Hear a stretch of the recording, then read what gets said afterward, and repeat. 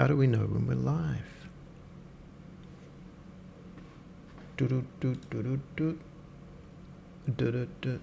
We get an email. Should probably figure that out.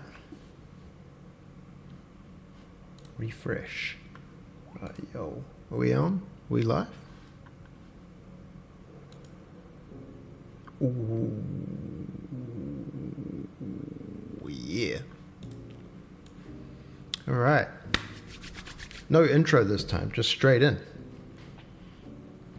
And we are on day 4 of our actual game making. I got some different music for today, changed things up a little bit.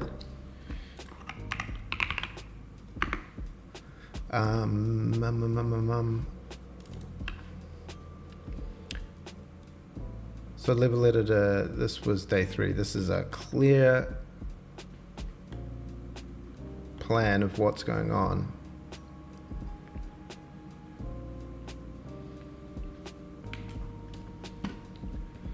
How do I change that? Another, oh, yep. That's right, I should probably get to going on. Get it going on. Get to the screen. Let's go to that. Yep. So we were starting to break our world,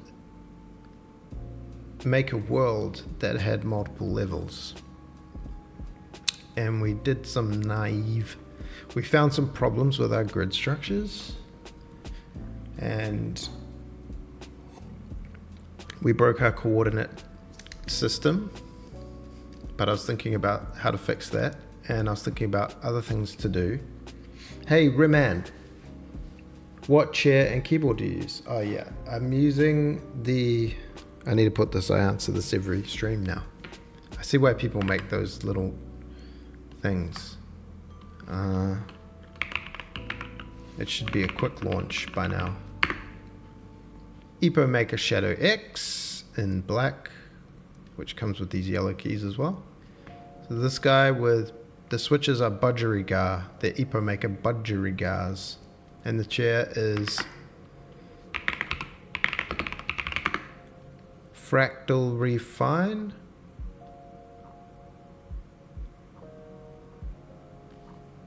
That one. It's kind of like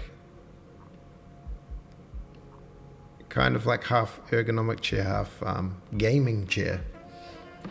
Although, in saying that, I've got a really sore shoulder, so I don't know if the chair's doing me justice or perhaps it's another problem. But anyway, what I was thinking, and this may be getting ahead of ourselves, but what I was thinking is trying to wrap this levels to make a array of max levels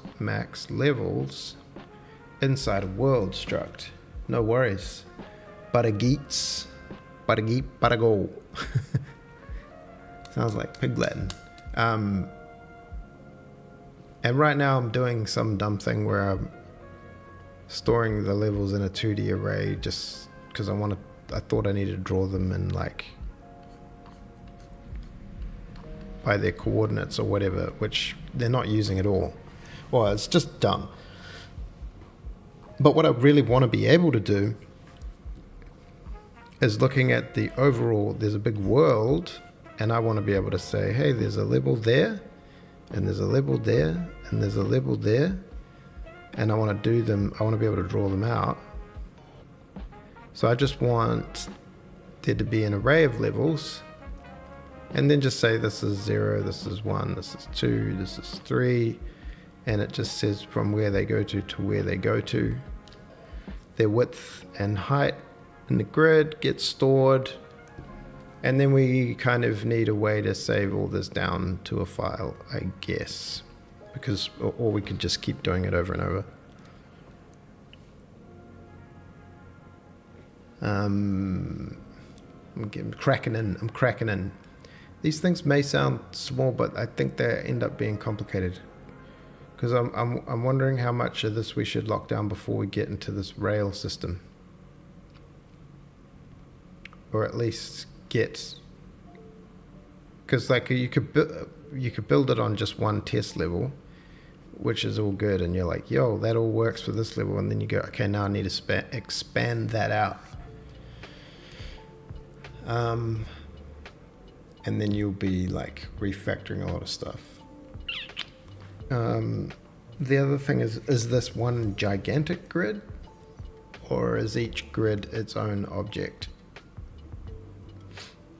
But I guess once we're storing the thing, we're also storing a grid, so there are however many theoretical grids in storage, in memory.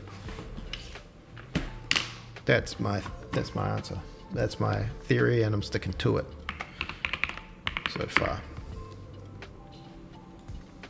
Oh yeah, I was just trying to get some little highlighting for notes and to-dos. Oh yes, so we needed to fix this.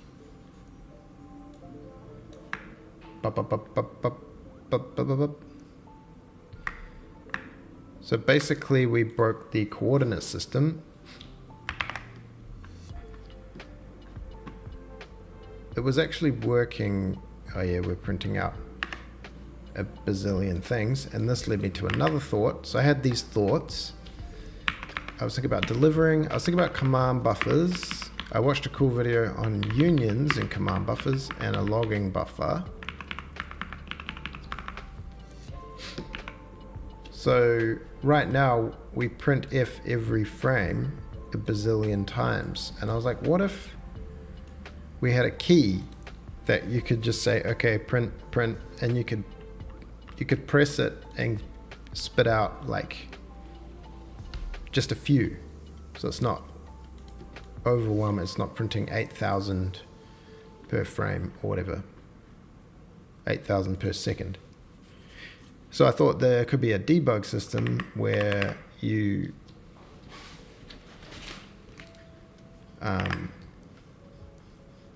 in the debug, it's got like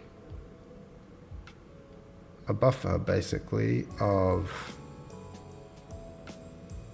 you know, strings, for lack of a better word, or messages, and it can hold, I don't know how many per frame, whatever. And when there's a thing called log or whatever, and that will just add to this array. And then when we get to the Genie debug,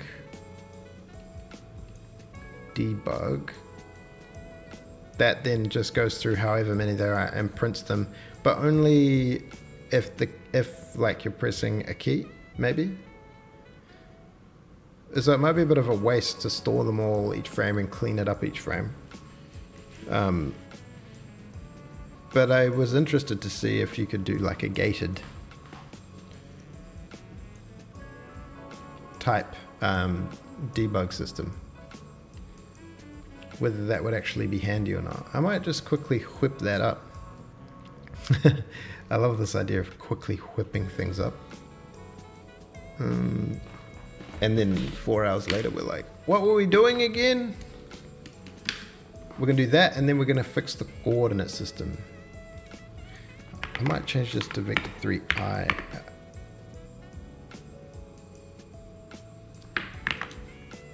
Igor, long time. Oh, also, yeah, I saw a cool thing about how I can combine all this stuff, because these are silly. I'm using, this is VS Code, but it's still building through Visual Studio. So this is where the actual project is managed in here. And so this is our debugger, but we use this one for, just because it's nice to look at. Oh yeah, I'm sorry, man. Have you been watching any of the, you been catching up on any of the madness we're trying to make happen? Okay, so a little bit of maintenance. I'm gonna try having a thing called def struct debug draw command.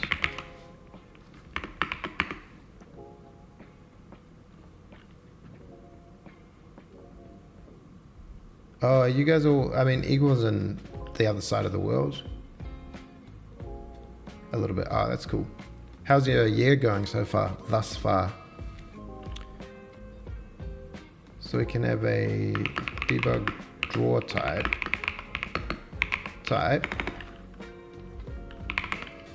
C line. You know what? When I was first trying to learn C++ and I didn't know anything, which is similar to now, I went, oh, C-line, because I was using Rider for Unity, and I was like, I like JetBrains, so I got C-line as a trial, and it was like, yeah, it works with CMake.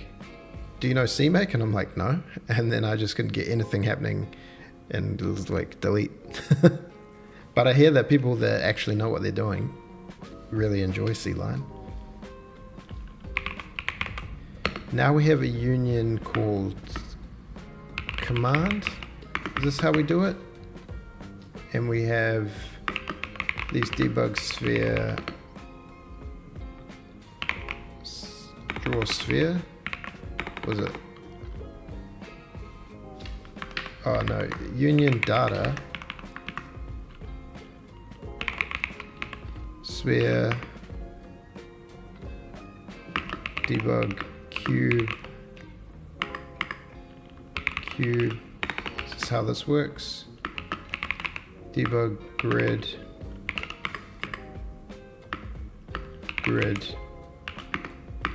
debug bounding box.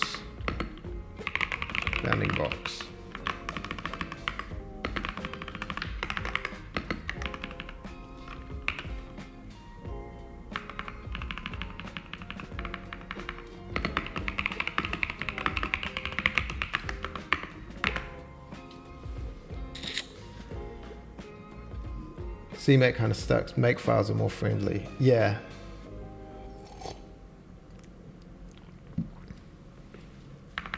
Yeah, again, I'm coming top down, so I'm like just letting Visual Studio manage the compilation because I don't actually know how to write all the compiler flags and stuff, or however you do, you know, includes and whatnot.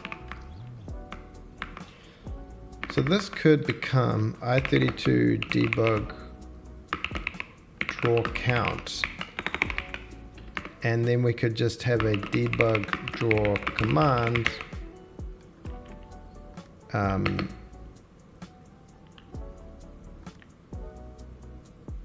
commands max debug draw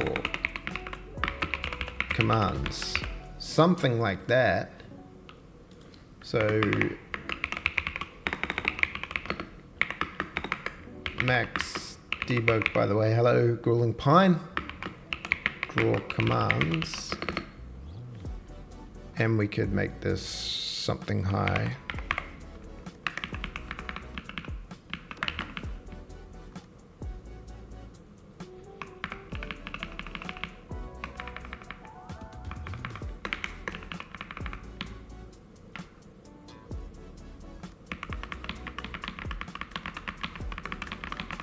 And then I guess we need to go in here. I could just comment this out so it breaks the code and I can see what's happening.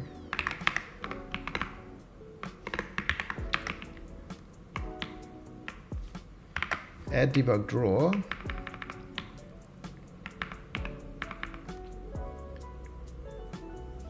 So asks for a type.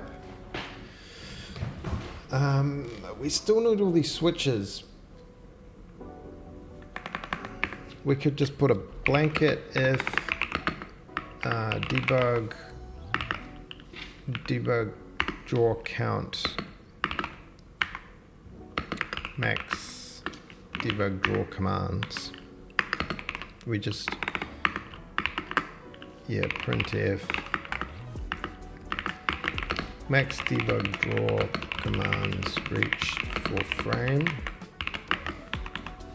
end line, and then return. Otherwise, say it's a wire cube, now we need a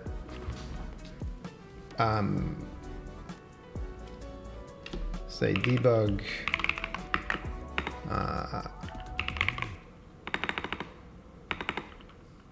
does this not have commands, and then debug draw count plus plus equals, and how do we set this? I guess we can it's the same process of getting a debug cube data.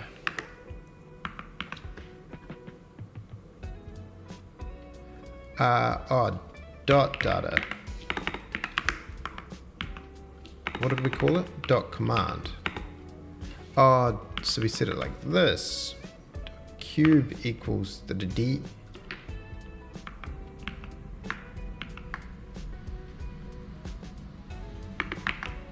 We also need to set the type. So this is, we won't plus plus the thing. Type equals debug wire cube.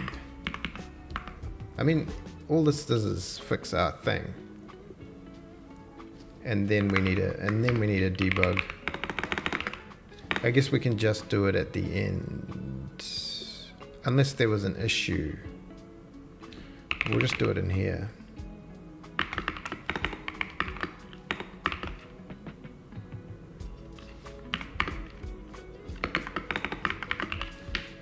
Plus plus, we can rename this to command count, or we'll just say draw count.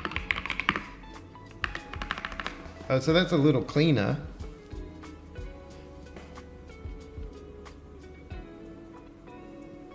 Python is good. That's something everyone can agree on, that Python is good. And then I guess down here, we have one loop and then we need to split it. So let's just finish this up.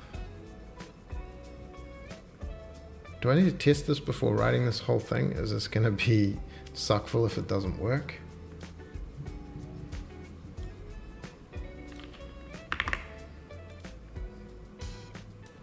Oh, we want the break in there. Let's just do this in case we need to go back. Quick adventure. Yeah, so this will save us a lot of messing around. I think execute draw commands. Printf spelling mistake line 7. Printf. Hey, wow, that was pretty slick. Mike coming in hot. Thank you. So we can do a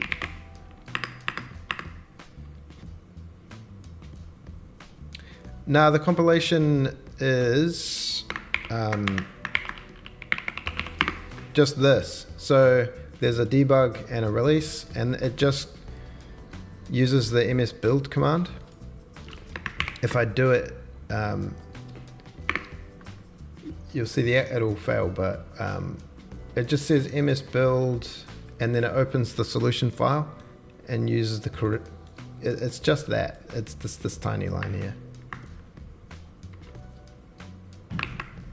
I'll put that down there as a shows what it does. So it just goes in, reads the solution file and all its build steps and builds it, but it doesn't have to open an instance of Visual Studio. Yeah. And then there's a F5 is launch, which just runs one of these build commands and then executes the executable, and and links to the VS Code debugger. Yes, yeah, that is the one. That is the major downside of this system, is you have to go in and add files in Visual Studio. But I do like to go to Visual Studio every now and again for a bit of a debug. This is debug draw count. I guess if they're called commands.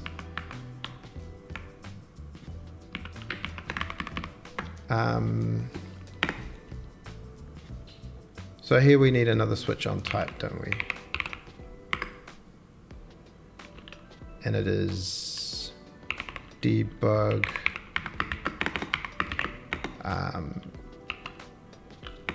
command. They should be called draw commands, shouldn't they?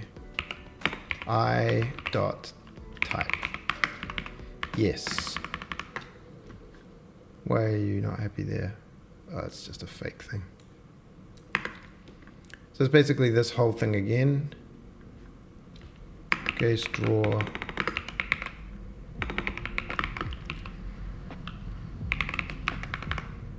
It's really unhappy about something.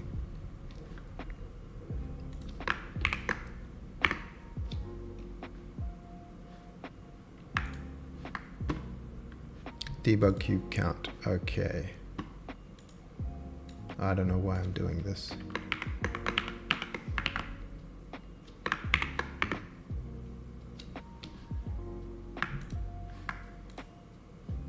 So this is, what is this type? This should be a debug draw command type. Debug draw type. Oh, they're called debug, my bad. Debug cube. So we'll just write the cube one for now, even though we don't even have any debug cube things. So all it wants to do is this. So we need to get the little dude.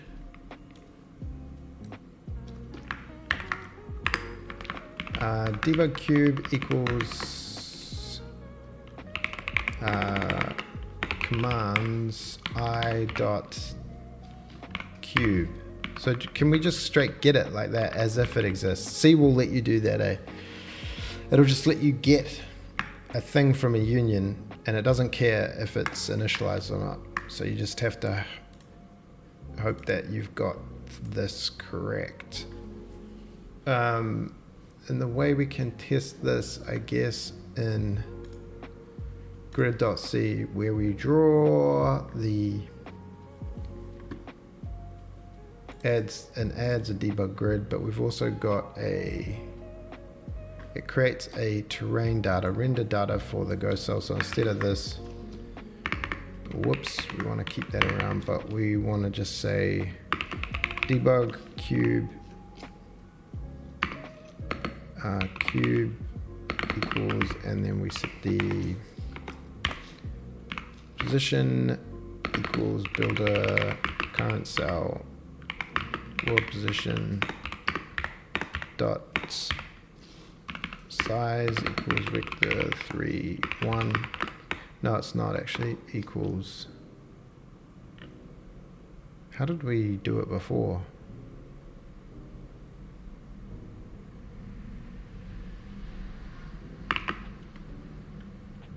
Oh, we got a thing called cell size. Yeah. And dot color equals,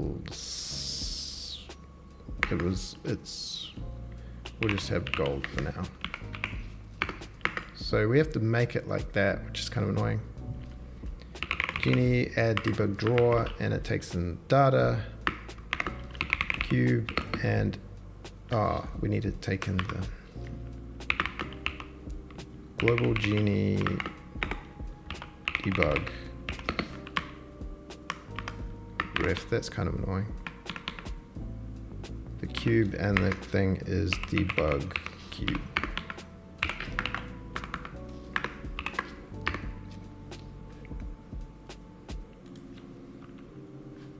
One thing we want to do, we want to make sure we do, is clear the debug draw count equals 0. That's important.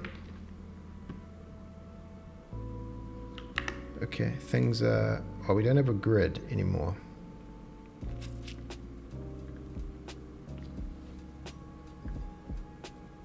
And we also weren't drawing the cube. Were we getting here? Let's just check if we get here.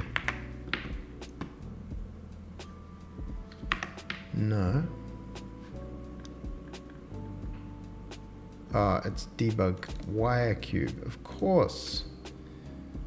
So we just kind of want to do the same thing here.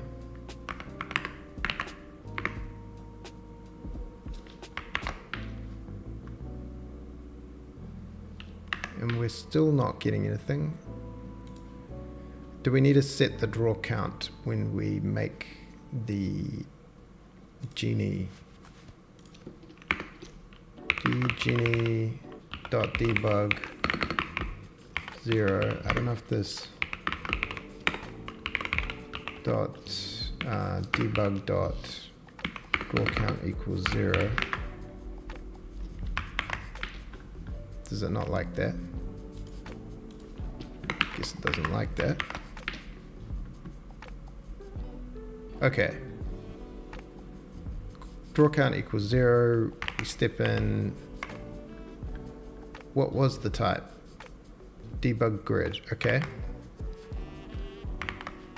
Carry on until we hit this again.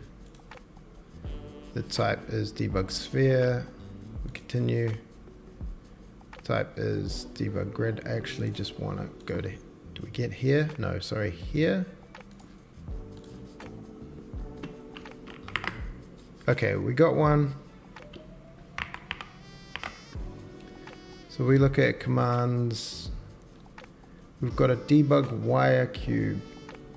Oh, okay, so this is where it's split. This is a debug cube. It's got position data and all that. Oh yeah. Oh no, though. Are we actually doing? Are we still not executing the actual draw? I thought that, but it gave me a bug. I mean, it gave me an error. Have I done something wrong here? Okay. Draw count equals 1. Commands.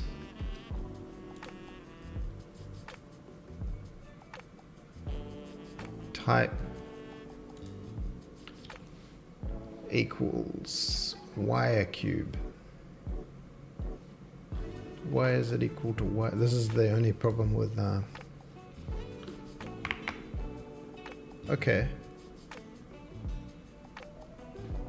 Do we not set the, oh, that's why, because we set it there, didn't we? We just copy pasted, didn't think about our actions. So now we should get a cube, right? Yes. All right, draw commands working. Now it's worth just doing the rest of them. All of this just to save some arrays that weren't causing us any problems.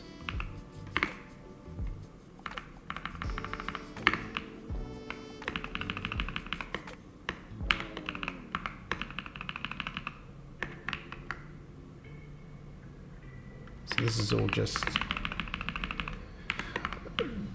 I guess we don't need to switch, do we? Yeah, we do actually, because these are different because of the union.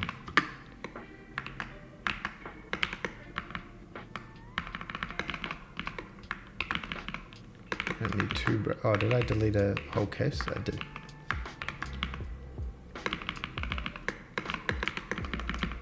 Oh man, when you're not at the computer, you have such like, oh, I'll just do this and do this quickly and then do a bit of this. And then you actually go to do it and you're like, so this becomes a sphere and then we get debug sphere and set this to debug sphere. Nice.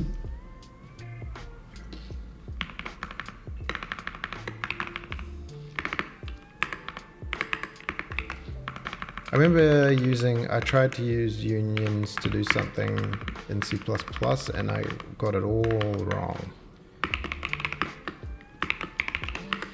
And it was a pain, and then was trying to do things like, I don't know if you've ever tried to do like unions with constructors, but the unions hold things like structs with other unions, and then like you end up with like a bazillion lines of boilerplate for all the move and copy operations and stuff.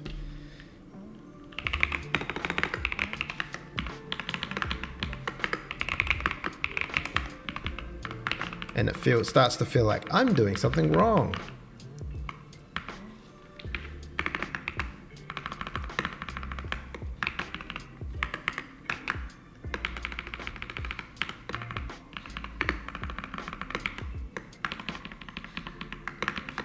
Bounding box. This is quite nice. The video that I watched it was literally this morning. It just like 8 hours ago he uploaded. Here's how to do command buffers with unions with Raylib in Odin. I was like, wow, this is so relatable. And watching the Odin code go down, like, oh, no semicolons. This is crazy.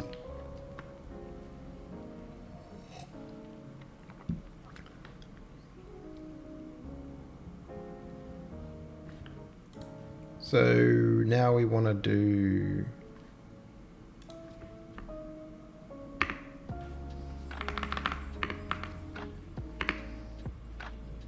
find it easy to split this in per type basis.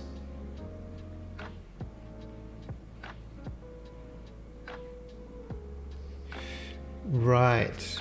Oh yeah, just a straight break each of these into a function. Add debug cube. Yeah, that's probably a good call.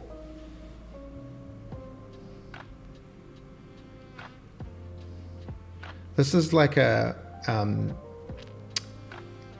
like a hangover from using C#, where you kind of you're taught to think that everything should be homogenized into one call, whereas the more C way is to like just have a short function for each one.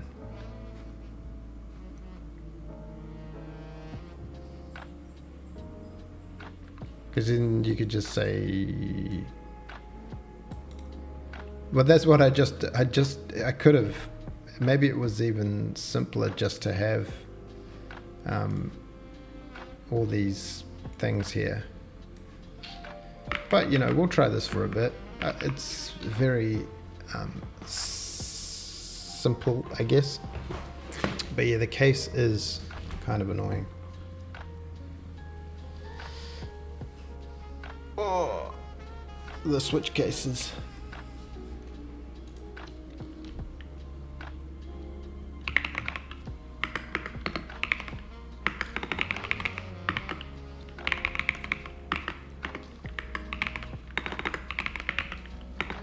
This is where you could also go to Visual Studio and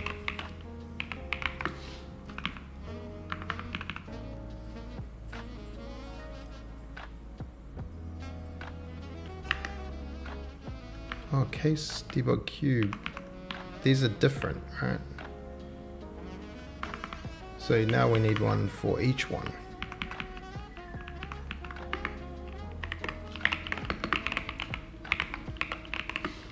I mean, I'm making things for theoretical things that I'm not even using, but maybe they will be good. I guess it's just this line here once we get the cube. So we need one of those.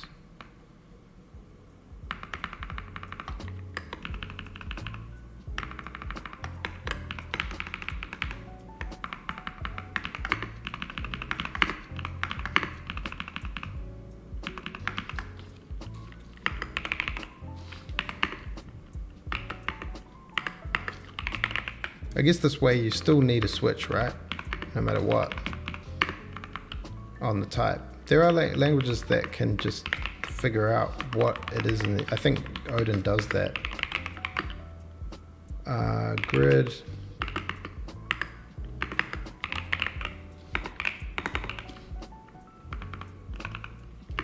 And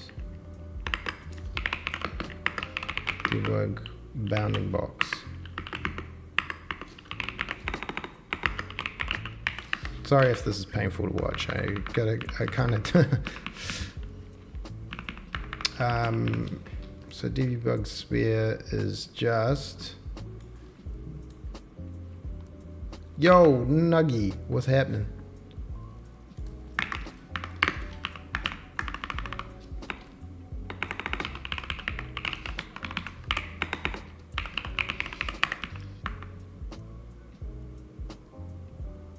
Yeah. And hi.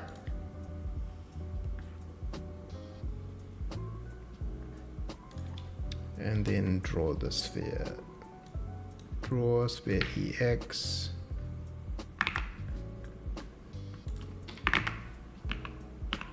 Yeah. And draw the Y sphere. There's one of these.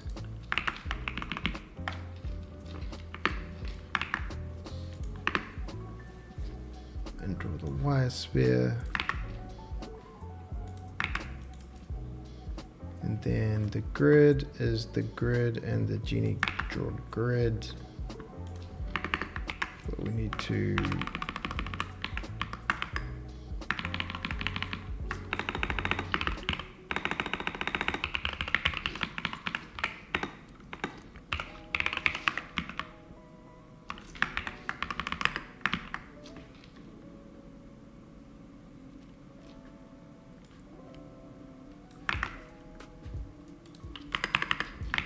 I guess it's probably nice to have them all in one thing. All this stuff is just debug though, so how performant does debug really need to be?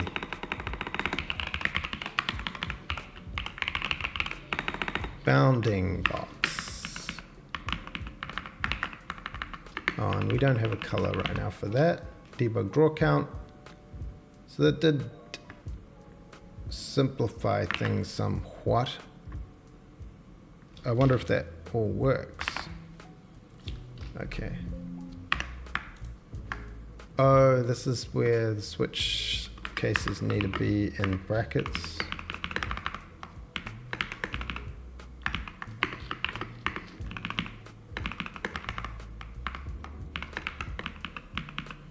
Just can I? Oh, I can do that. It's clever, but it puts them in the wrong place.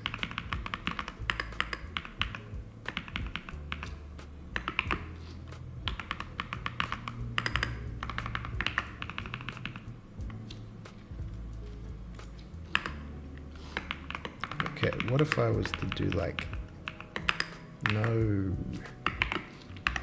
some things are just not possible.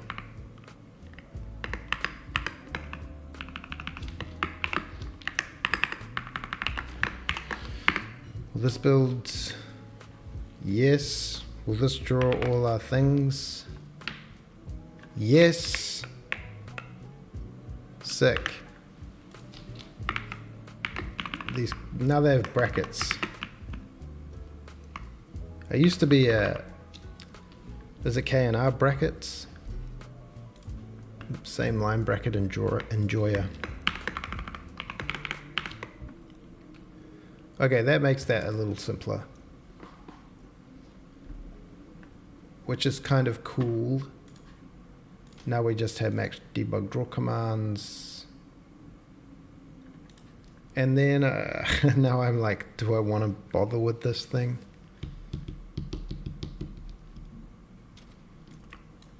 Let's just go to 4 here. This position's a bit crazy.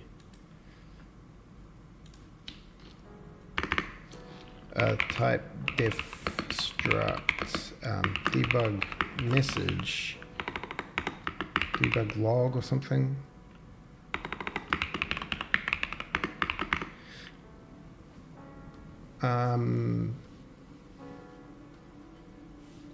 Is it just, do we need,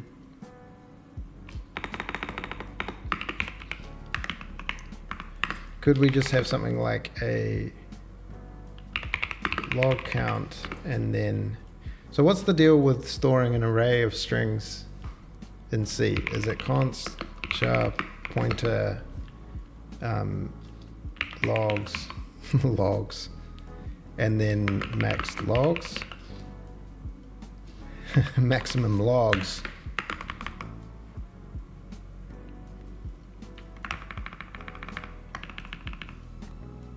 So we can get rid of all these, which is nice.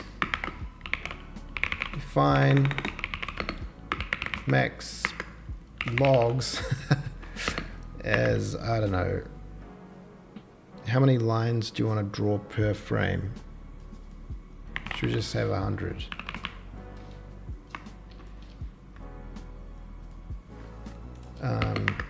Debug log. We're Unity, we've got a thing called debug log.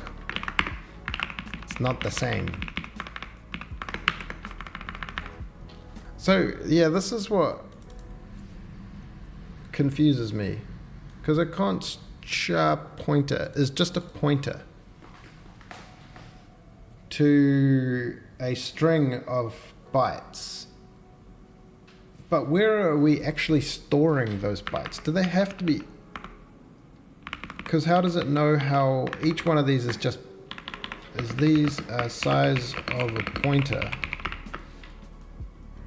But where does the actual data go? Do you actually have to heap allocate the actual data?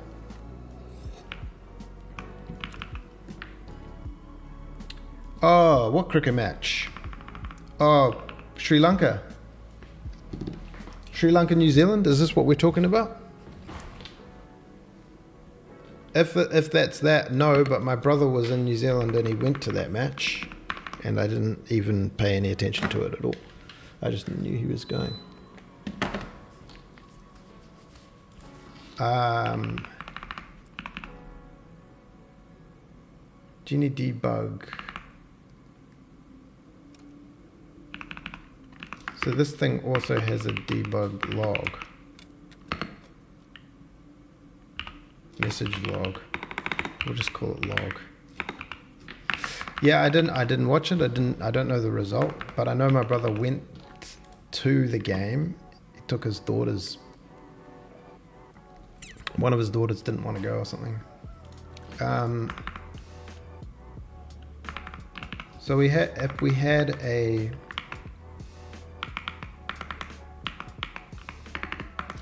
void genie log.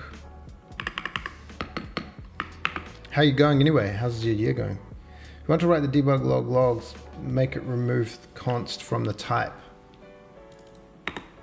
Char pointer logs. Oh, New Zealand 1, okay.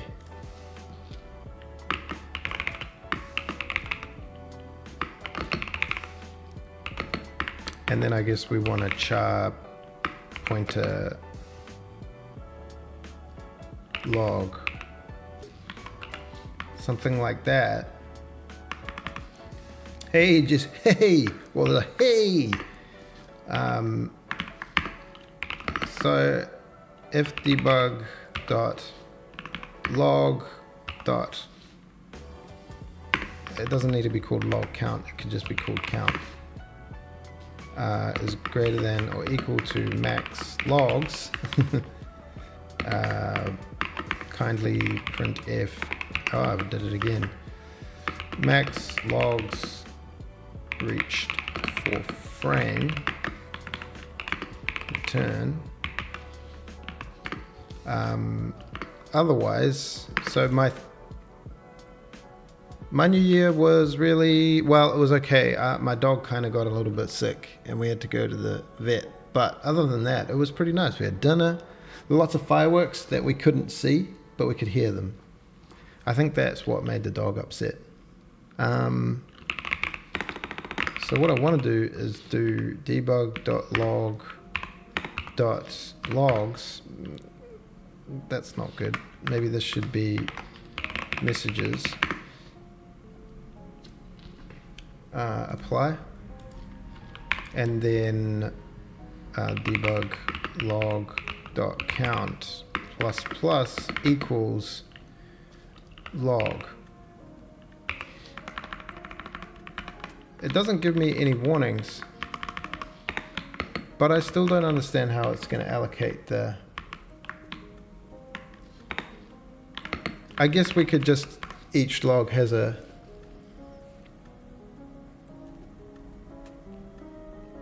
Yeah, that's right. We actually want these to be like a little...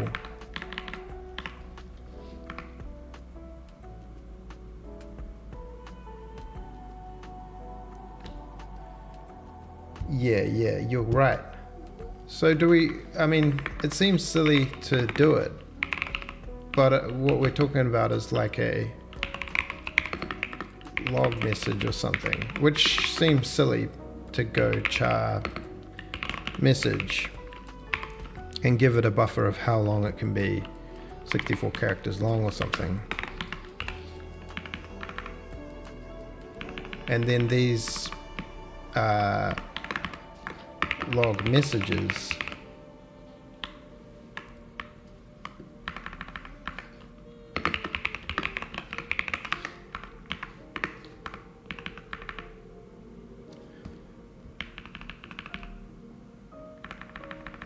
yeah, this could become a constant or max log length. I don't know. Log dude, I've been having some max log lengths.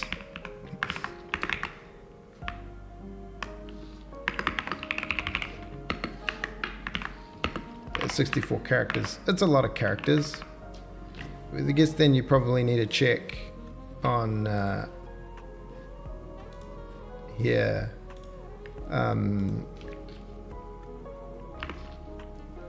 Is there, if we want to char, I guess we want to max. Do we need to send a thing like that? No, sorry, we need to send a log message. Message. Log messages equals message. Have char messages max logs, max log length. Oh, so it's like an array of arrays. I won't need, well, I might stick with it because I don't know. At least it's just a little silly definition. Else if, so how can we, is there like a text compare or text length? Text length of message dot message. We'll call this log again.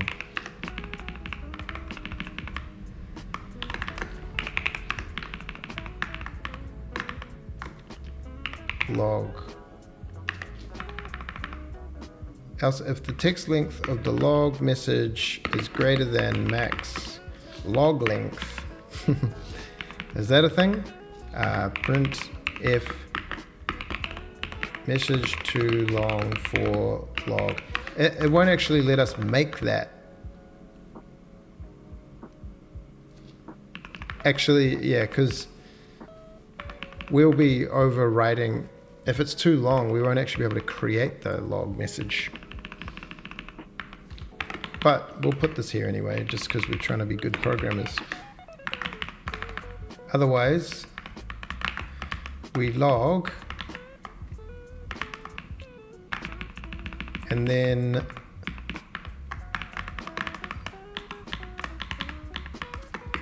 log message. I guess it can just be called log. Debug log, we've already got that. Log. Why is log? It's log, it's log. Does anyone know that?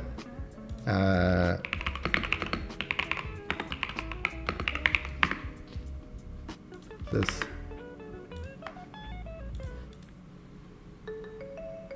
What rolls downstairs, a motor and pairs, rolls over your neighbor's dog.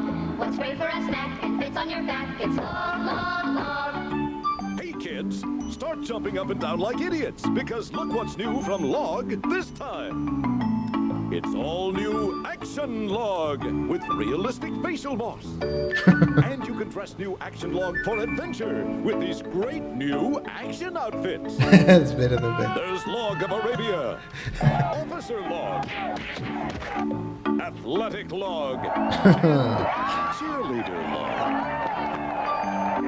You can explore uncharted Arctic terrain with Sergeant Log of the Yukon. And get set for super secret spy action with Agent 00 Log. And how about the all-new Log Lion Tamer playset? And girls, you'll swoon when you hear singing Log. La la la la la la la la. It's log, it's log. It's big, it's heavy, it's wood. Let's get back to the music. Showing your age there, Jesse. Okay. So void genie print log. Genie debug pointer debug, and that's it. And stop putting my stars on the correct side. I don't like it. And then we say for use size, what do we call them? Debug log dot count. Printf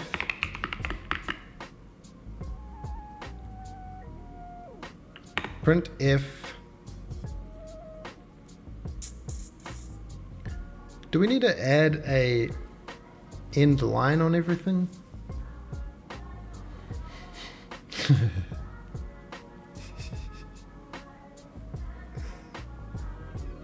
Dun, dun, dun, dun, dun. Say we just print if debug log dot messages I, and it doesn't like that because it's log message is dot message log dot messages dot char string. Ooh, is that bad to call it a string?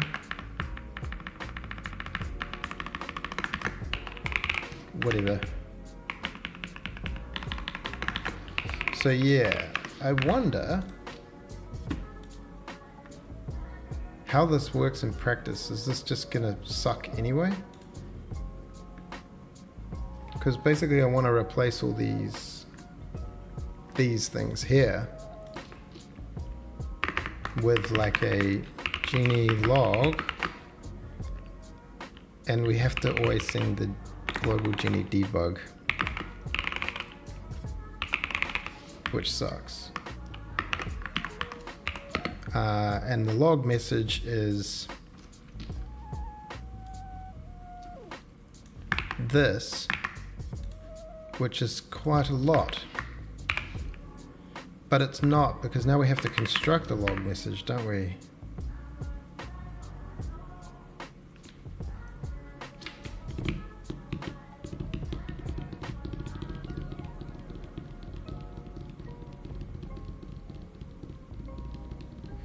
Yeah, maybe that's wrong. We don't want to take in a log message. We just want a char string of max log length. That's annoying. If you can make the Genie debug global, I don't know what's in it though. Yeah, the Genie debug is just I mean, you could just get a pointer to it.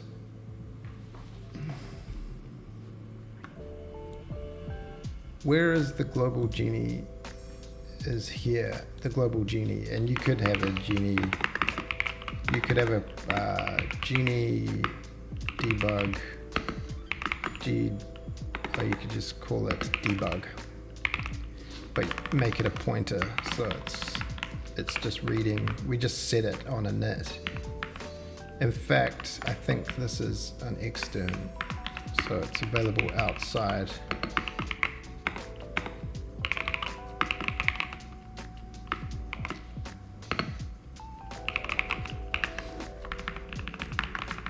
That way you don't need to pass it into anything.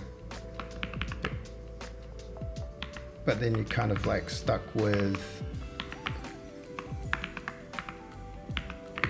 say, debug equals ggenie.debug.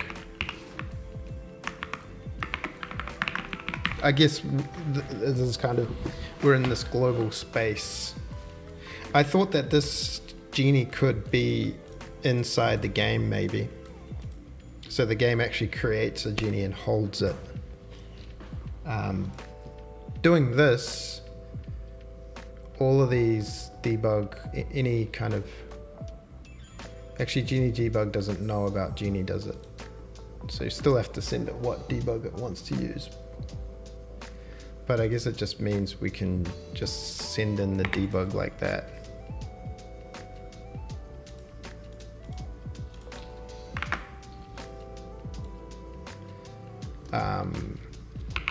Char string max log length, but I don't know.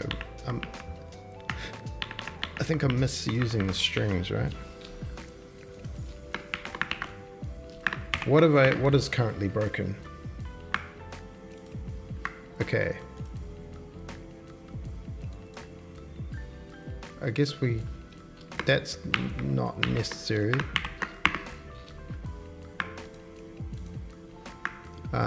Equals dot string equals string.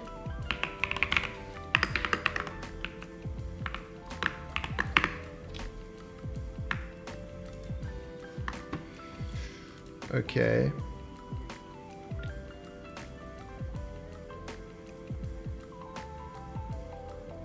I can't do that. Is this like we got to do string copy or something?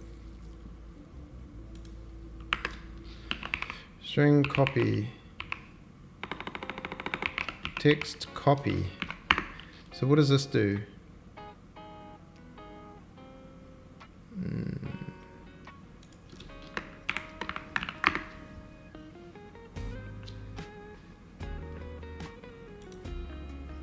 I should have paid more attention in reading that book about. I'm like, this is all about strings. No one needs to do things with strings. Is it string.h that you need to do some sort of string copy? Oh, so it's a char pointer. So can you use this in there? So we want to copy destination, debug log dot messages, debug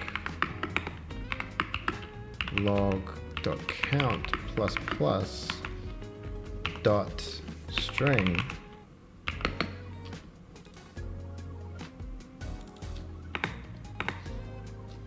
dot messages,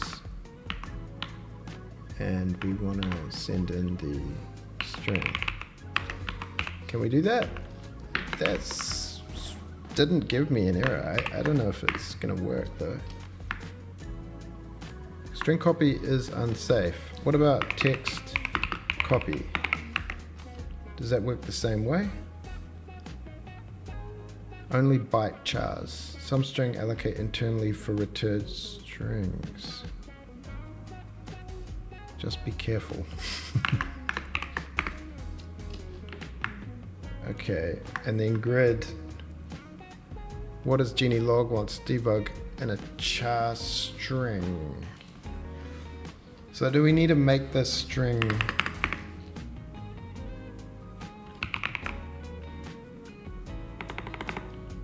log? What did we end up doing? I'm already lost.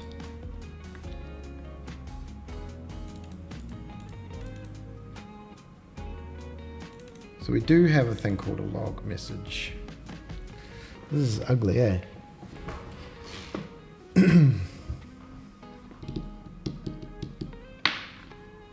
Does this need to be like wrapped or something? Can we just wrap this?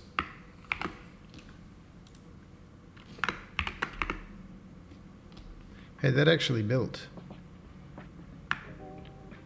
Different const qualifiers. Looking at that and then looking at that. Oh, goodness gracious. What happens when I do this? Hey, is that max logs reached for frame? Is that because it's like not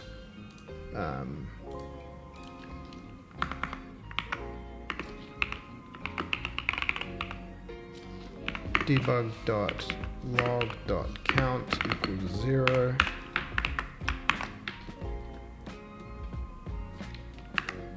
Max log reach, is that because we don't clear them?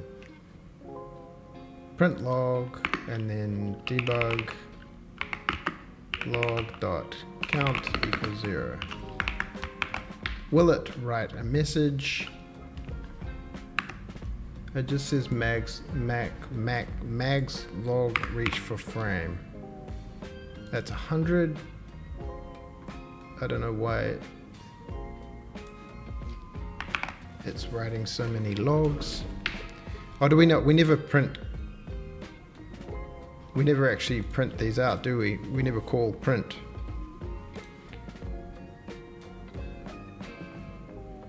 So when do we want this to happen? At the end of the scene? At the end of... in the game loop? Genie render, Genie should close. We could do Genie print log debug. Will it work?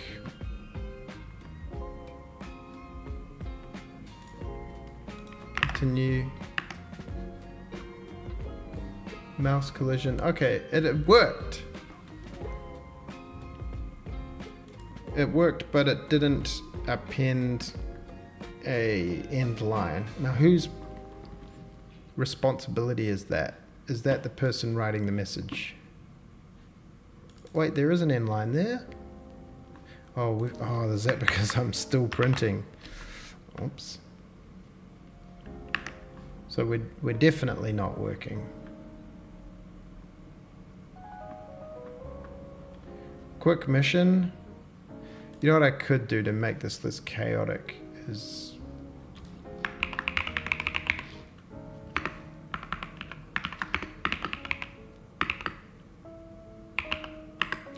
we'll just set this to something sane like 60.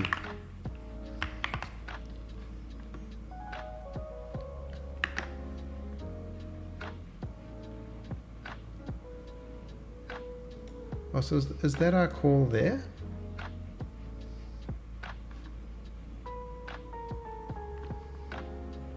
Printf. Debug. Printf.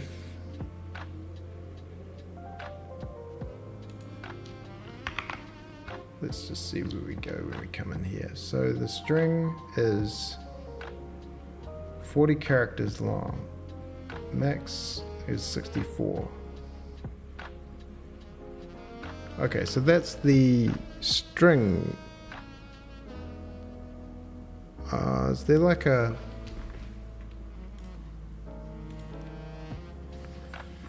Because I think because we're sending it, we're not actually sending it like that.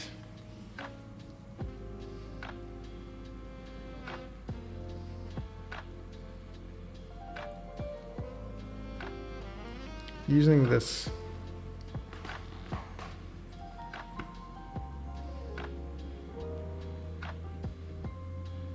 Yeah, this is where it would just be easier to allocate it somewhere.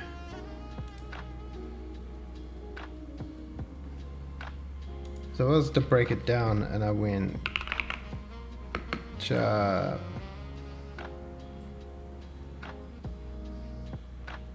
printf, oh, who's responsible? Printf is responsible. Char log equals char log max log length. See, this is, and can you just write a thing like this? Can you just do that?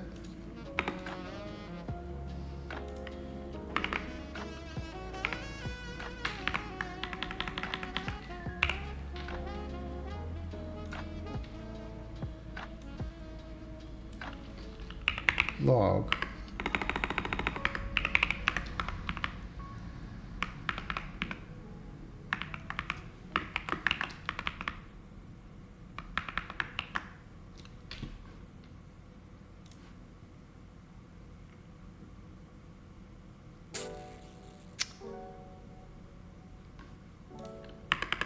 do I need to use printf to write into the thing? Text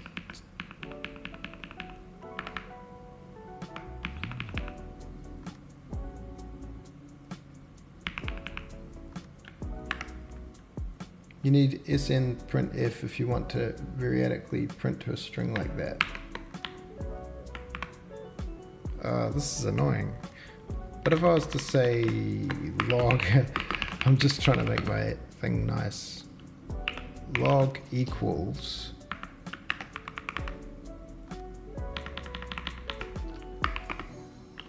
what is a log again? It's got a member, doesn't it? This is all not so great. Oh, camera's gone out again. Oh, the dang.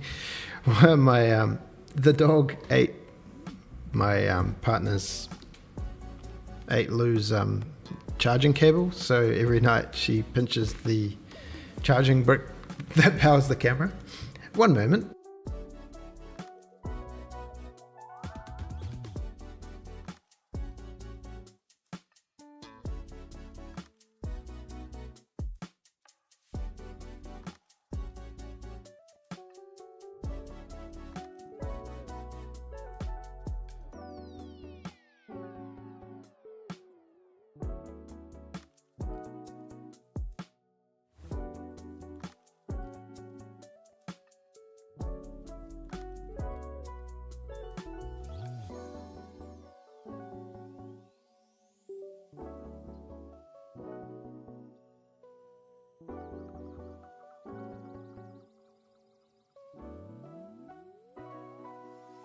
All right, this is getting to be a bit of a side quest.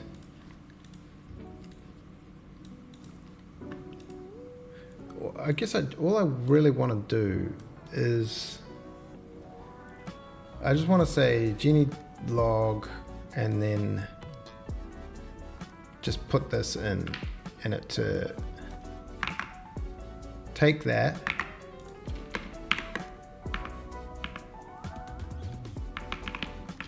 and I guess then we want to do, I guess it doesn't matter what it is if this can just be a const char pointer message, and we can do the check if text length of message is greater than max log length, then do a warning if log too long return, and then can we do a text copy like this and just copy it in?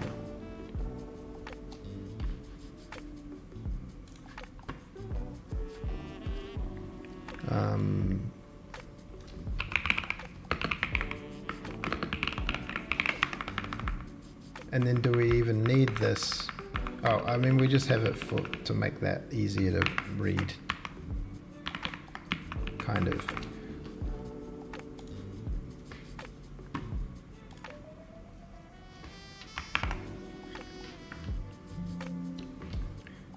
abort. So what's the problem? Too many. Oh yeah, we still need to wrap this.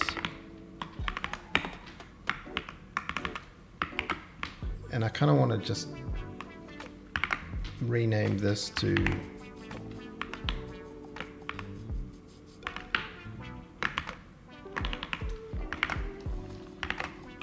oops.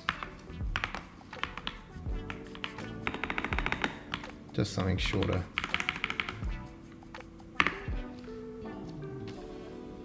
Apply.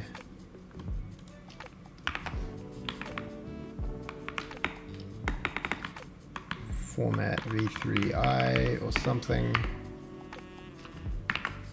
So it just becomes a little shorter. Are we happy?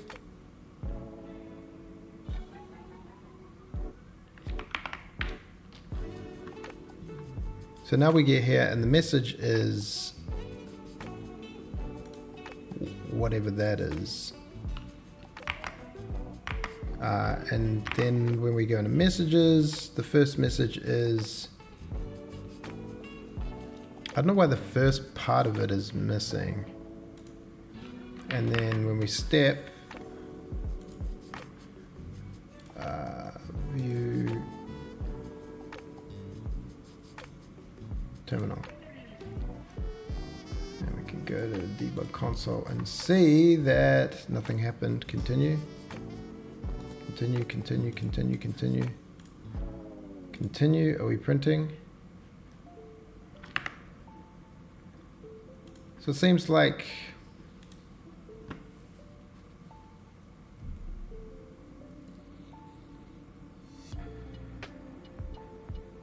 oh, dot, dot, dot. Oh, is that so you can then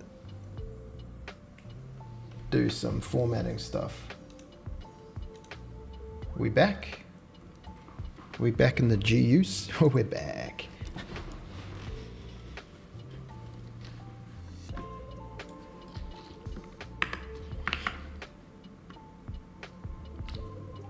A few things wrong with it. Standard args, so avoiding log const string and a dot dot dot. So does this not, do I need to do like that? Do I need to cast it or something? Something ugly like that.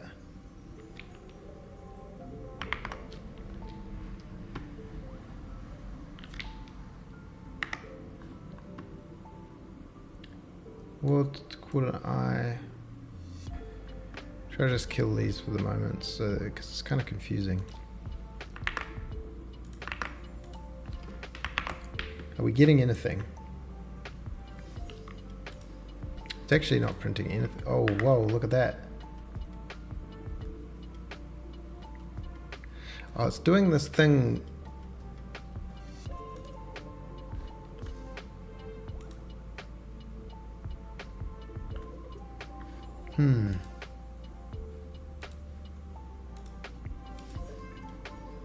So first of all, yeah, okay, so too much type. Honestly, you should just use sn print. Much simpler. Do I use that? Do I have to use that in the call, or do I do it from here?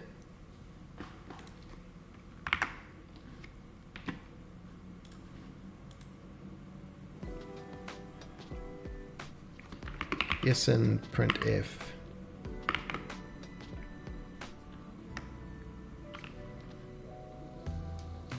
Buffer const size, buffer count.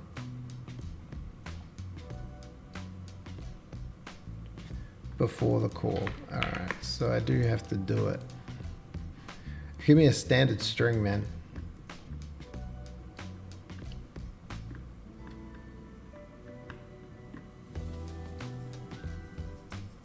This here. Yeah. And what does it give back? An int.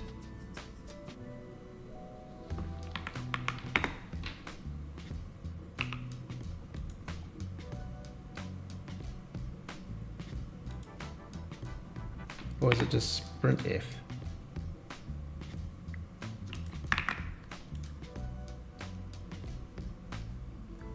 Then do we need to make a buffer as well?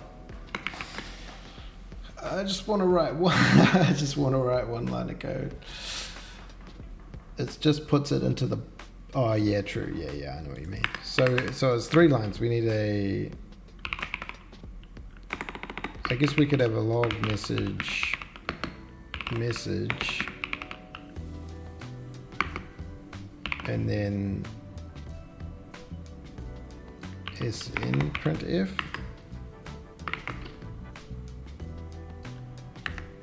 Oh, it needs a const char buffer.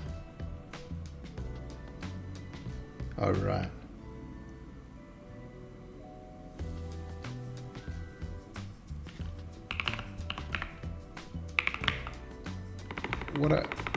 What do I have? Oh man. I think this is just. Yeah, the messages will be on the heap.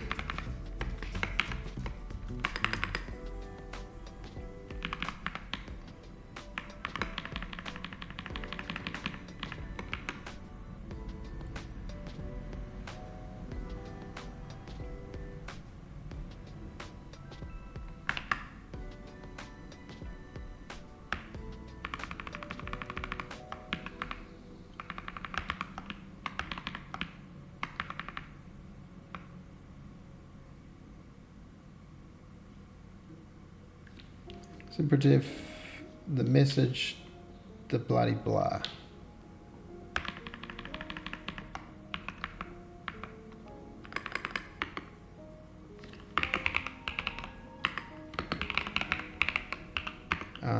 Send printf the message dot string because it's wrapped in some dumb struct. Const size buffer count.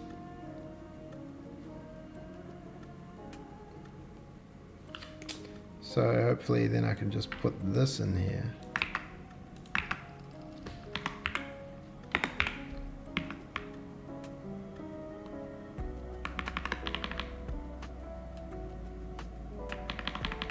Oh, is that what you were telling me to do?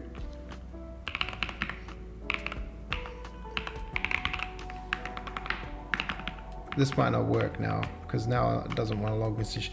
Is this what you were... The size of the buffer as well. Oh, okay. Is this what you were saying? Size of message dot string. Okay. So this is what you were kind of saying.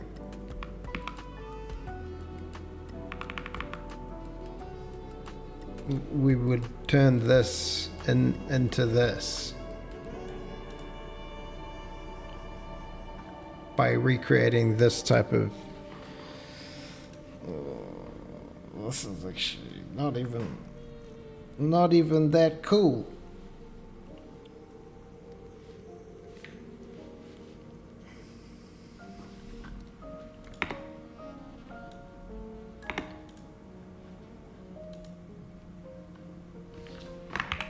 This might not work. It wants printf which wants the size. C strings are not fun. Yeah, we're coming to that conclusion.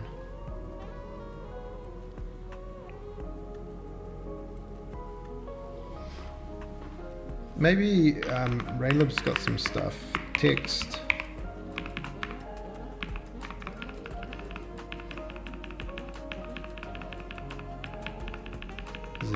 It's just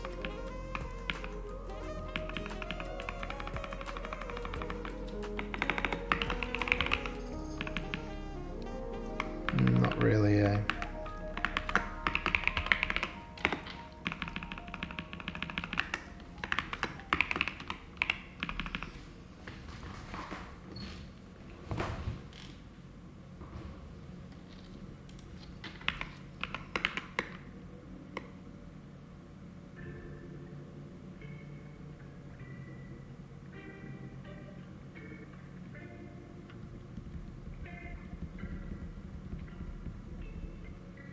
Is a const char pointer?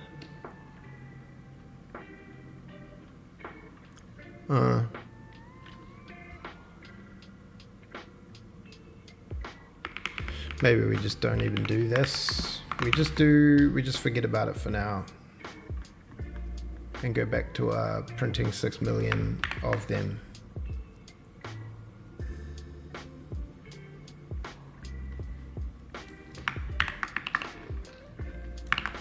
Because I feel like this is just halting all progress.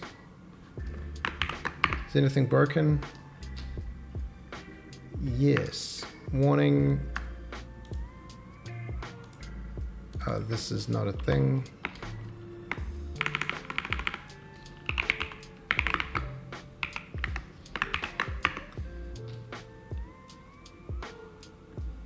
Are these also calling format v3s? Oh, they got changed. Okay, so we're just printing a lot of stuff. And it seems to be freaking out a little bit.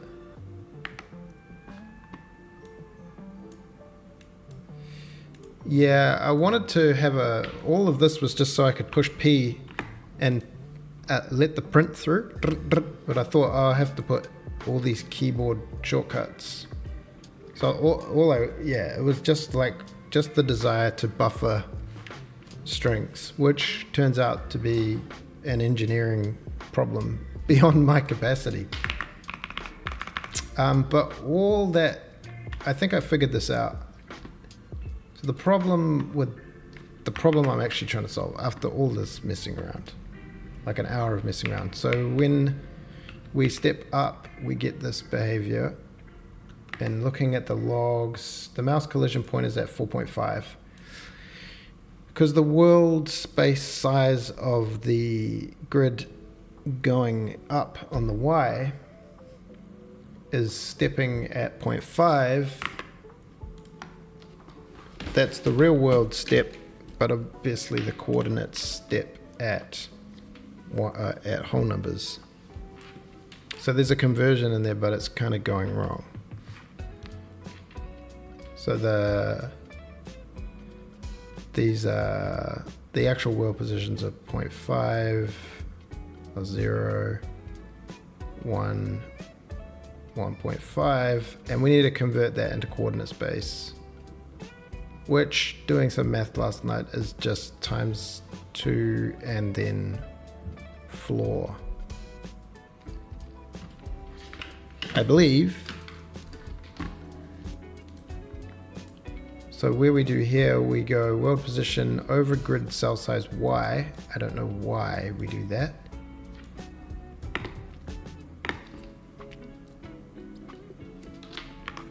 World position dot Y, and if we go times 2, and then we floor this,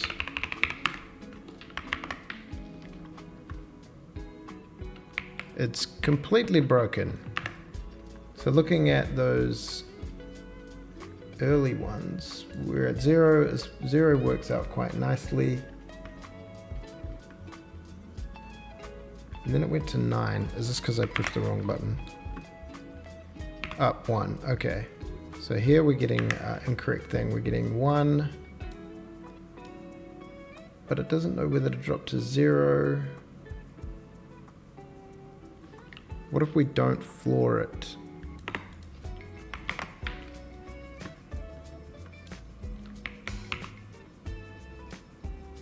It's still doing this thing where it's like going. I think we actually need more precision, because it's like this tiny amount is off. Oops. Oh, the insert button. I need to start using the insert button more. Yeah, this is right. But here, if I do a bunch of these, we can see it is at 0.5. There we go. 0.4999999.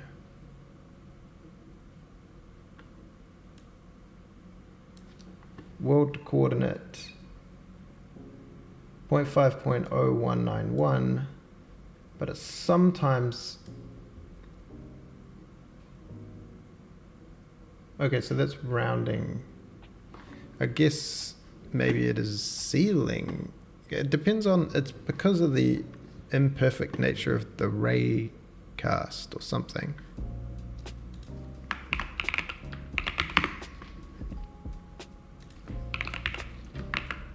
Oops, I'm in insert modes. Okay.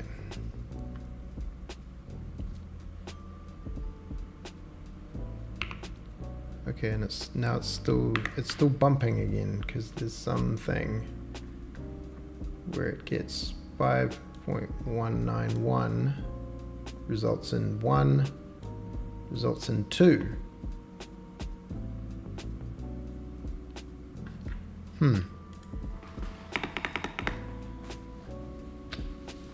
Well, how do I combat that? I did this thing with this absolute values before.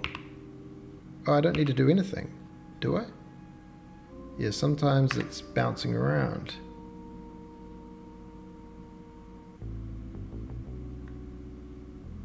.9998.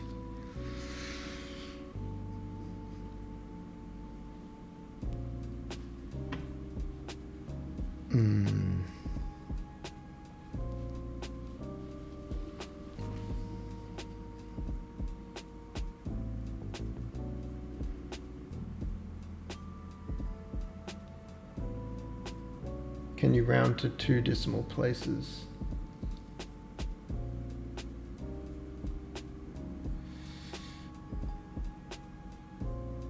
Well, in the case of .999, it should be 1.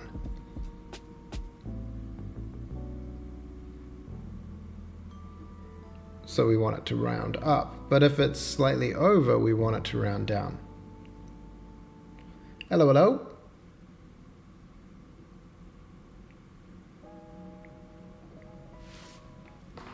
Now, because see here, on one frame, it's right on 1. And then on the next frame, it's 0.999. And we're in basically the same place. We're on the same cell. It's just that I had a thing. I kind of don't want to look it up because it looked so ridiculous, but it worked. I did it. I figured it out in Godot. So looking at this super miniature thing.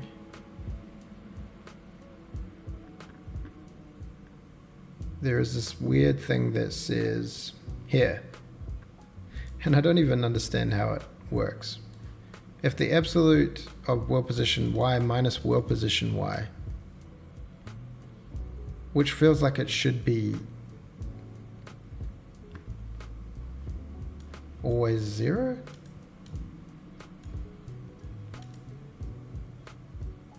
So this is trying to detect like a very small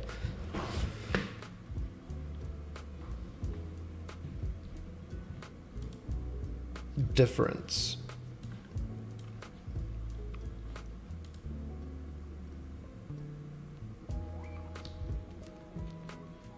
We are making daisy trains 3D. It may not look like we're making much, but this one I think actually has, this is the prototype. So we're making a train puzzle game using Raylib and C. We restarted the project kind of properly, and we're trying to just build out our scaffolding in our level editor.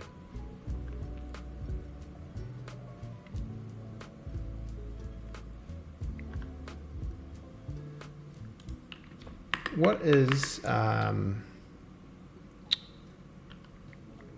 F32 y abs equals, if I do that, fabs of what is it? Yeah, world position y, and I print that fabs y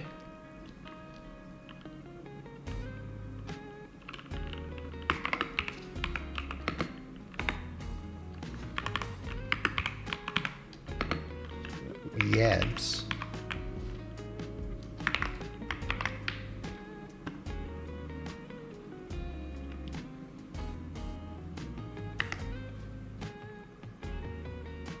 Do I get any of these? Oh, it's always going to be 0 on the 0.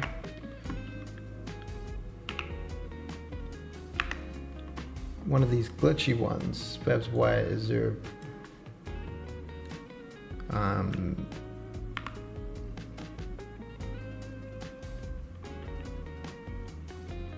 2.8.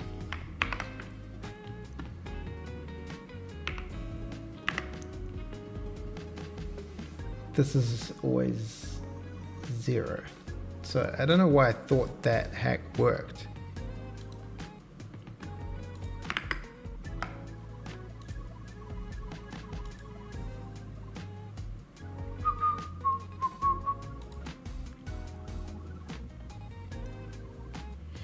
Can't believe Rockets Games did it, where if you click the first letter of the...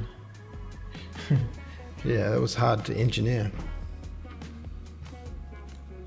Coding a Gary's mod.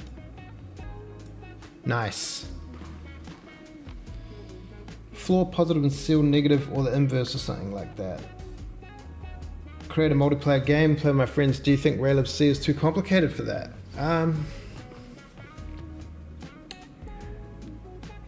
I think raylibc is simple, but then you end up with you can only really make simple things without a lot of work.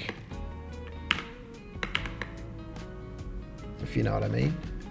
So it depends. If you're happy building all the tools and stuff yourself, what kind of game?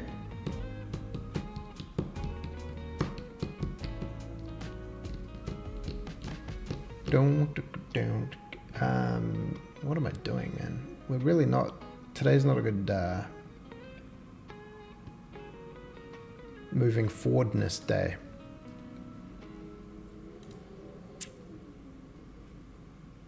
I mean, I could do like just add something to this.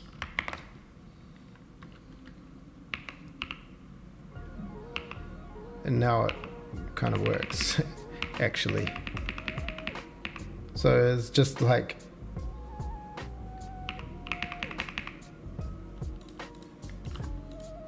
yeah, that kind of just works. Oh yeah. So this is hack. Offsets for inaccuracy in ray collision.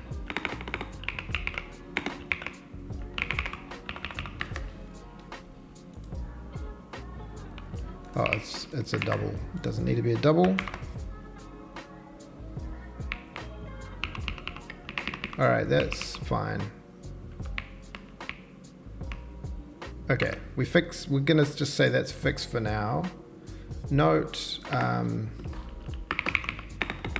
the Y position is sometimes out by some very small value. Note, we are just adding 0.001 to fix it for now.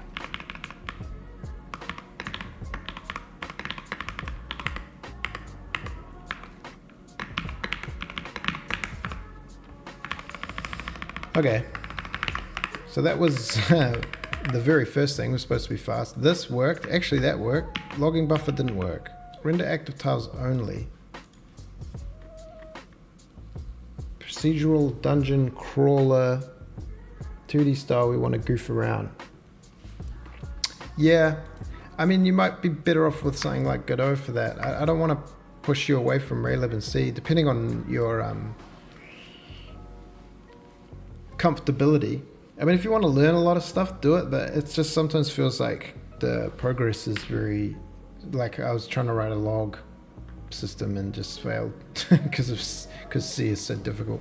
Maybe C++ is good. Maybe this project becomes C++. So I was thinking about this thing here.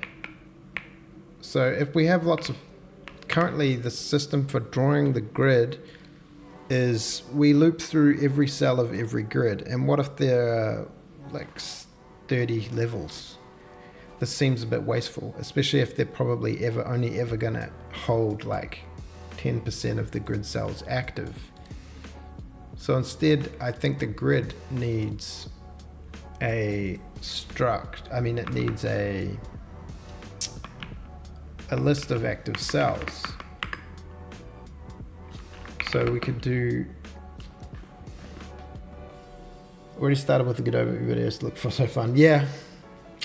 Well, it is a lot of fun, but then again, take it with a grain of salt, because I cut these videos of months into minutes of just, hey, everything was fun. I guess it depends where you're at. If you want to actually play your game soon versus you want to learn about programming,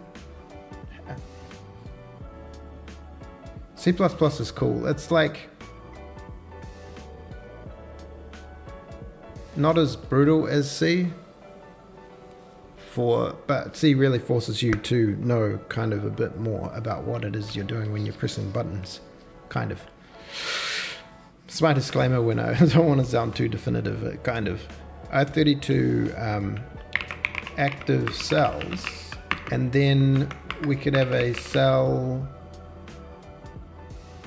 active cells pointer, no, cell pointer active cells, and it is max grid width times, why am I writing X's? Max grid depth times max grid height. Right, so that's like all 1,000 cells. But we don't actually, we don't need to look these up. This is just for like another render buffer. Well, it's just like a list of things to call to render. So when we activate a cell, we just add it to here and increase the count. And if we deactivate a cell, this is now we're at another, yeah. Sokal, yeah, I hear good things about Sokal, I don't know much about it. Now because I'm gonna need to add and remove, so instead of this, now I wanted to consider making a type def, a thing called an array. And what an array has is a count and a void pointer data, and that's it. But we have some functions called array add, append, void array append, and we send in a void pointer data.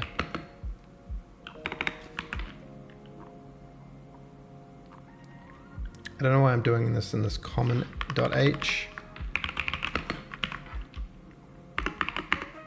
This is where we add data, and then we have an inline void array remove, and we want to i32 index. This means we need to store.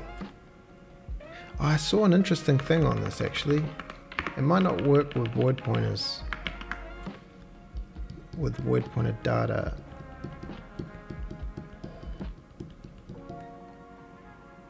See you, Jesse. Hope you have a good one.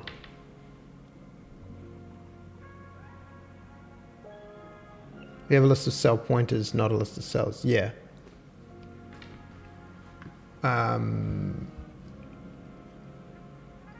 Because I just want to. I don't actually want to store the cells again. I just want to store which ones are alive. But now I'm getting confused about how to do this.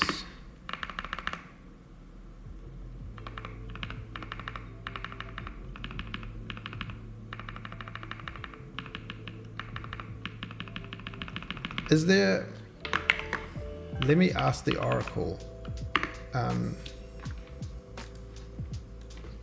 If I have a generic void pointer array in C and I want to remove, unordered remove an item, can I do it without the index? Search for it.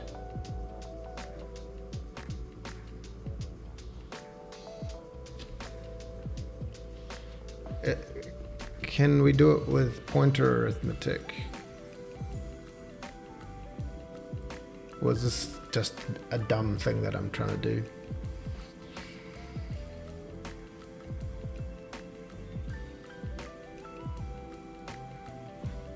If then I need the index,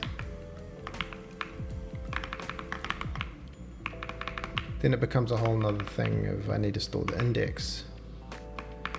Because if I come in here and I say, oh, cells, remove that one, I need to do an unordered remove, but I need to know the index.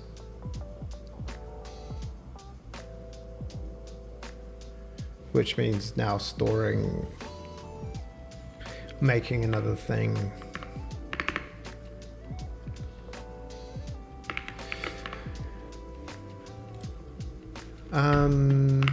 Basically, I think open recent. Do I have Beyond Nexus in here? So I made this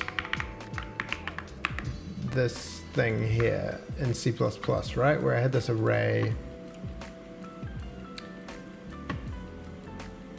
And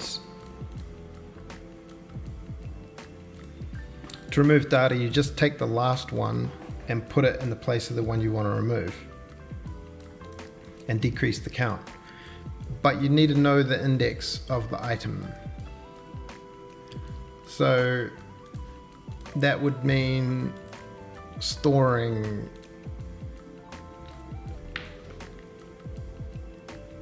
I guess you could no.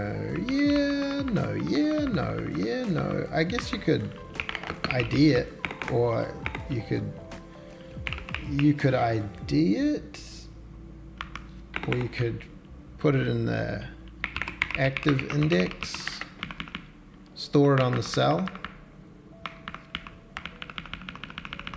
and say this is for removal from active array.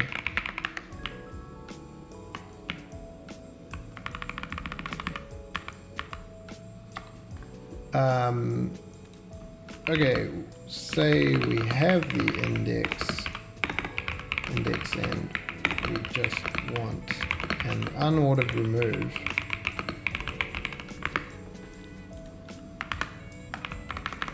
So inline array append is, we need the array as well.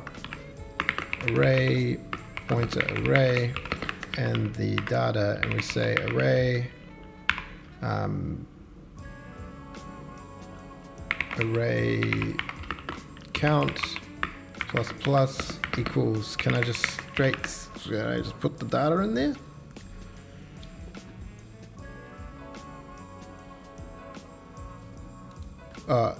Dot data equals data.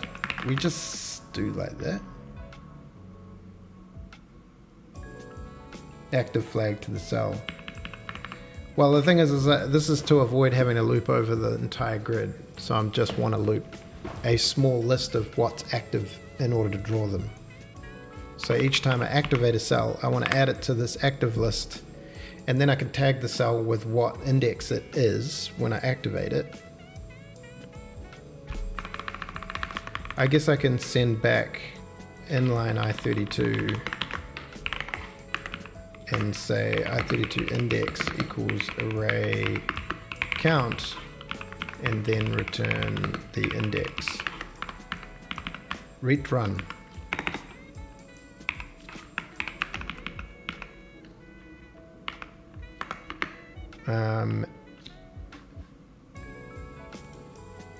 So what is this telling me to do? Inline array remove unordered. If index is, yeah, we should probably have these checks. I guess we should also say if array count. Do we not even know how big this thing is? Does this need to be an actual array of some size?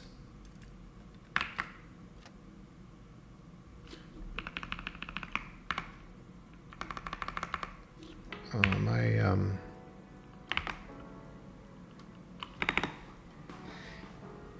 feel like I'm doing bad things.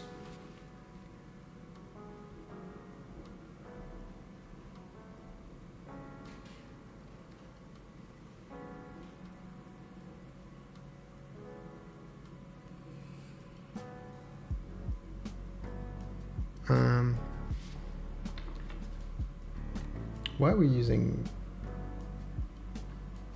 char pointers and stuff? I think I might be again out of my depth. I thought this was more simple.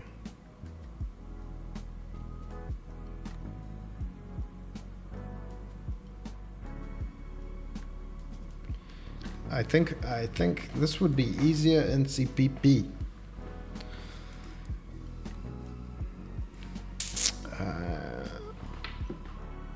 I'm attempting to create. Yeah, no, I don't. Suggesting don't make it. Yeah, this was my question, right? So say I wanted to have. Do I just need to do this unordered remove?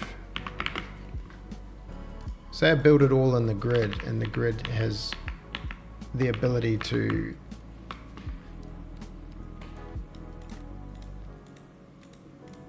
do I just have to continually write these add and remove functions?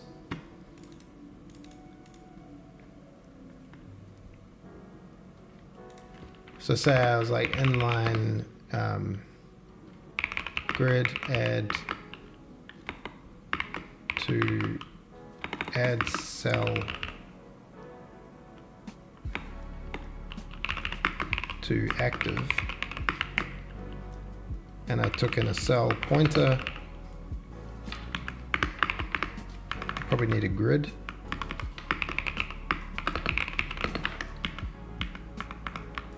Let's call grid 3D in it. If grid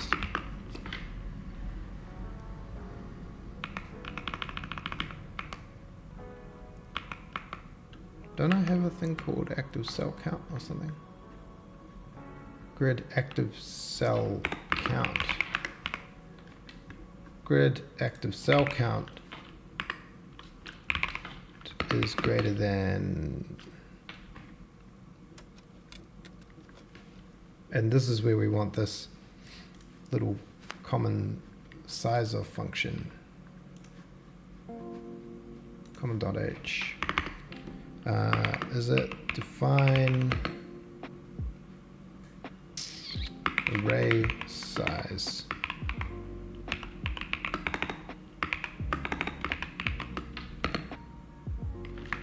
Come on, give me my input. Yeah, that's what I wanted. Array size of array, actually write array.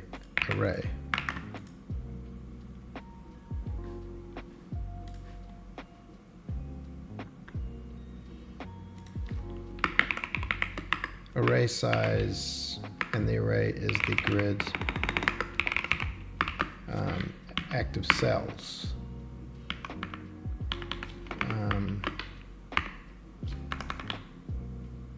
Greater or equal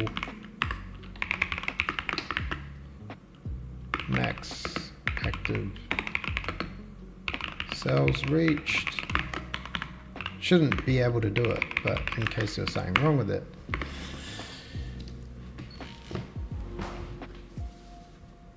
functionality in a C header file, then implement using CPP containers. Right.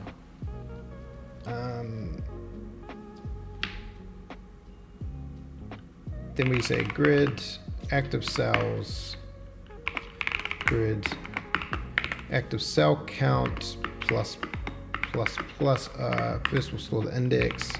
After the index equals grid active cell count, we'll do that dot equals the cell, and then we'll say cell active index equals the index, and then inline grid remove cell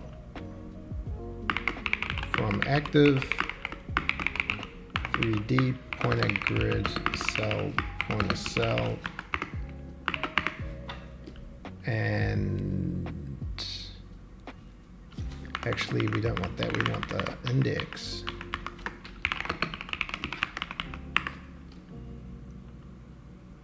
See you, Nathan.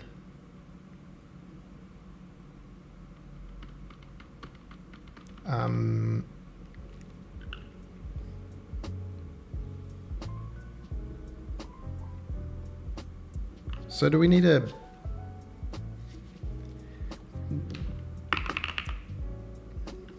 can we just do this directly?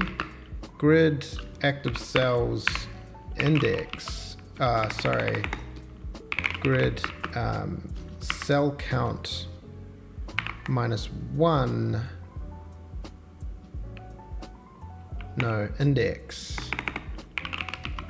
equals grid active cells, grid active cell count -1, the last element of the array. Will that just copy that?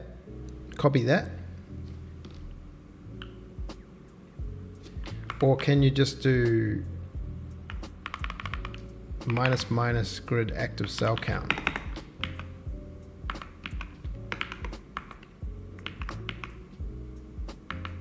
Is that a one-line thing?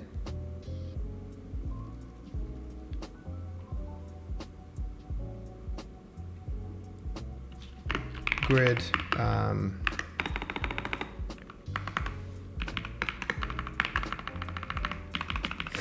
I think I should double check that.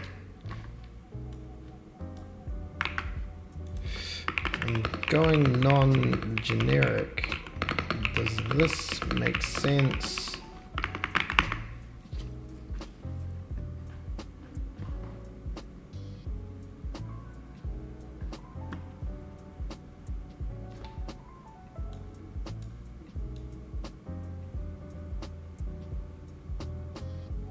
Oh yeah, we need to update the index. Hey, good call.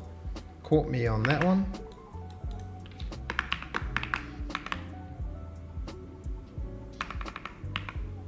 Always print if.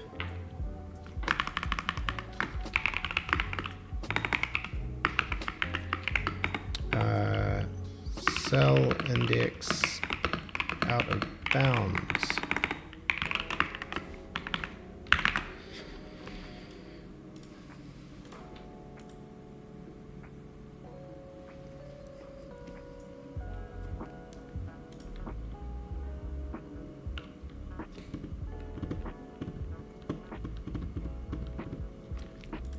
All right, so does that give us the ability to, when we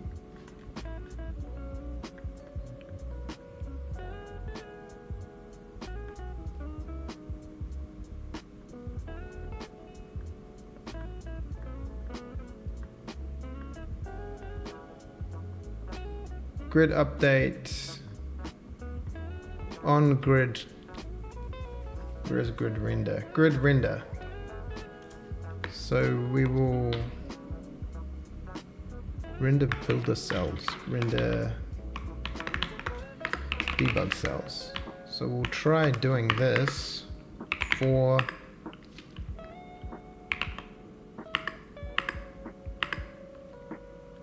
grid active cell count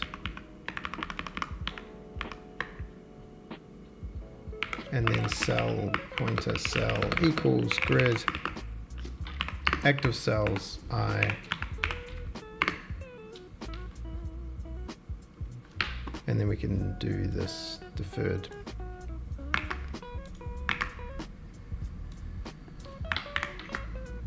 Well, formatting.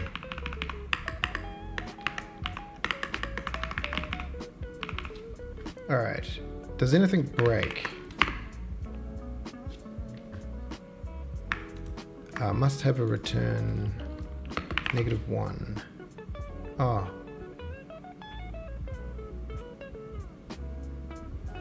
Wait, it must have a return type. Oh, void.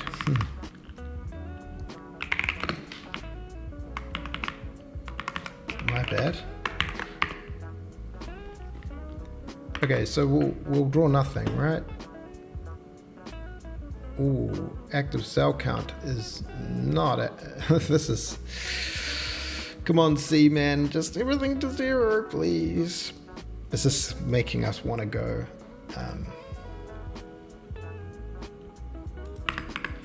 grid active cell count equals 0. Let's just do that. Okay, I click a thing and nothing happens. We could probably get rid of all these prints because we fixed this.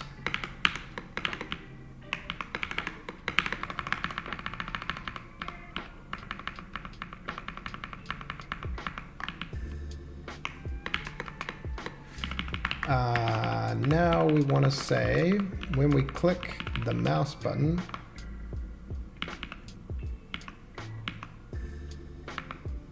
is the mouse button's thing initialized equals not the delete dot and we want to say grid add cell to active, and we want to send the grid and we want to sell the builder current cell.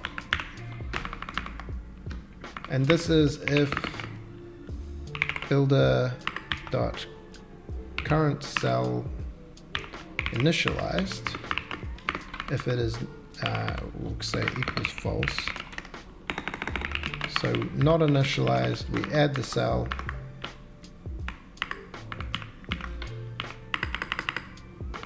I guess we can just set this cell initialized equals true.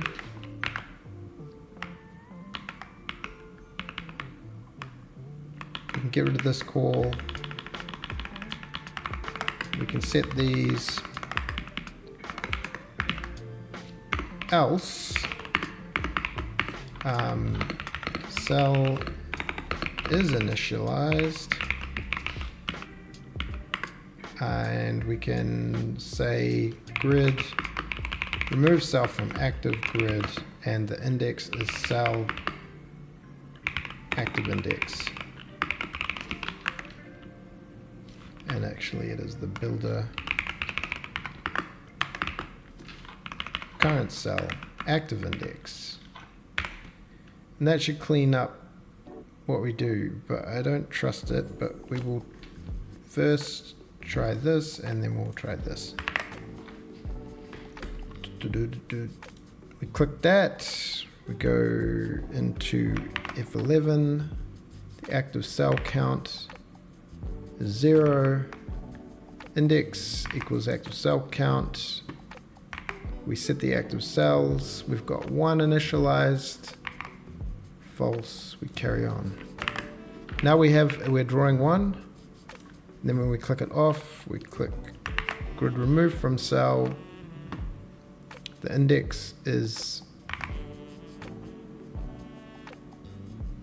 0. So this is going to be, we just set it to itself.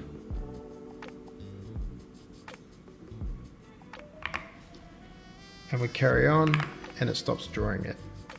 Oh buddy, yeah buddy. So that way, in order to draw 4 cubes, before we were looping through 9,000 cells, to draw 4 cubes, and now we're just looping through 4 cubes. Which feels pretty good, man. Let's turn this off again and just see if anything crazy happens. Beep but up doop. Beep but up doop. Things look pretty good.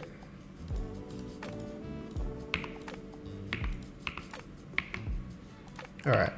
Probably wasn't a major biggie, but oh, that is still drawing with the wrong thing. This is what we want.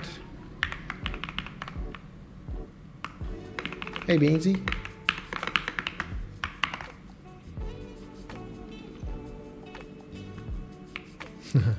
Okay, so now we've got our slopes and stuff back. Yeah, okay, we're moving forward again, which feels pretty good.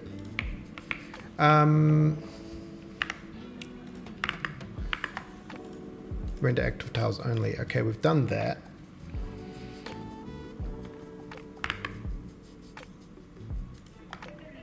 So now I feel like I wanted to introduce the concept of the world.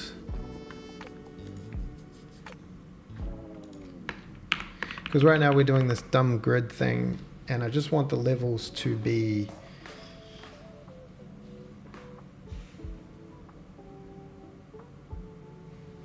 in a flat array.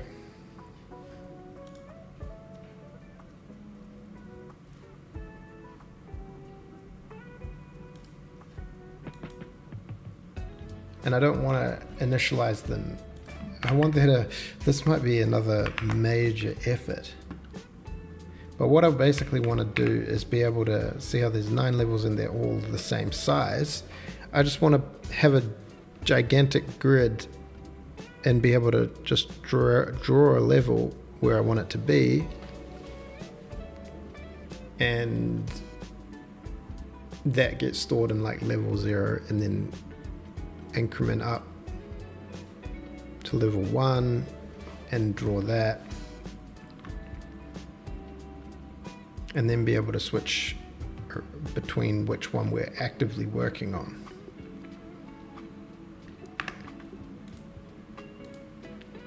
So I don't know if game.h has the level in it, and I guess it could also have struct world.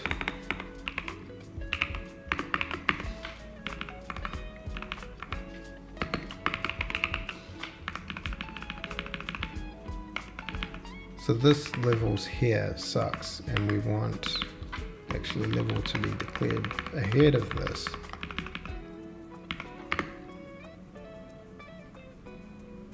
Zero, my background in comp sci is 0. My background is actually audio and video production and visual effects. I'm just a disgusting graphic user interface user, but I got interested in game dev.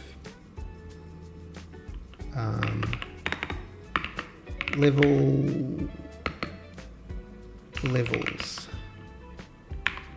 max levels. Are you lot mainly sort of, did you lot study? Are you lot studiers of the so we'll start with 9 levels, and then in here we'll have a,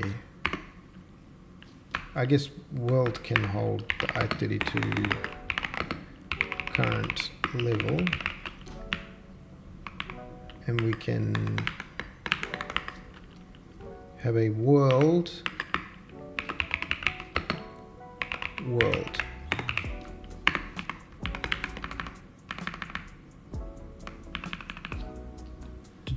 I'm getting a bit snacky. How long are we going for? 2 hours, man. It's felt like a long 2 hours.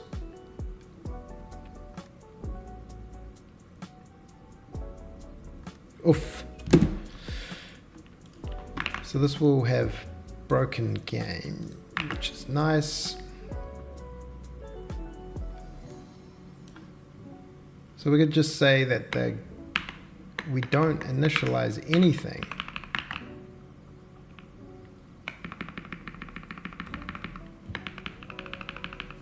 Doggies. Hey, Scooby. Hello. Hello. Did you wake up from your nap? Did you wake up from your nap? Easy. Good girl. Oh, you just want to come sit? You want to cause chaos? It's a good girl. Hey, do you want to be on camera? Yeah. Good girl. Easy. Programmed since I was a child. Didn't learn anything in school and never grew up. That's a good result. Ah, is this overloading? What are you up to, Chili? What's this one? Do you need to go pee pee? Then you go to the toilet. You go to the toilet. Hey? You need to go to the toilet. Yeah. This dog, man.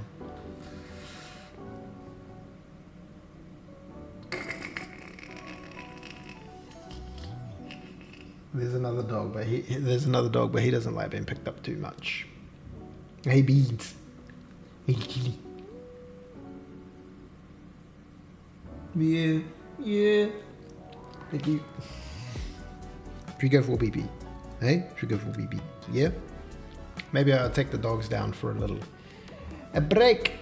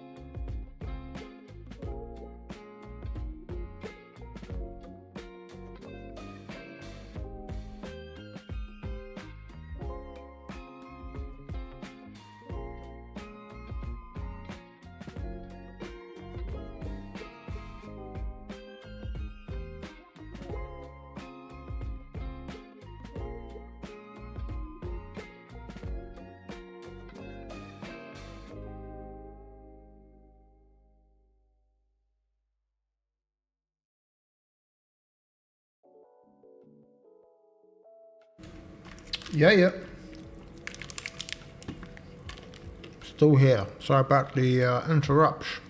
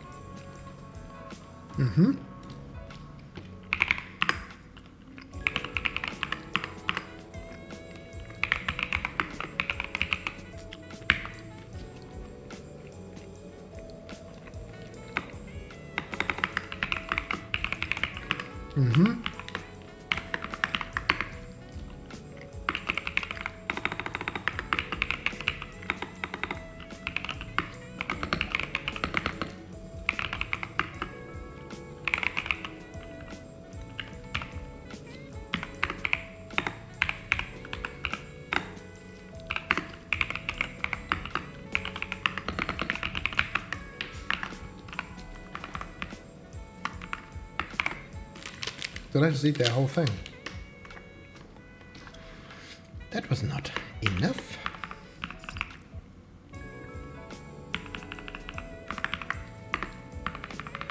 Okay, so now nothing should happen. Okay, yeah, so this would be the draw loop. So it'd be for usize game world.level. This is again max levels. It's basically the same thing. Level pointer level equals game world levels I.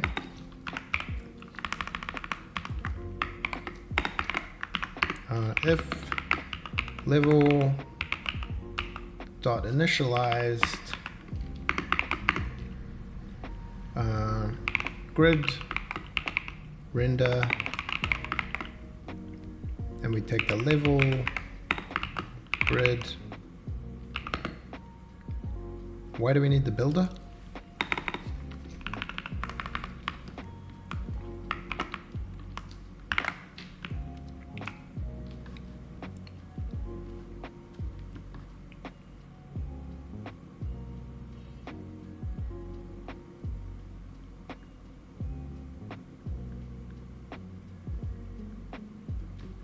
This is the grid origin.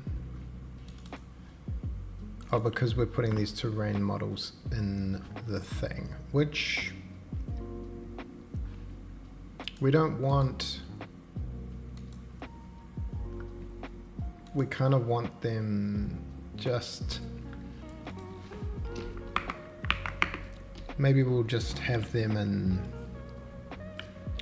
whatever, it's fine. Game terrain builder.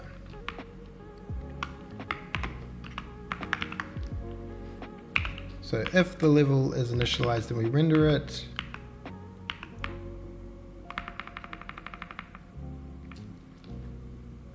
We also probably want to say game world.current level equals 0.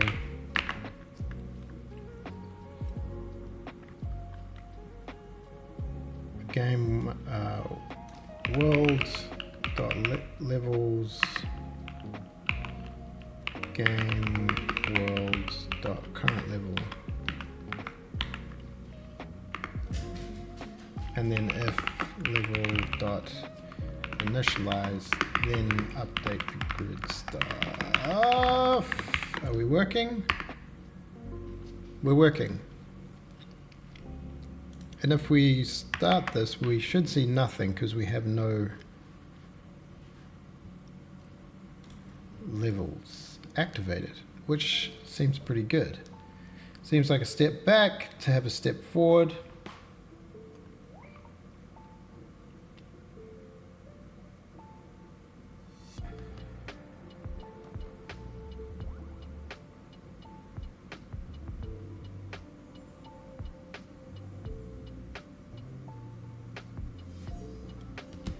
People discussing arrays of void pointers.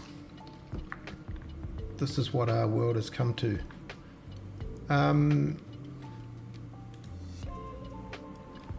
So in the game now I want this build mode, and the build mode can be build terrain, and I want one called build level. So we've got level, terrain, rail, train. So these are all the build modes.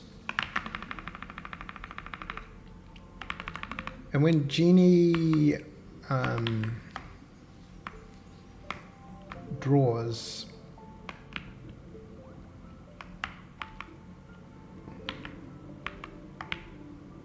it does draw the FPS. Does it have any indication of what the game is? It doesn't really, does it? So if all I wanted to do was draw some text to the screen, now I've got to set up a whole system to do that.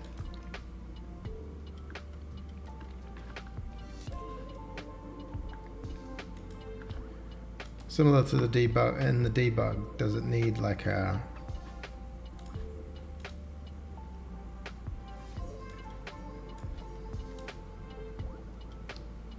so these are 3D draw commands.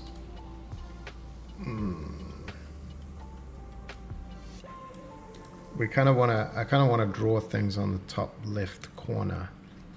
Maybe I won't bother with that right now, and just in game. This is draw levels. Render grids, level grids, and this is update the active level building.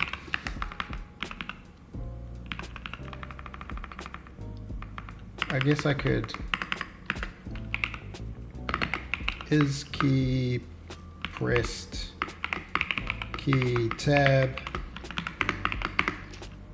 game build mode equals game build mode +1 mod game build mode build count. That's not very descriptive.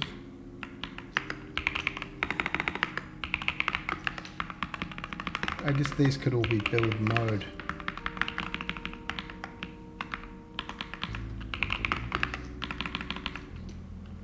And then I think I had a thing, I think I made it in the other one where there was just this little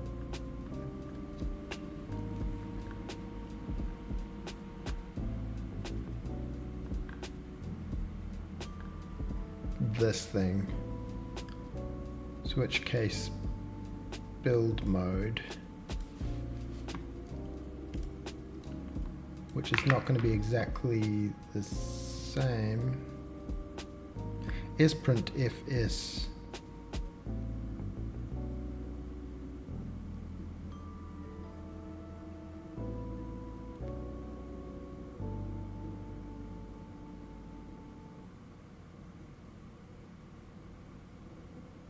What am I doing here? Oh, build mode. Okay, I was putting it into a buffer. was kind of like this, but it's not this. So we've got build mode, terrain, world, rail, and level. Build mode level, and then I'm just gonna print if these.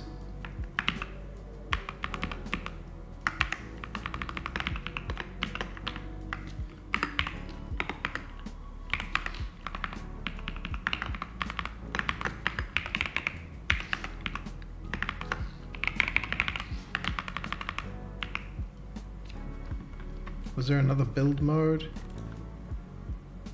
Level terrain, rail train. So if I hit that,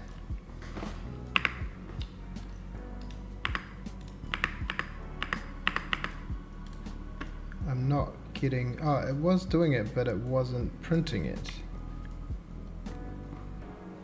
This started happening on the other one as well.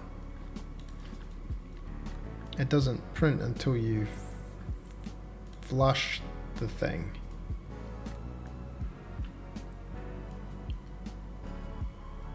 Maybe it's this weird thing that I've added there. When I stop, then it does it.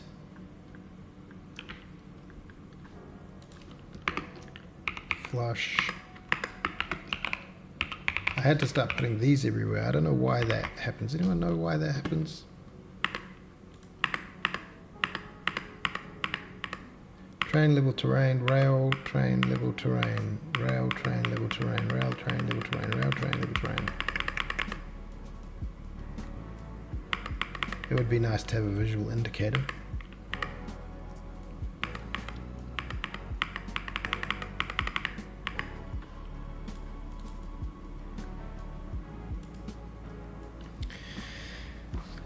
This deferred rendering thing is going to cause problems throughout.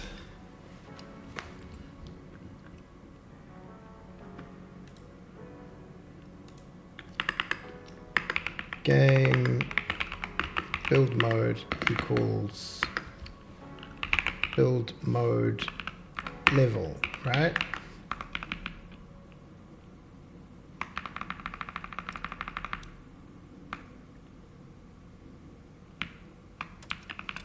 And then what do we want to actually do?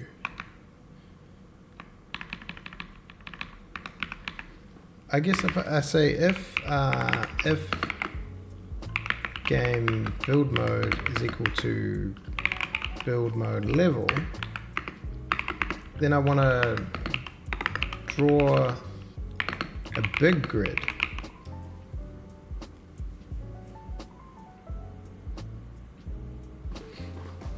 This is probably more complex than I initially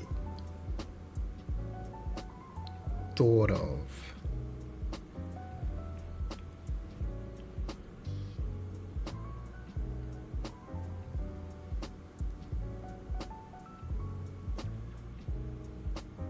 Because we're working on some arbitrary, we need to like back calculate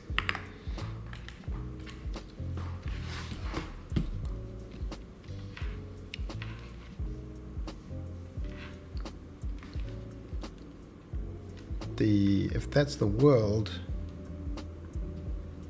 and we're going over here and we're on a grid and we sort of say, oh, from this cell here to this cell here, I want you to make me a level. This is going to be cell like say -10, -2 or whatever, and then this is going to be like -2, (5) or something. And then I guess we just need to reverse that into world space and then find the center.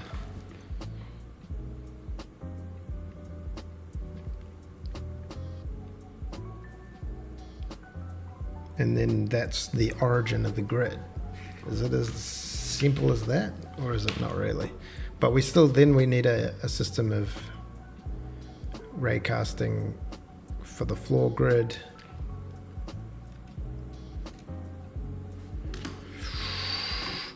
Is it though?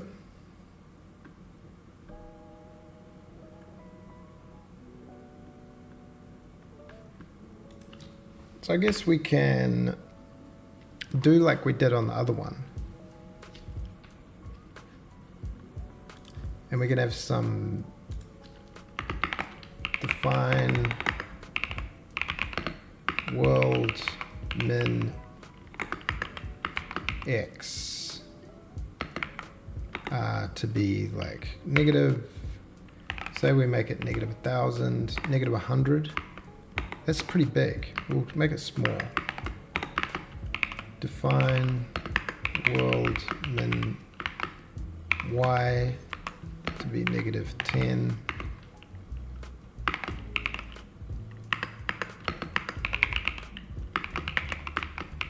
X to be 10.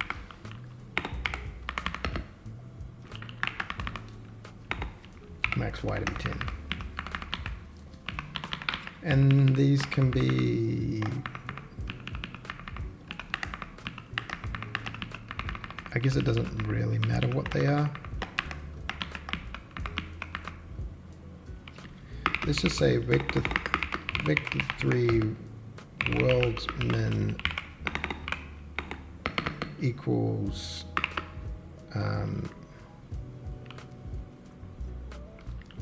world min x. Maybe we will make these floats. World min x, it's at 0.0f, and world, oh, we need z as well, don't we? In fact, these should be z's.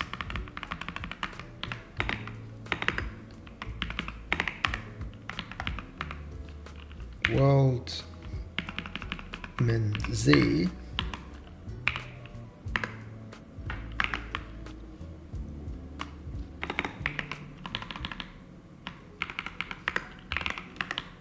max x and max z, and then we can bounding box world bounds equals world min and world max, and then I guess we've got to make a debug bounding box, debug bounding box equals, and it wants a, oh, it's the same thing.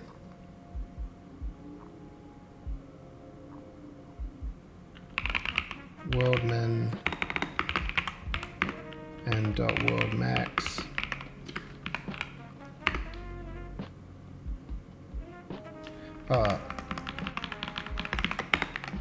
Min and max, and then we say Jenny add debug drawer.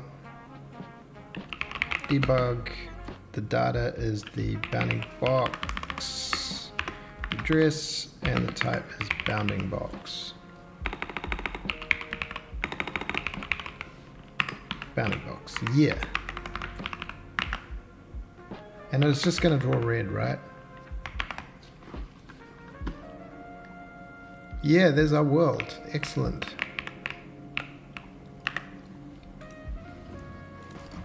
And we also want to draw a grid. So debug grid equals, and it wants a color which will be dot, I don't know what order these are in. Origin equals vector 3 0 dot slices equals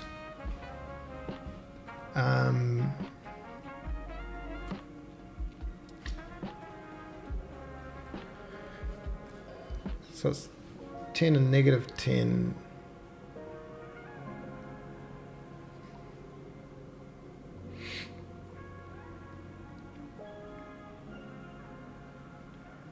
Is it world max x times 2? Spacing equals 1.0 f dot color equals fade red 0.5 f.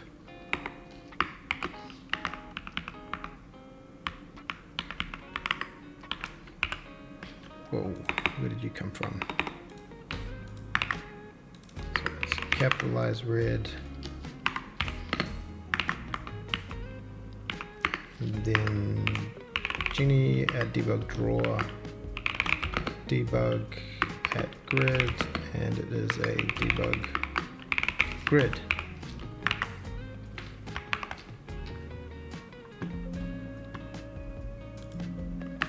Oh, I deleted a breaky. Deleted the brackies. All right. Are they right?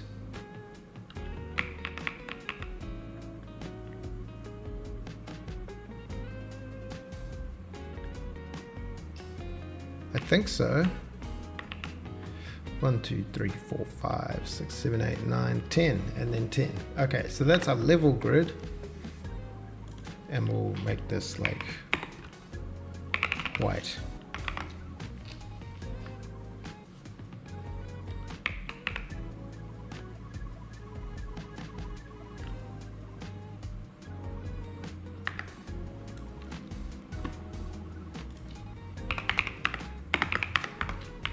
And this wants to be an I32, doesn't it? Gonna get rid of our warnings. Yeah. Okay, that's cool. And then we might need a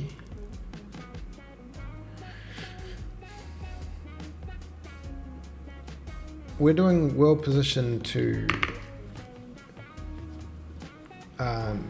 we want to make another bounding box. Wow, we could make 3D levels and how tall they are.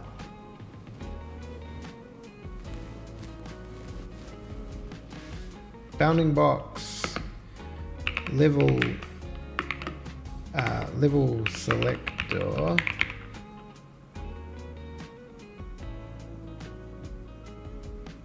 Or maybe we'll just straight make a debug bounding box, level selector.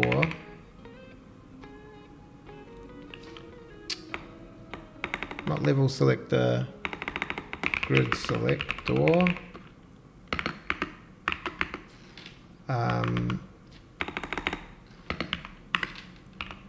Dot min. Ooh, we need the top left of the cell. Let's not get the top left. Get Shaka Zulu. We're gonna have to do one of these collisions with the ground.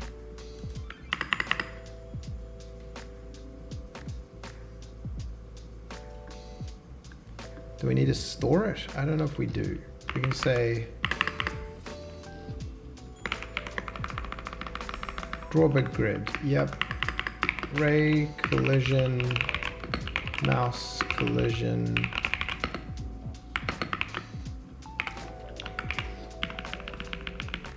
And then it is in the grid. We have the similar thing where we do these things here. And we do a floor hit info. We need to do a, so we set it up, I don't know why we set it up there.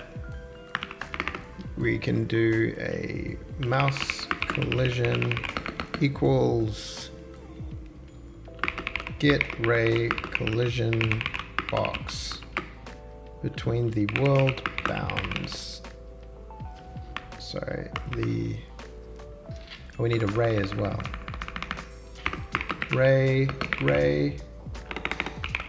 mouse ray equals 0. did we have to do anything with this? Oh, we need get, yeah, we need to get this. Mouse ray equals dd.d. We need the mouse ray. We need the world bounds. We get the collision. And then if mouse collision dot hit, let's just create a debug sphere.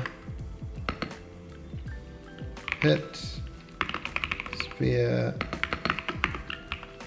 position equals mouse collision dot point dot size equals 0.1 f dot color equals fade green 0.5 eth and dot. That's it. Is this where you'd like, if you had C++, you'd just make a constructor, and in that constructor you could say, now pass me on to the thing, but it would need to, yeah. And you say just now do this add debug draw automatically. Genie gives you 3 wishes. What does a genie give you? Yeah, this genie gives me infinite. This genie gives me 10,000 terrain data calls, and it gives me 4096 debug draw commands. It doesn't give me an ability to print messages deferred because I don't know how to use C strings.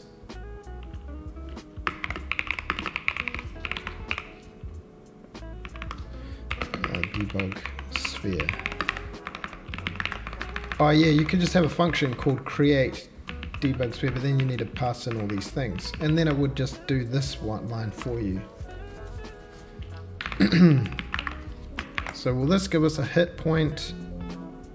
This will give us some warning. Oh, I was halfway through drawing a thing. Okay, so we're getting our, there we go, we collide, we got a mouse on our world grid, which is kind of cool.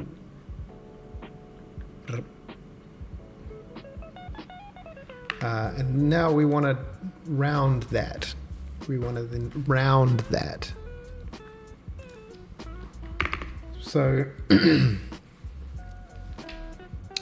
problem is we have all of our functions,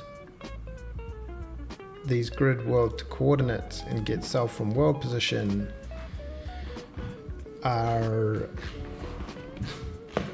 grid based, but we need one that is world based, which is essentially the same thing. That's why I want to start moving this stuff into the world.h. I might do it in Visual Studio just cause. Have you got issues, dog? Why you got issues? You're just erroring out on nothing. Could not be found. What if I closed you?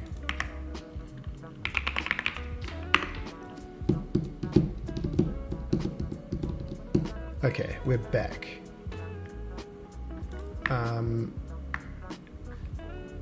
So we've got world, we've got game. So honestly, does world contain the level as well? If I was just to pop these in here,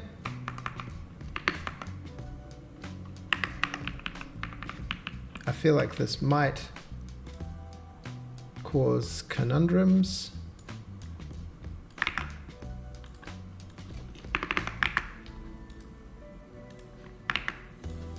Now game doesn't know what world is, but we should just be able to include world.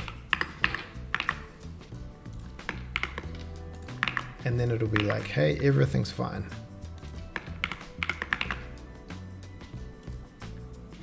Was that all? Yes, so we're back in business. Now world is in its own world. which is exactly what we wanted, because we wanted to say void world position to grid to world position to grid might be okay.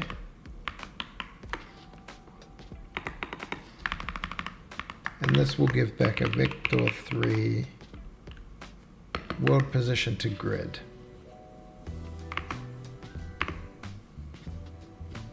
Oh, we don't have a C file? Now we do. Did it just make one for us? Okay. So this is going to just be hard coded. This is just a straight rounding at this point. Return grid position. There's something about Visual Studio that's kind of nice. I really like having these tabs, the files here and not across the top. It's much easier to navigate. But there is a thing, tools. Where is the keyboard shortcuts? Tools, customize, no. Where is the thing? Am I missing it?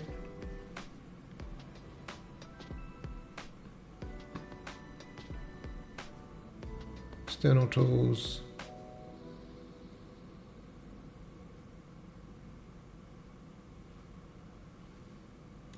The options. Keyboard. Shortcut for. How do I look for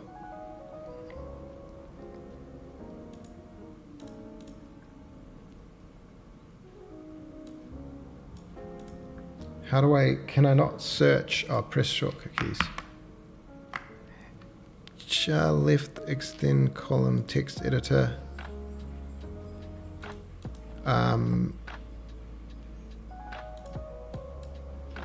No, it's just Alt tab, isn't it? Window previous tab. We need a thing called window dot next tab. Alt right. Assign. Have we cracked the code? Oh, we've cracked the code. For so long I could only go one way. I could only turn left like Zoolander. But we've done it.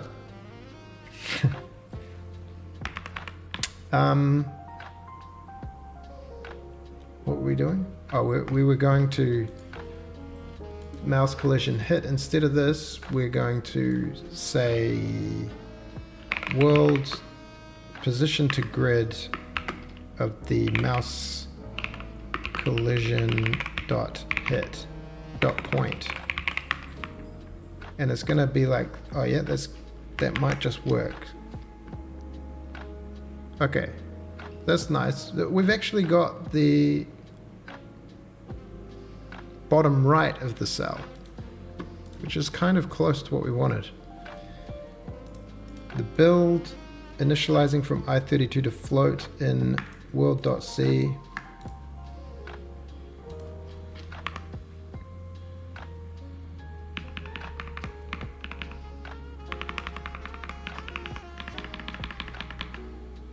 Can we just instead do a round F of this? What will it, round F,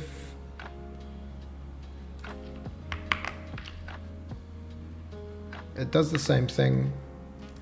Do we get the same warnings? No. So that was, but what if we were to say floor F? What if we were to floor the F? Now it's the, yeah, it is the, ooh.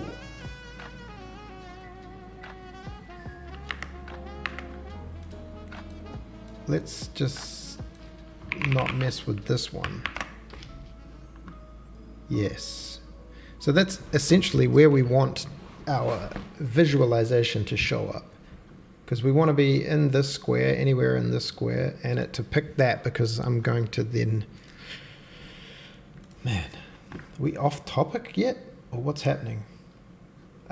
So all these could be a thing called void world update. World builder update. And send me a world pointer.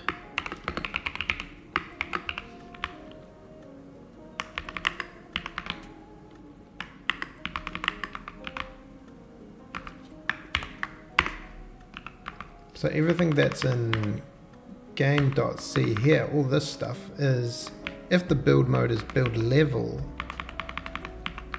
then we want to just say world builder update game world, and then all this stuff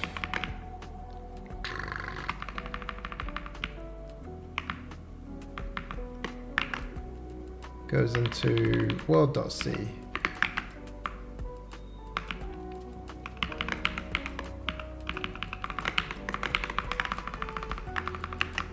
I've got a button to go up 5 things. It needs the world, maybe it needs the whole game. It just needs the camera. Let's just have a camera. It's not going to know what a camera is though. I guess, oh yeah, I guess we get a camera 3D cam pointer cam. And we can create that.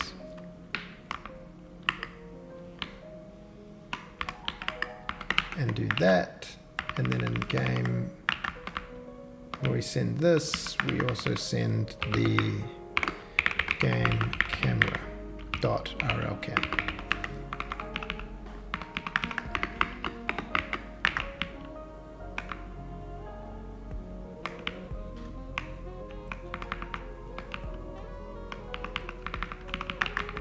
So if it's the world builder update, we go in here and we do all this stuff. This need to be a dereference.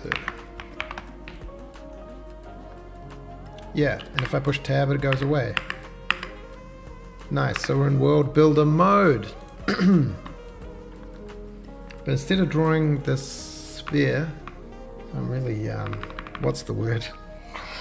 Really commentating my way through this.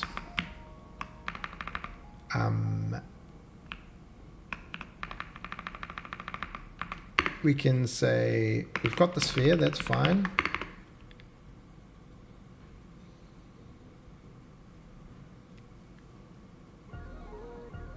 Is this a good time to Genie? We could say debug bounding box, hitbox. Wow, it knows. It really knows. Max equals world collision point plus cell size dot x. That's a vector 2 O plus cell size. Oh, we can't do that, so we need to do vector 2. This is like our first vector 3 add.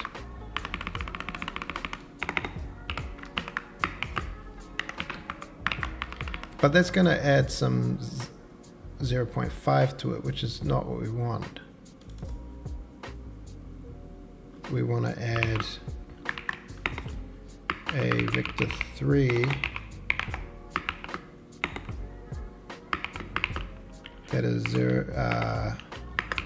cell size x 0.0f and cell size z.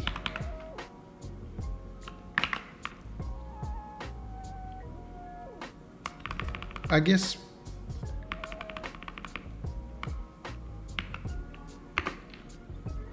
wow. It's much easier when it just writes it for you. It doesn't matter how janky your API is. Oh yeah, now we've got our little where we're at.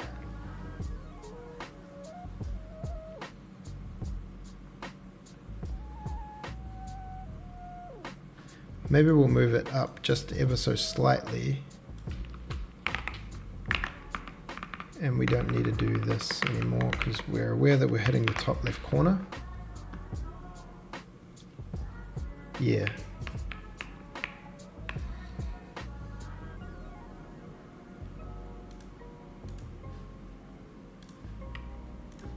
We just need to make sure. So we're not actually doing anything. We now need to store the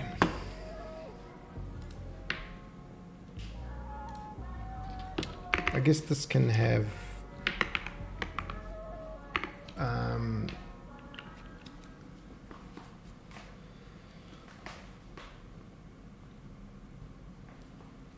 I guess this can have vector 3 world build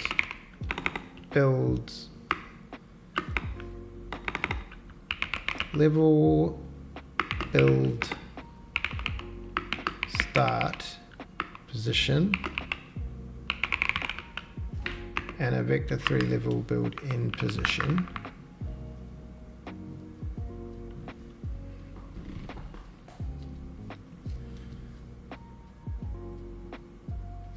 And we'll have a switch bool building level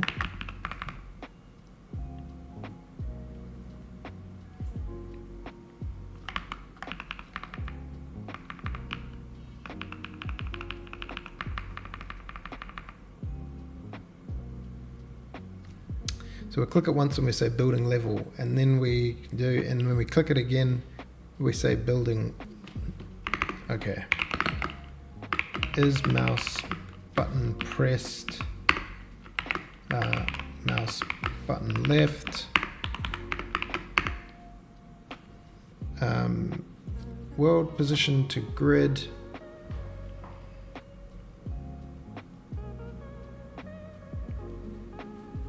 this is a little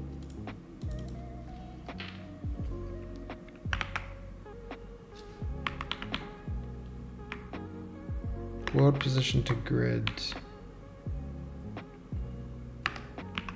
I guess we could have another one that's world position to grid centered. So if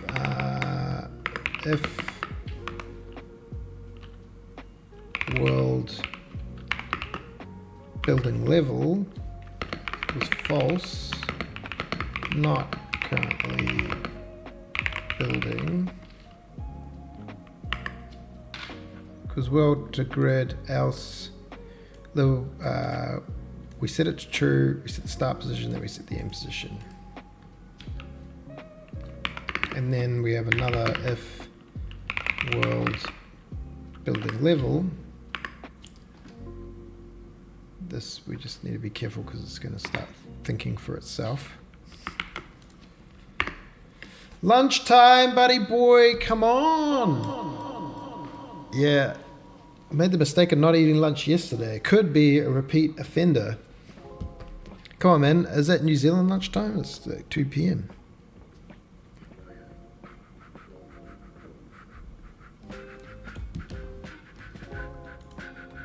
It's the best part of the day. If the world is building the level, then we want to, I guess we want to make a debug grid.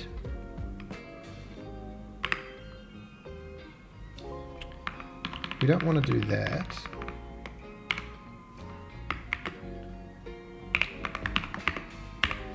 Dots. We need to store the 3 current mouse.collision point, and then vector 3 grid center equals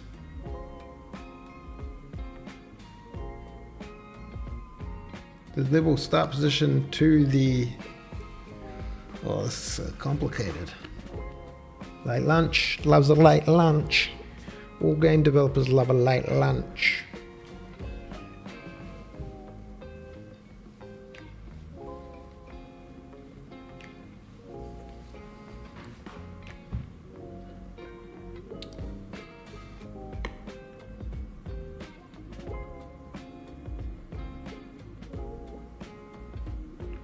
So if it's going...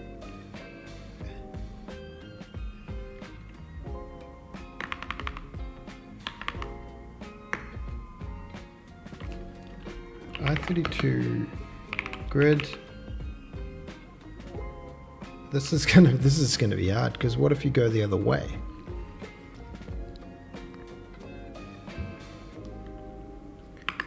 The grid width equals the world level to the world. We don't know what the world level build in position is.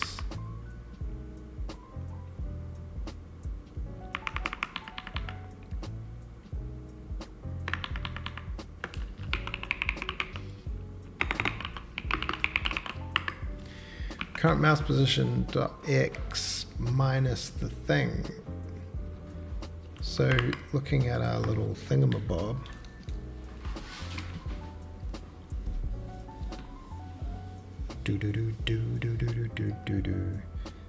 let's do like a little grid. We click this as 0, 0. We click there, it says 0, 0, and then the mouse moves, say, to here, and this is 1, 2, 1. So this becomes 2, 1. I guess the origin is not going to work. I think there's a major flaw in our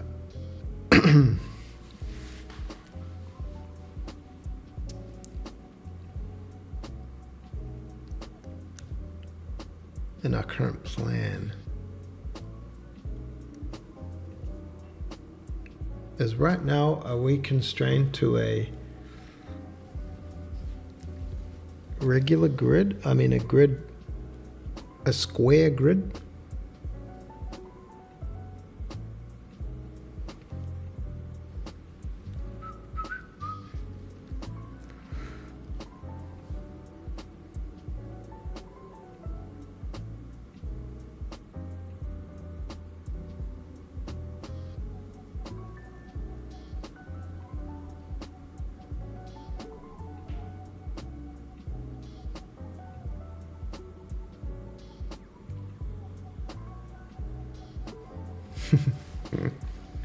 I'm wanting to do this drag draw, but that might be... I guess you could constrain it so that it snaps down whatever the X is, the Y becomes, or something, or the Z. So it only can step in these.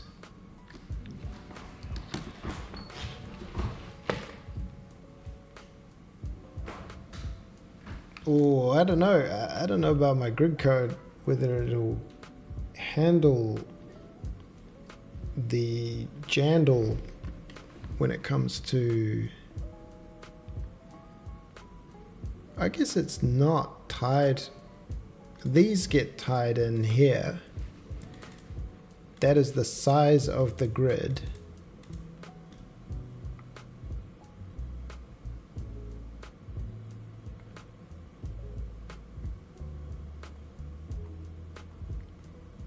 We could overwrite that.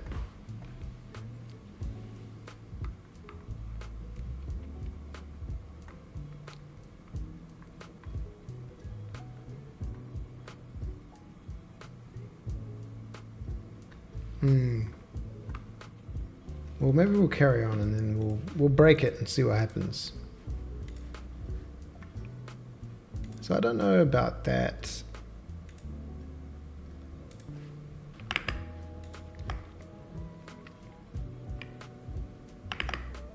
Also, I don't know about how to figure out the origin point.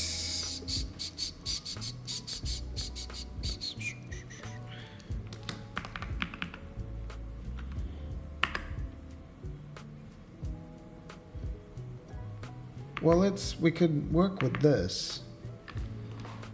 We could do a debug bounding box. Build box. Oh yeah. Oh, adding 0.2 to that thing is a bit silly, isn't it? Because it's just one corner.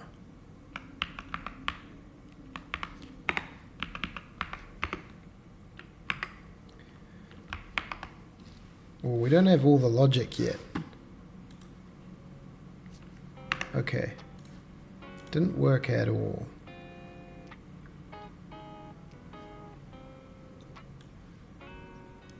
If the mouse collision dot hit, if we're building the thing, then else do that.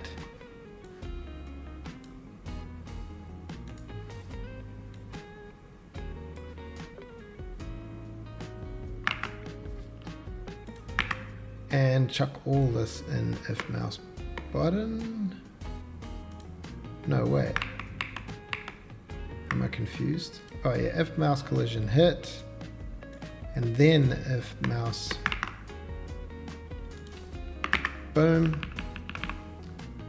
So this is why people never actually get to the end of their game projects. Come on, man.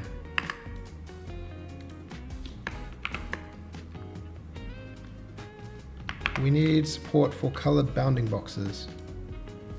Okay.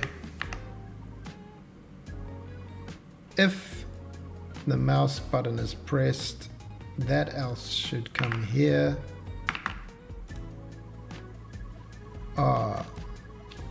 Else if mouse, else if is okay, this is on a mouse button pressed. Yes, we've got to press else. Not currently building. Finish building. Okay. So if the mouse button's down,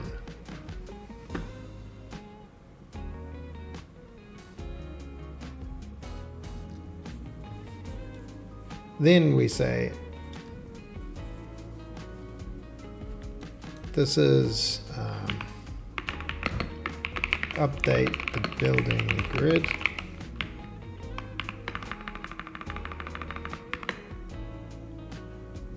So if the world building is active, else we draw a hitbox, right?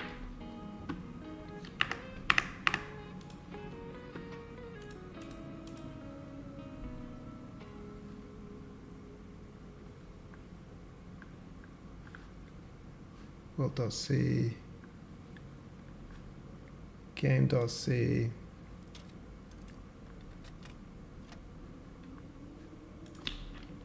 game world building level equals false. Okay, and then when we click, oh look,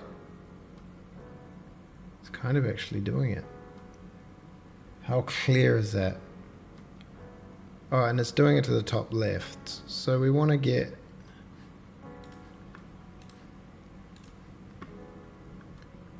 we just want to add a little bit to that.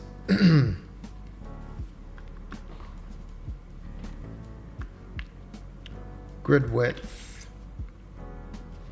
Oh, over here we can just add a cell size onto this.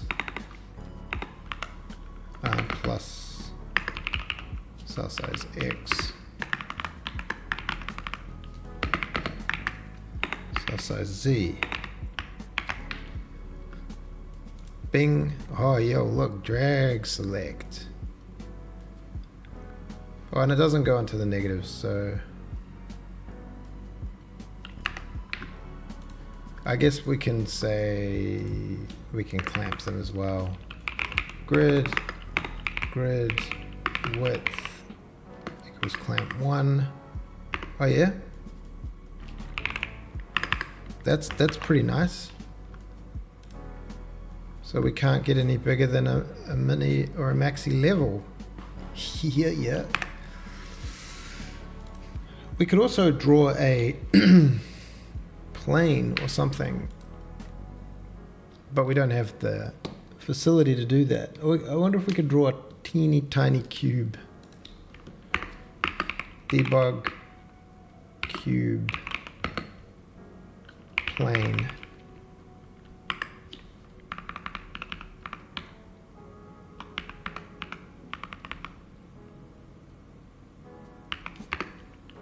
Genie, add me a debug cube. Oh.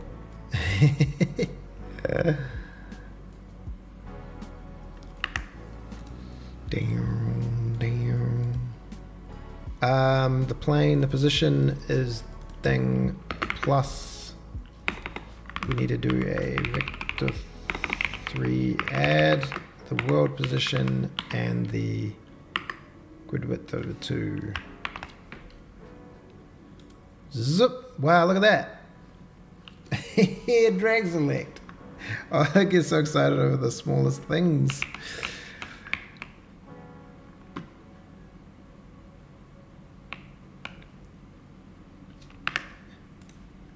Okay, so that's kind of cool.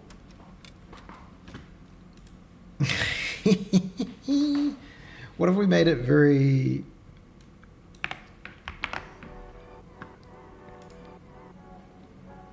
Oh yeah, that's pretty cool.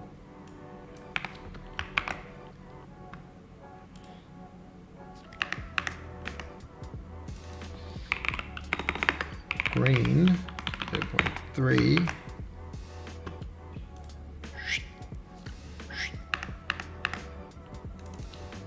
Right, light, green. I want it to be a zesty color. I want zest. Yeah, there we go.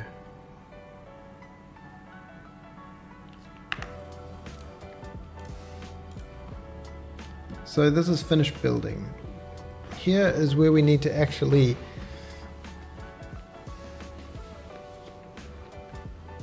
set something.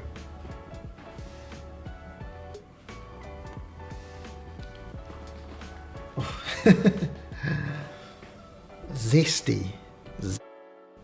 I hate when I go to push the effects and push mute and says zesty.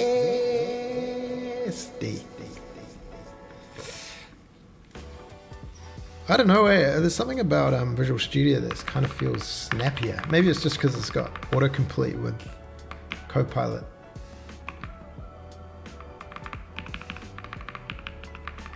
I actually like setting up these things, but maybe these could be combined into a...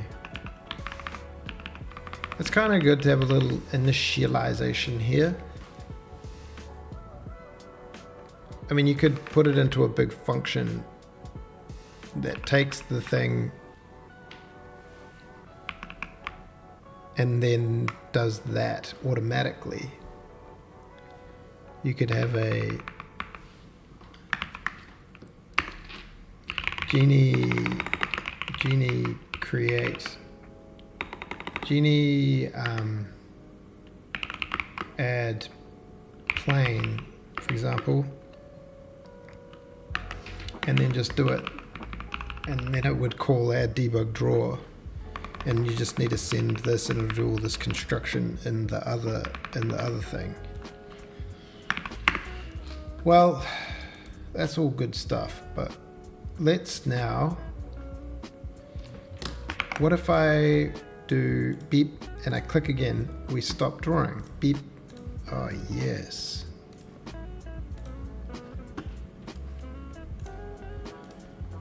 What I also want to do, we draw a big grid.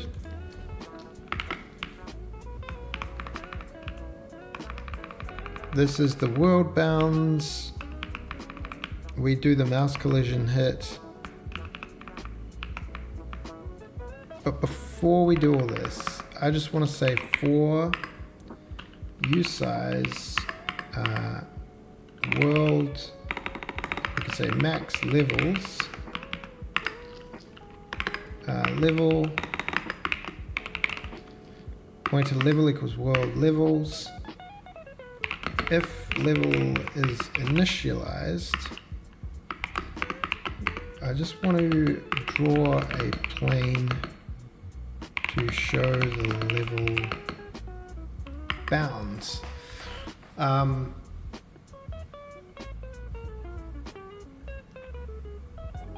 Based on the grid, I guess. Based on the grid origin.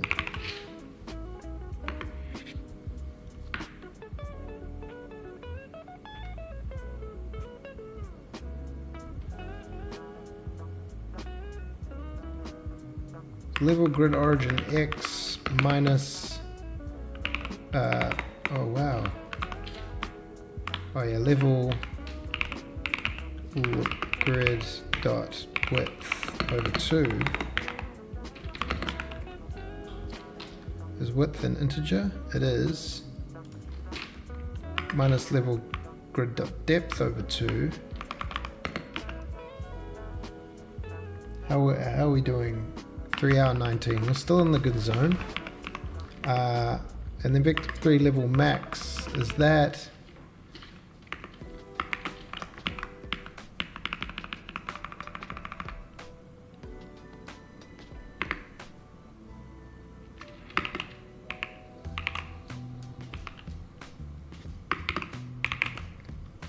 Debug cube level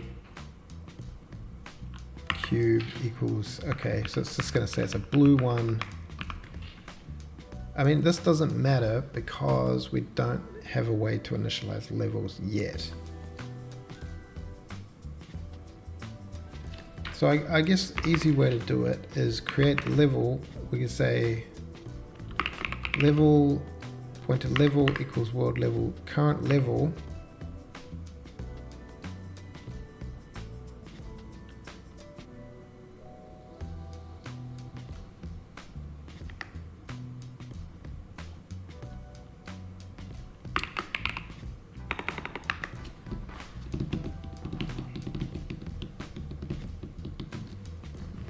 We're going to need to fix our grid in it here.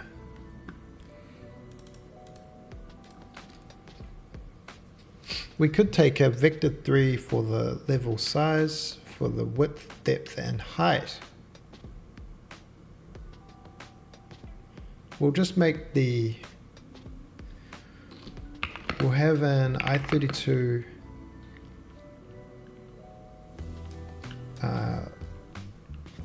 level width and I32 level depth.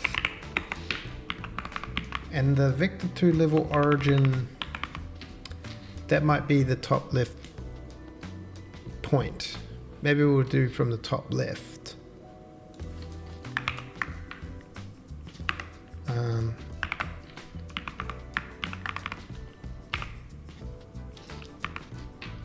We could change this to origin top left and then add our width and depth.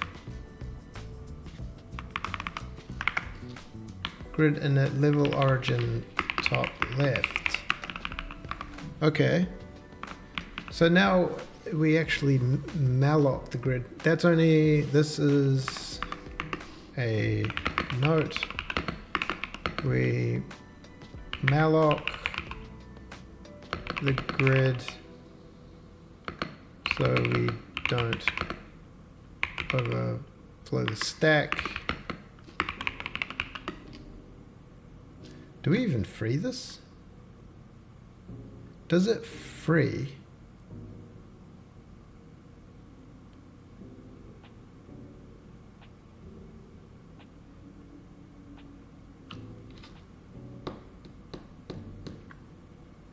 Can't use a stack. Do we need to free this?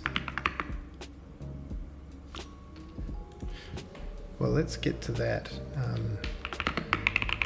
Make sure we free this.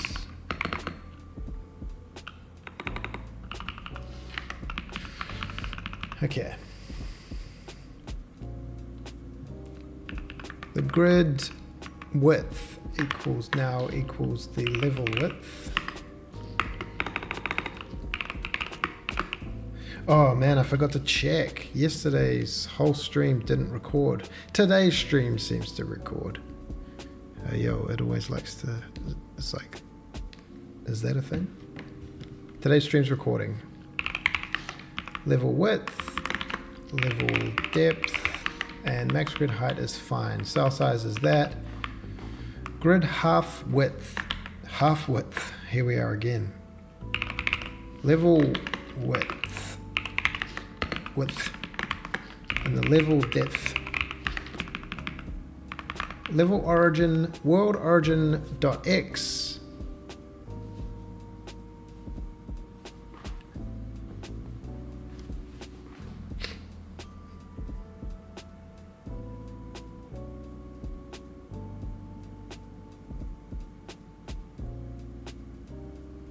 So everything kind of works off this world origin X currently.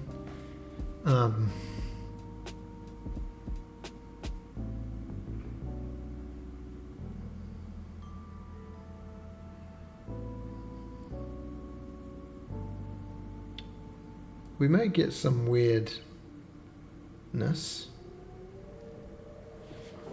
but we'll be all right. So currently this was the center point, .x times max grid width times 10. Why were we doing that? And then adding half the grid width to it.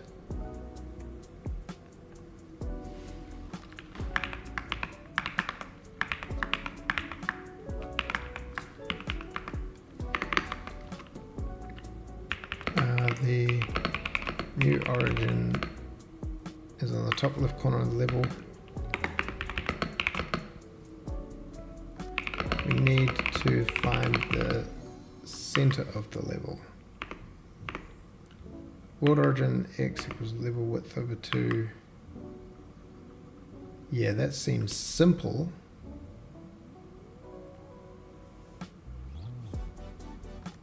And then the vector 3 origin is the grid half width plus the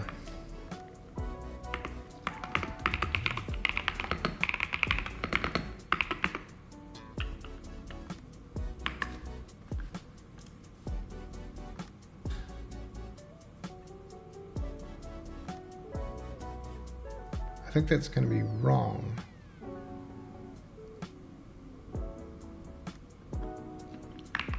I think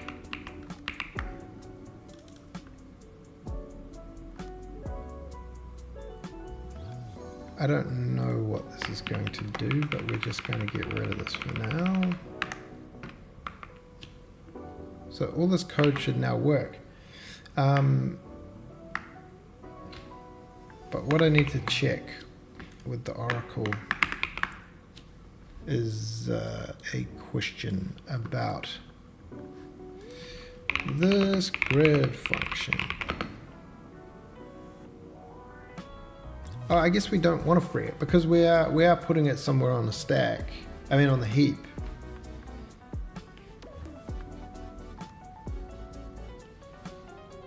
Is it just going to be in some place, not with the rest of the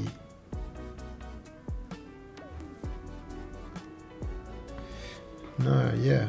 Origin, we malloc the grid to prevent as it might be large for the stack. Then we dereference the pointer and copy data on return question mark. Do we need to free this memory? I mean, it's in the kilobytes, but I mean, it's in the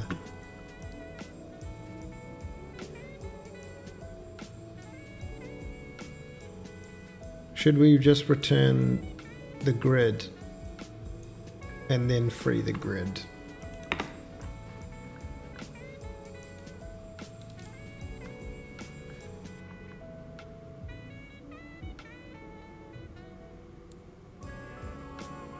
Oh, when the grid is no longer needed.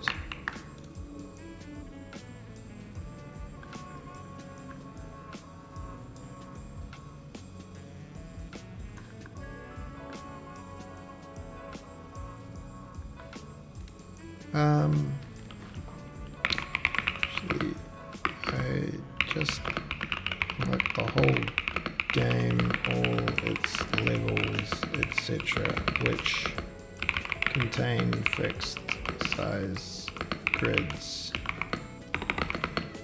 I don't want to manage this lifetime. I am only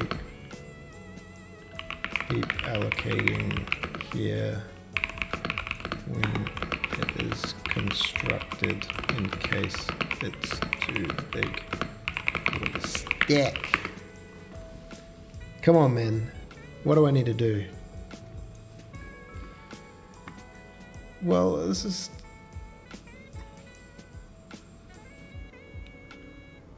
You don't need to worry about freeing memory, but what if the grid is too big?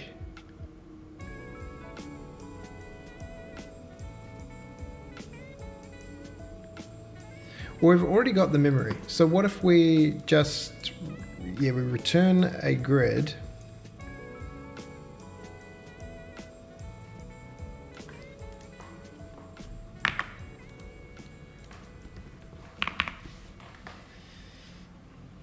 Level build start position. And are we storing these build widths anywhere?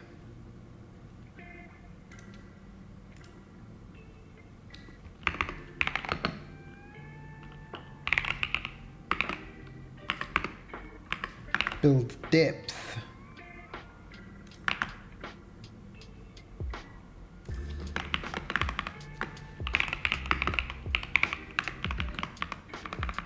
Oh, this is world.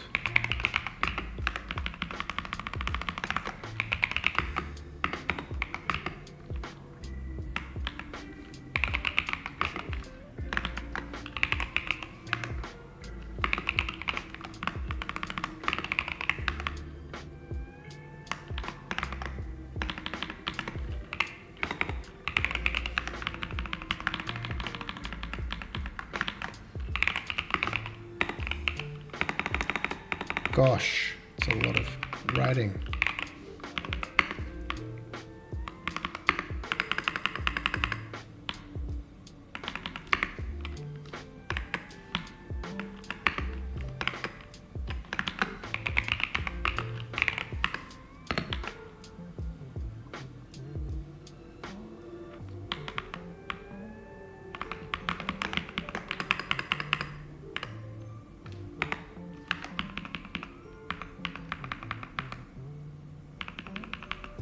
Terrible. I hate it.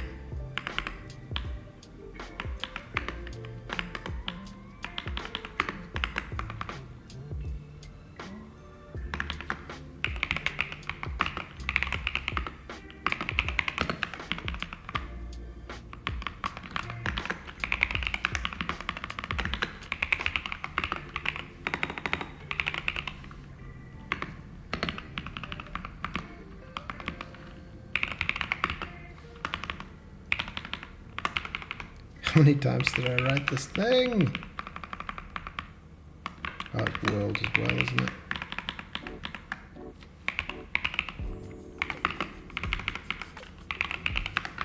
Should have just made them variables. So world, build width, and world, build depth. So what actually happens here?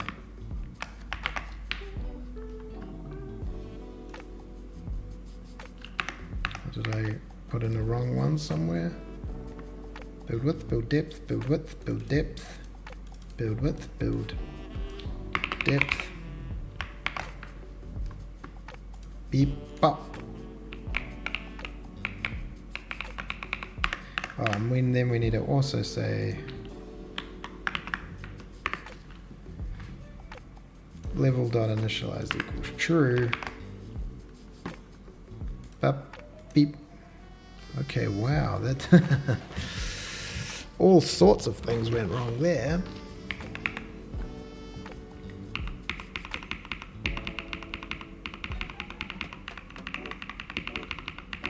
Okay, so interesting.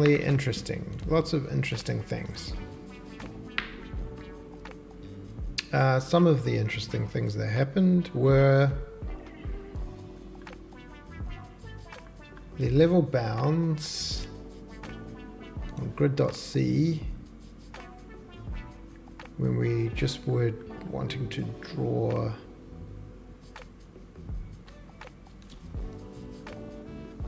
the current bounding box of the floor bounding box, we're using this, which should be grid width, grid depth.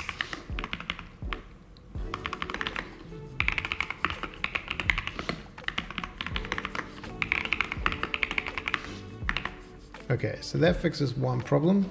The other one is the game.c. We only want to do this if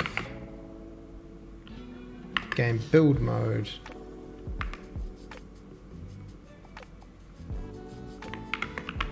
we only want to do this if the build mode is on.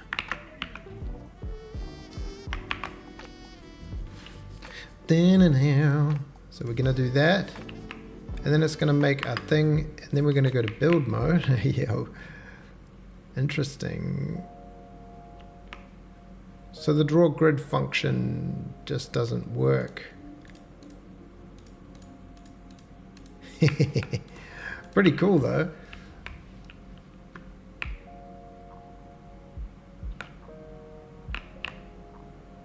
The draw grid function only draws a square.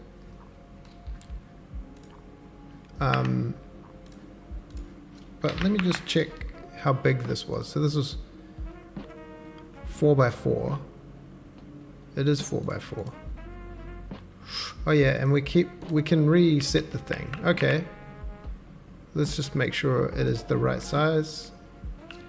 So it's, yeah, it is. And then when we see that, but now we're doing this weird offset thing. That's just because the grid, I think the grid, ooh.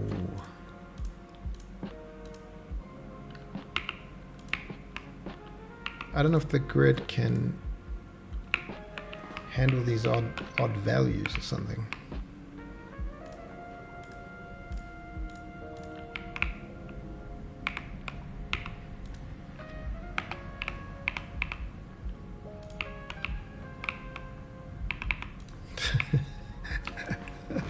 I love it, man. Don't worry about it. Don't worry about it. Now the creation of the grid, the origin is wrong. So it is the world origin X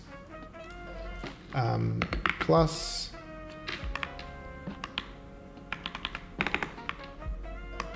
so basically the world origin X is the level origin plus half the level. It's like that, right?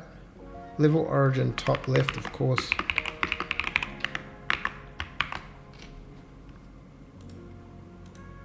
Ooh. We need to plus the full width, do we? Boom. Wow, and now they're all small. Boom.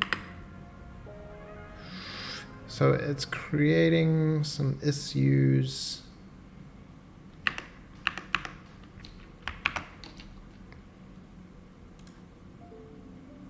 I create one right in the center, it'll work. But if I was to then offset it, now we're all offset with our picking.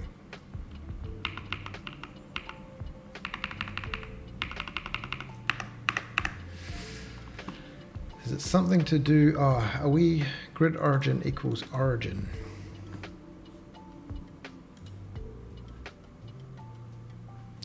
Are we drawing the grid origin correctly?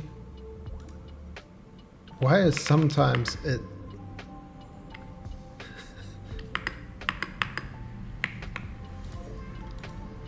why is it drawing that weird grid?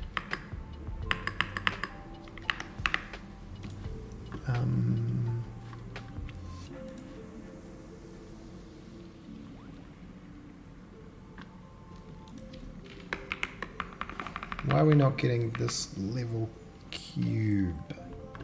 Level min equals grid origin x minus half the grid width and half the grid depth. The level max. Level min. Well, we don't really need all this. All we want is the. Can't we just get the level grid dot origin?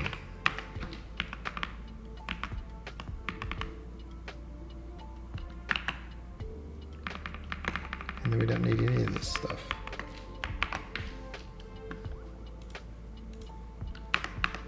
Why are we getting white? Oh, because we're not actually asking that to be drawn. Okay, that seems right. Yeah, so cool beans, cool beans. Game.c and then yeah, I guess we do want to render the levels.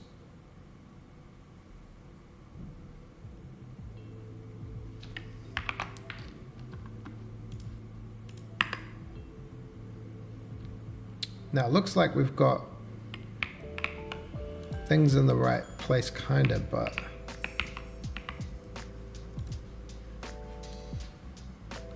are they on the same plane as that? I think so.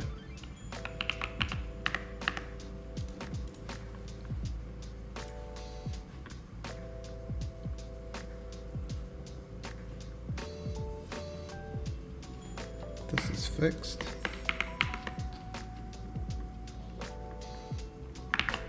Genie debug. There's Genie draw grid. Now how do we turn this into a width and a height? Oh, it's probably more complicated, isn't it?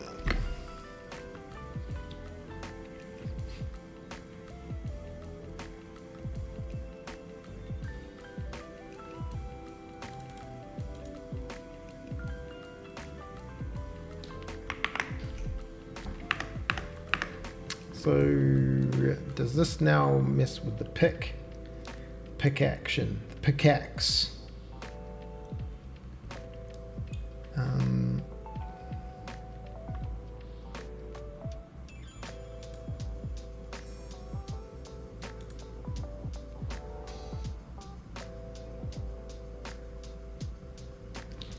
Were we always getting errors?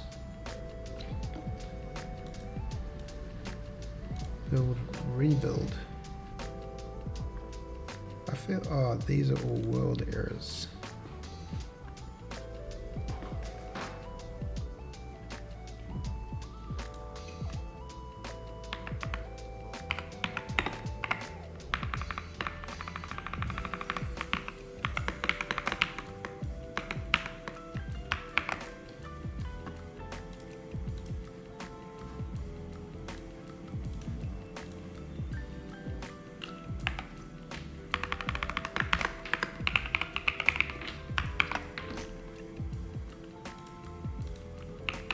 Okay, that shows there's a level there, and then we're still getting the correct mouse point, but that is being translated poorly into grid world to coordinate.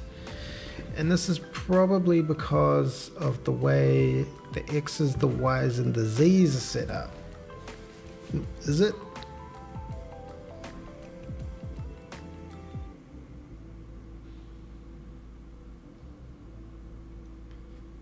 So we've calculated the correct origin point. We're happy here.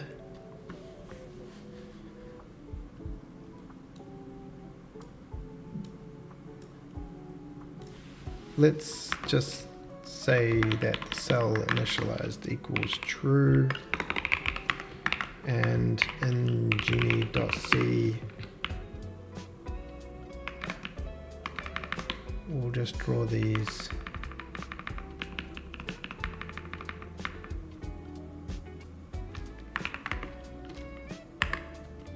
fade green 0.1f.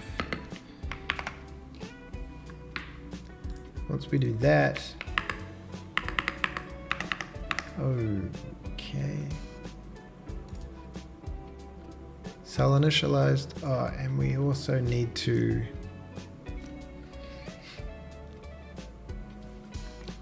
we won't do that. We'll just right at the bottom say debug enable cells and say grid, add cell to active grid. We'll just see where they'll sit. Wow, that's pretty cool. So they're all in the right place.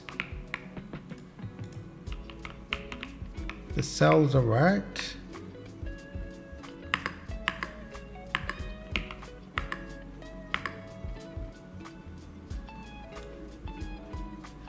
Terrain. So if I go all the way to the top, beep, where, yeah, our lookups are now bad.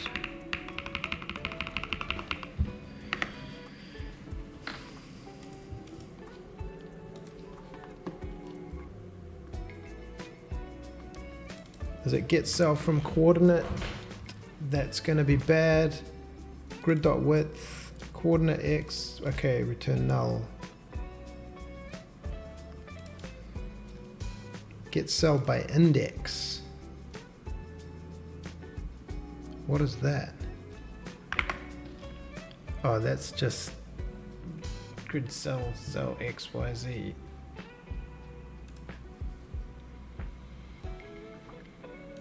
Get cell from coordinate. So this is the one we're looking for. We're back to debugging this old stuff. Okay. So the world position is probably coming in okay. The world's smallest world position. Y is 1.9. Has these been initialized yet?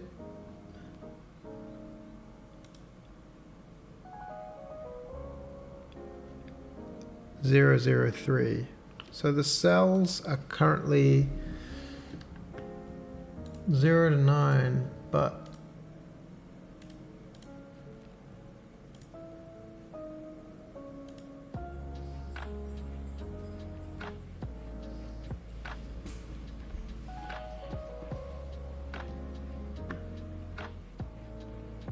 grid coordinate is 0, 0, 3. So cell equals null. Okay.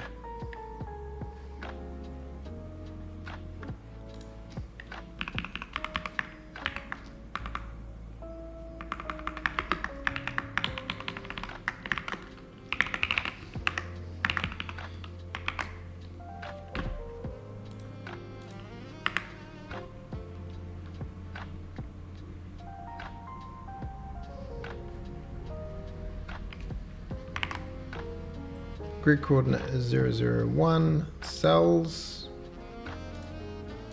0, 0, 1. 0, 1, 0. Yeah. Let's just see what happens. Continue.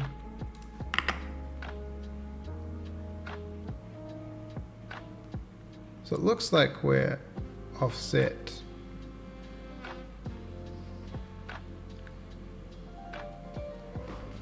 by some amount. Is it this thing here? World position plus grid width over 2.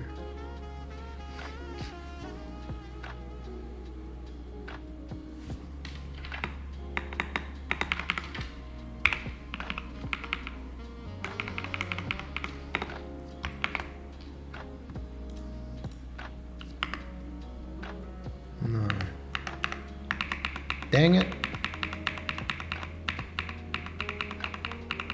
Because we are just drawing them at their world position, are we not?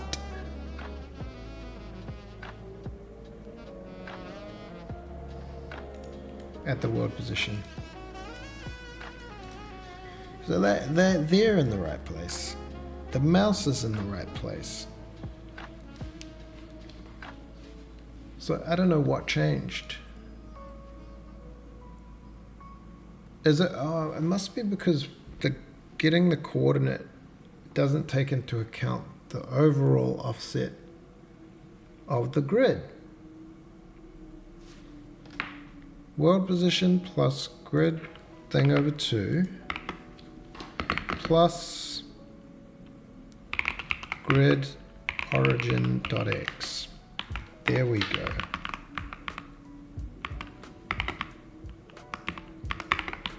That's got to be it. Because if I build it in the center, it works. Perfect. In fact, I got to do like that. Now it works. Is it minus grid origin dot x?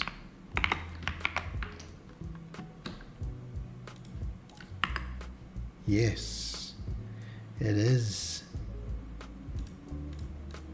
Buddy boy, yeah, buddy boy, yeah, buddy boy, yeah, buddy boy, we buddy boy. Although it is not quite right. We need to add a half a cell size onto that.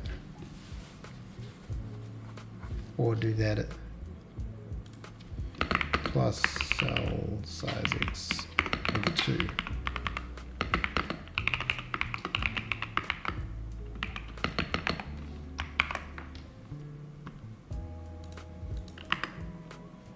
Yeah, that feels a bit better, does it? Oh, yep. Oh, I don't actually know where the grid is though. I need to make the grid, oops. I need to make the grid uniform so I can actually get a grid back.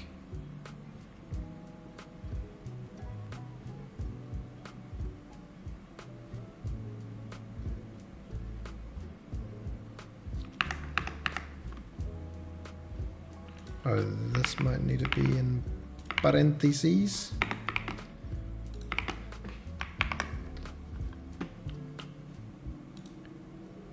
Three by 3 boy. 3, 2. Yes.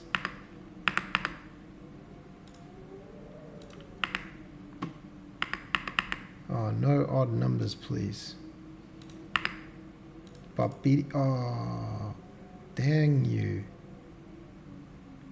Again, does it depend where it is?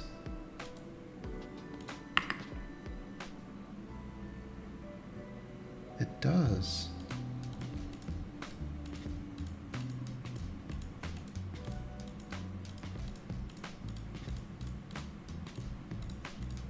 That seems strange.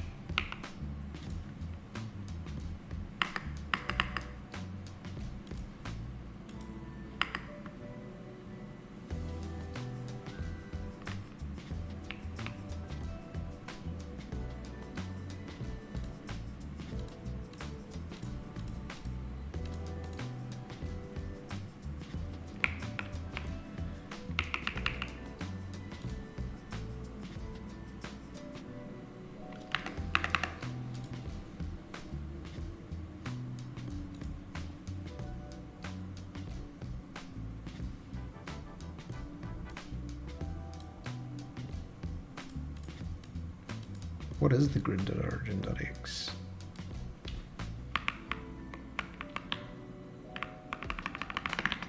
Maybe this comes at the end.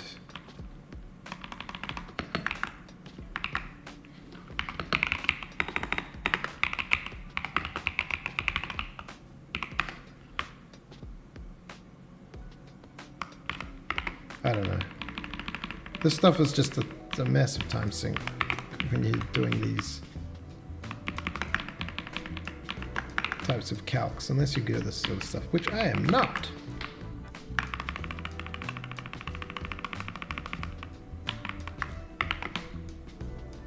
Maybe we should cast this to a F32 as well.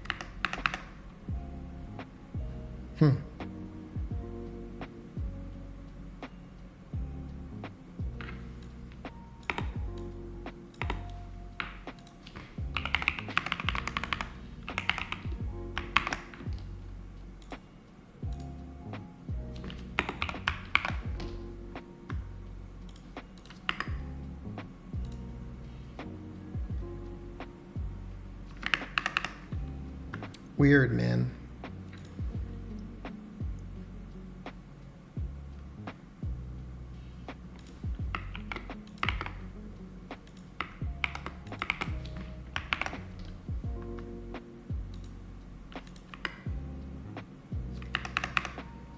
I feel like now it doesn't need this.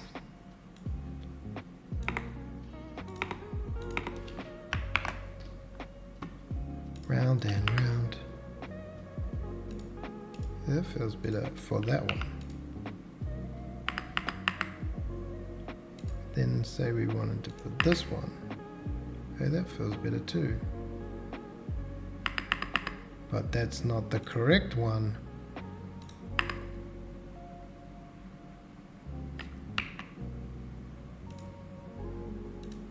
That feels better too. One more test. We need a...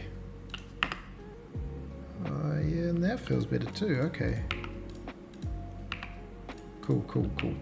Alright, finally.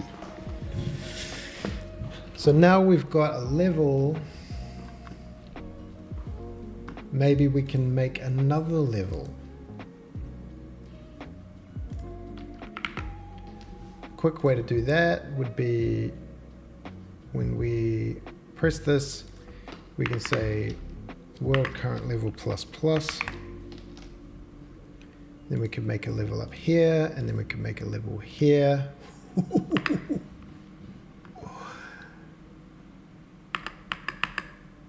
Oh, but now none of them get the build option. Oh. World current level plus plus. So when game asks this, game world current level build mode terrain level.initialize grid update, does this get called? Let's build a few levels and find out. Set one level there, set one level there. And now come into here and say, do we update this? Switch to build mode terrain.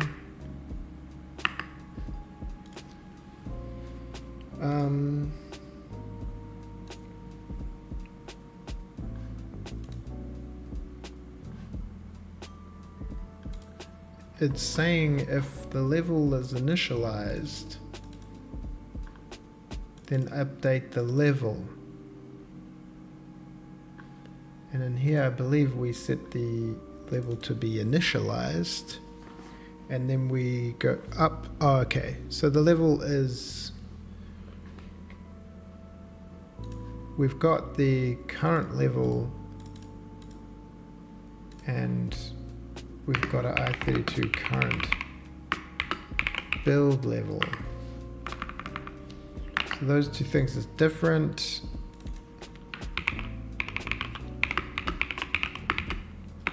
Level equals world current build level over max levels.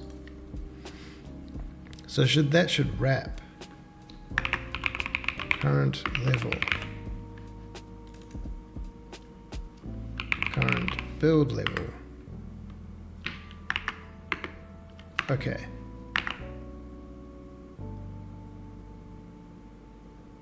And then in game, then maybe we get a little info, we can do that. What happened? Oh, we're not setting this. Game.c, we are initializing things through here. Current building level equals 0. Boom, we make 1 level, we make 2 level, we make 3 level. Switch the thing and we're on this level. Yeah, buddy. Yep.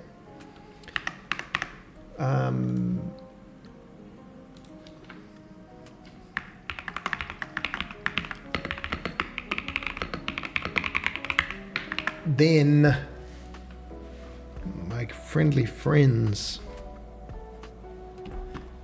all we need is a button to move through the levels. On game.c,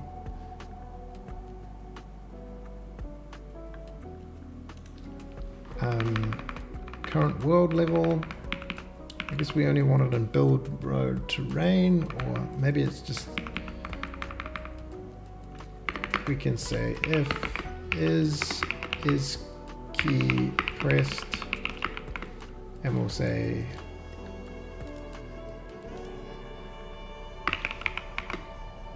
key up.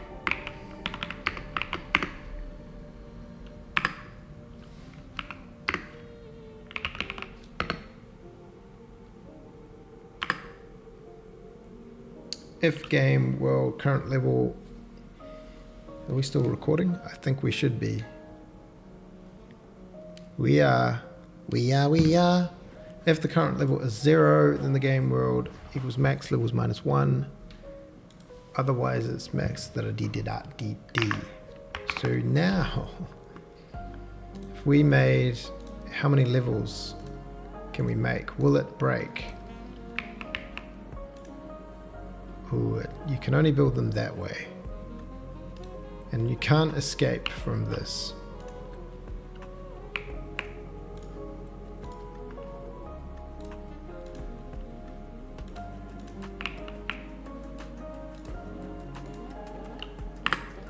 Now we can cycle through the levels, dog! Levels, dog! The grids are a bit broken, but now we can build on different levels. We're on different levels now. There was a bug there. If I was to click there, it did add to the last level, which is interesting. I guess the current cell didn't update. We've got multi-levels. We've got multi-leveled multi-levels. Man, that was deep in the weeds there for a moment. Oh, it is.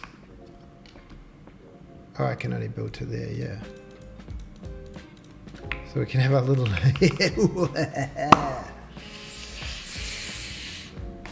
Yeah, that was feels pretty good, man.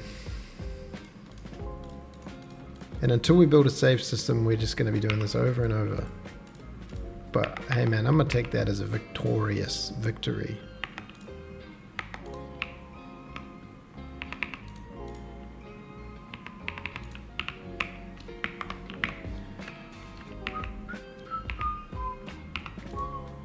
Imagine making all this thing and then realizing you still have to make the game. It's actually just fun to build things. You realize that like blocks are fun no matter what. Oh, that one's interesting. It just retains the other cell. That's fine.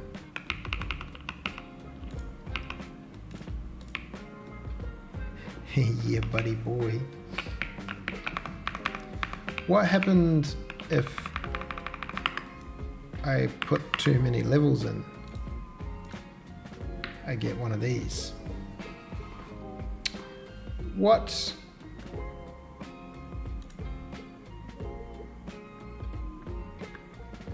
Was the issue? Show call stack. So it was, we're in game and we're in render. Max levels.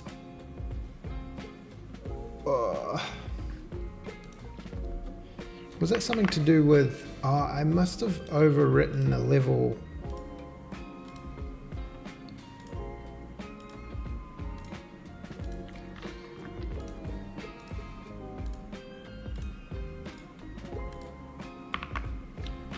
Whoops.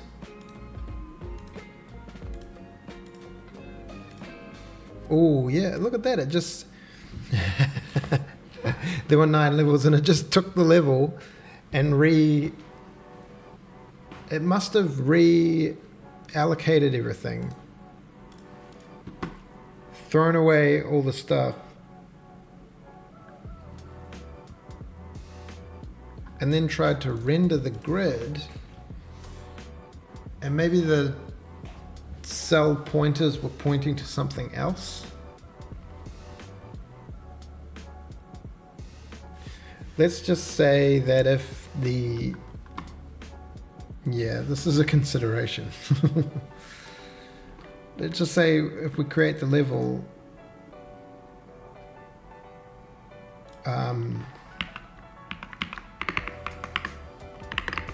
if level initialized grid free, that's not a function yet, sir. We can say this level already exists for now.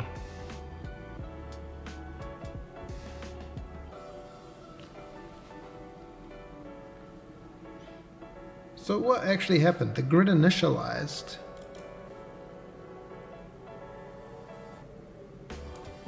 It went through all its initialization. Oh, it must be that we don't, the active cell count would have been set to 0.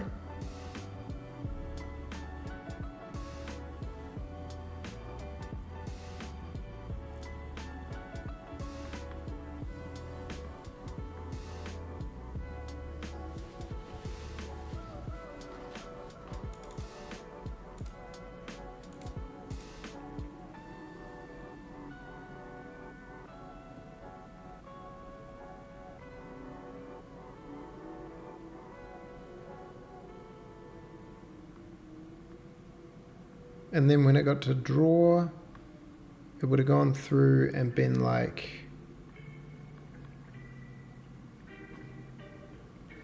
I don't know where the crash came from. Maybe we'll replicate it.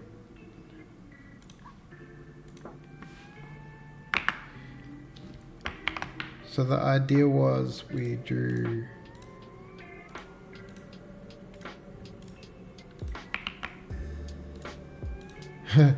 top left only, cannot work the other way. So we drew 9 levels, and then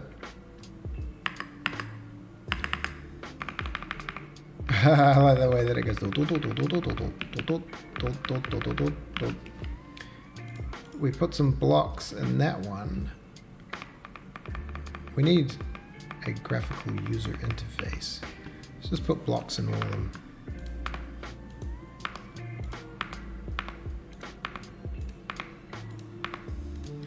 And then I think it was, wait, in grid C render, we'll just step through this and see what happens when, oh no, oh yeah, Did I just stop the thing? Oh no, please don't stop.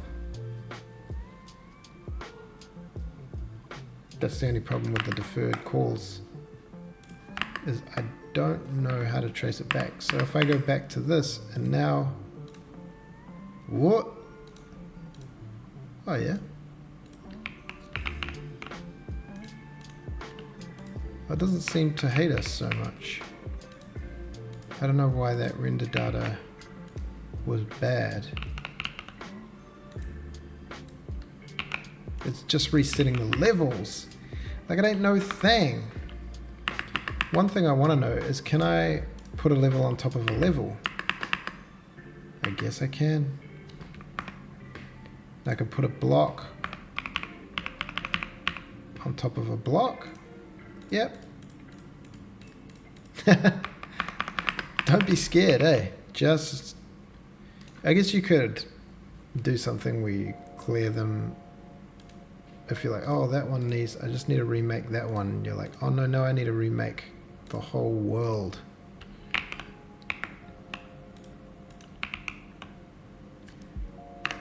What I might do is set in world, say,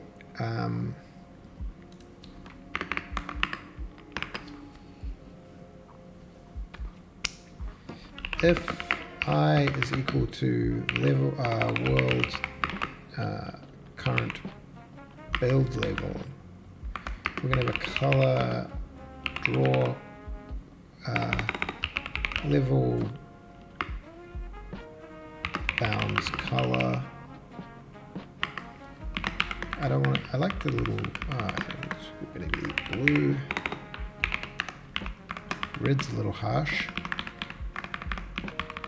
Fade level bounds color.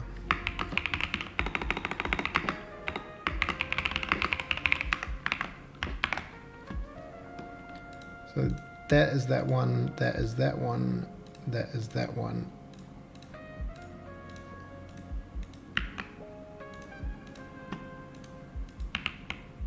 That is that one. Oh yeah, now it says we're about to overwrite this one.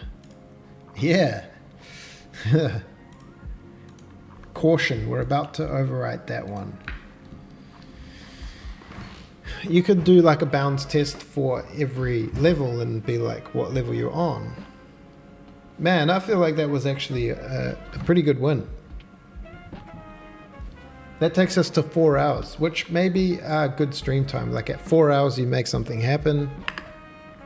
These grids are a bit busted. But that's Ray's fault, not mine. That's not actually Ray's fault per se. It's just his grid thing draws a even grid. We could have a fill layer. Man, I feel like I'm just learning the basics of. Hey, what happened to the? What's going on here? Oh, dude, what's happening? That seems strange. Why is it doing that? Why is it doing that though?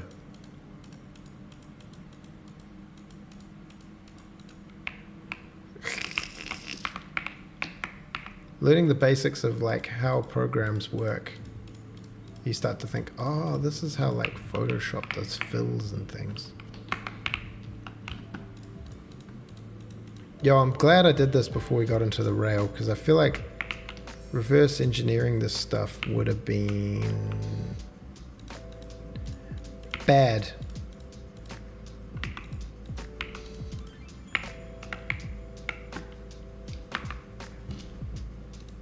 This is fun. This is block. And then I guess by the same principle you could do the drag to draw. Oh, it's cold in here. Colden days. Yeah, I felt a bit bad yesterday streaming, pushing through and making some mistakes and getting bogged down in the weeds and then feeling like things weren't quite right.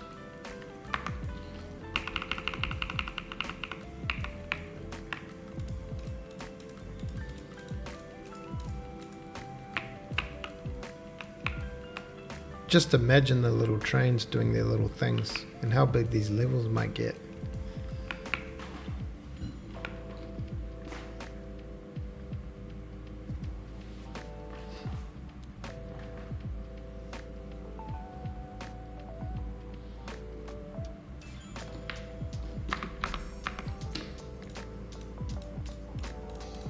But yeah, the switch thing could become the mechanism of just selecting a level by its outline.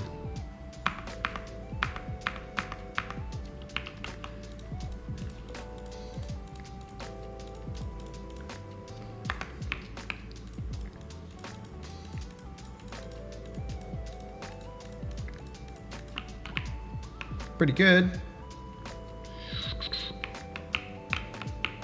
Do we go inside levels if they're too tall? So many considerations to be made. Boom, boom.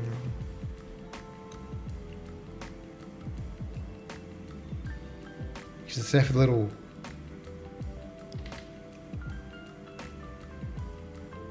Some little war game. Now that I'm doing all this, I'm like, why are we making a train puzzle game? Let's make something fun.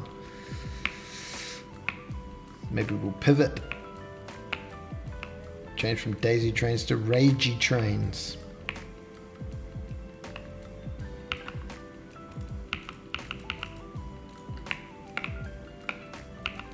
Now we just need to learn how Nintendo renders their games. We just need to develop that Astrobot look.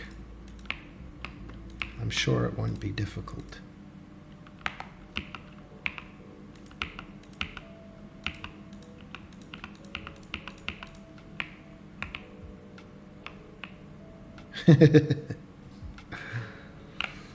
Yeah, I think that's good. World editor, done. And then tomorrow we can save some state, perhaps. Save each world mesh down or something.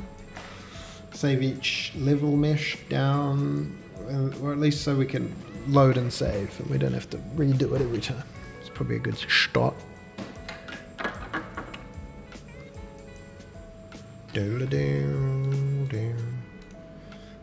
Reviewing what we actually achieved. We did not. Let's look on the nice one. We did manage to improve the Genie debug with some. We failed at our messaging attempt, but we succeeded in making debug draw commands with unions. That was quite fun.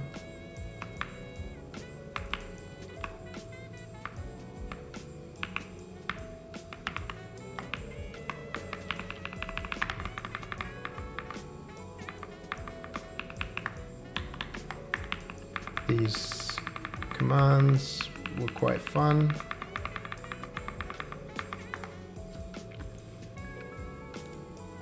Launch RLGL, we can close.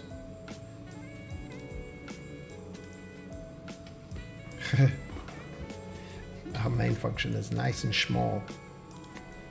And then obviously this world stuff was pretty tasty. Oh, we made the grid have active tile rendering only, so we made this little grid add and remove cells, although it seems a little buggy because something just happened before that was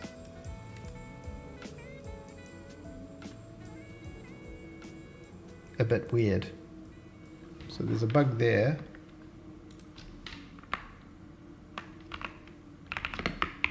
To do, there is a pesky bee in here.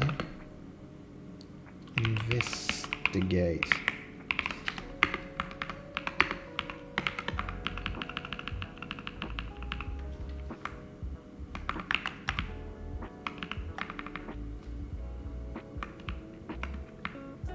Oh, we fixed the coordinate getter. Yeah, nice.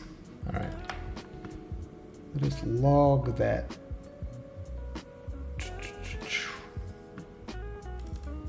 What did we do? Oh, we added one thing there.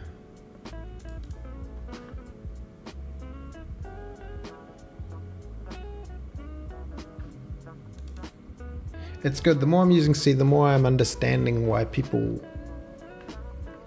the parts of C++ that C enjoyers enjoy.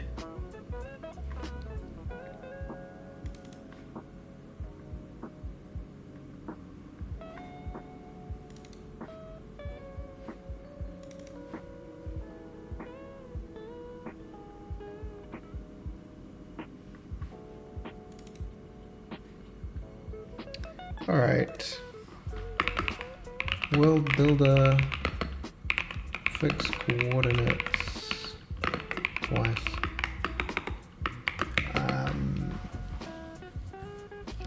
Grid draw,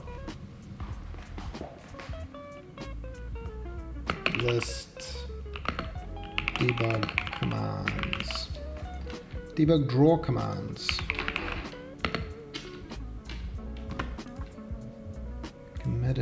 Commit it.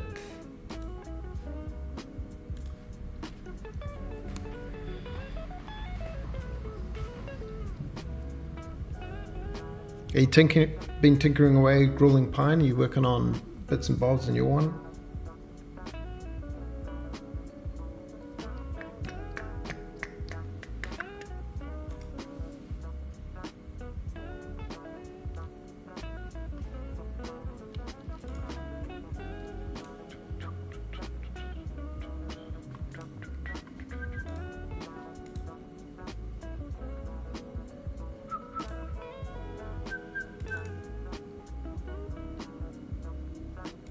And we'll have the Genie render.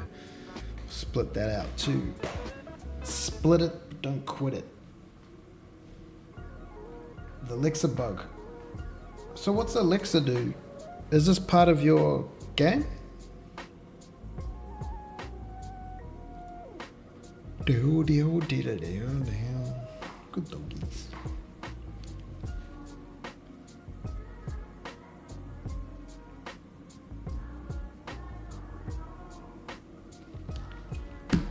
The scissors.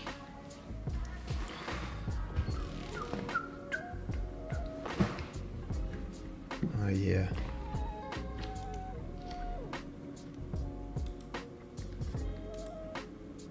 Oh right.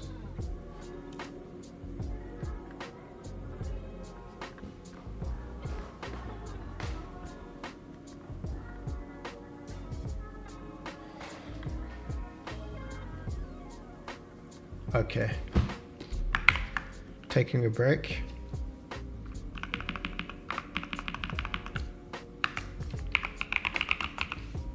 All right. Yes.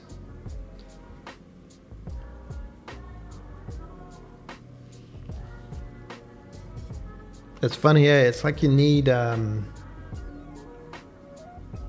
some particular thing that you like, some particular thing you either want to create or fix. I find like when it's like I go to bed and I'm thinking, oh, how do I fix that little thing, the little puzzle, and if you don't have one, or you're like, oh, the next thing's not that interesting, it's hard to keep the zest going. I just want to go back. How did we actually do this? World building level. Update the building.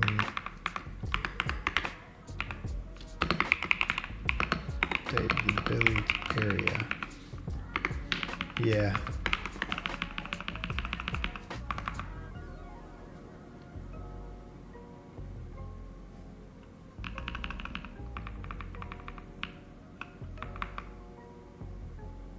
Build box.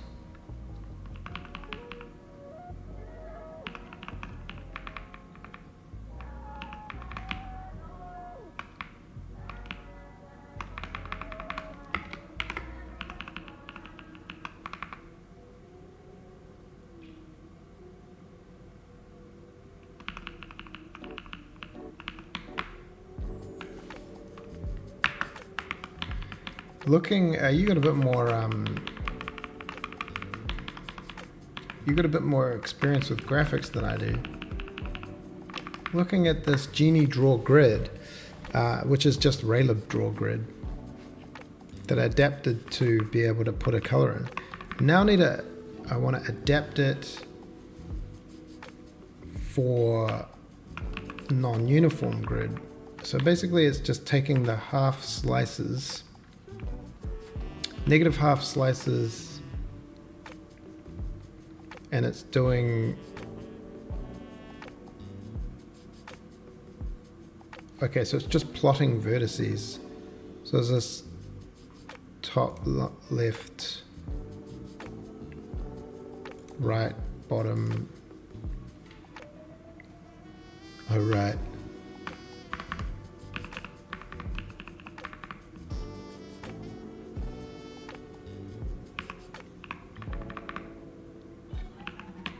Float I times grid spacing plus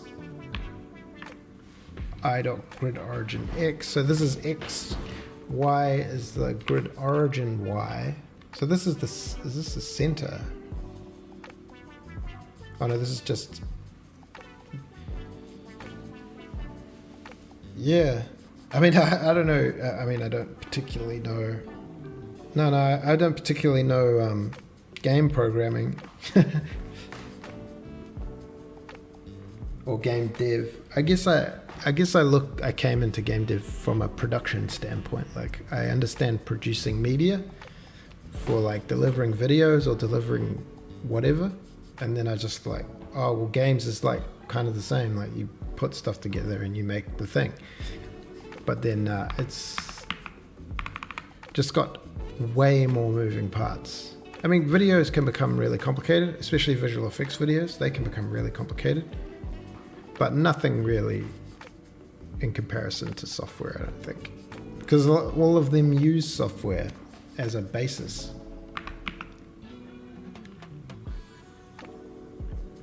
So I equals 0 times grid spacing. So this is 0.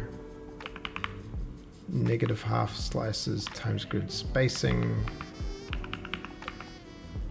plus the origin. So grids. So why is I?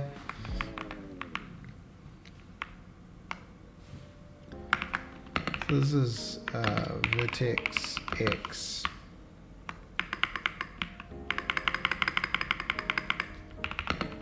Vert Y. Do you work as a developer or something as a job as well as all this stuff?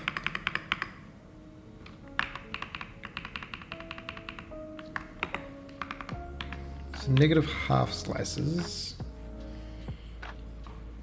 is negative 10 times grid spacing, which is 1. So this is negative 10 plus the origin, which is, say, 0.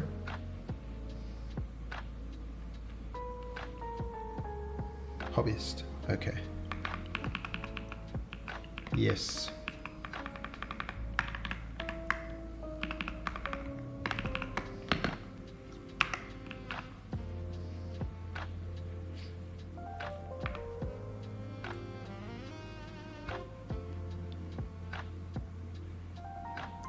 I equals negative half slices. So this goes from, say, negative 10 to 10.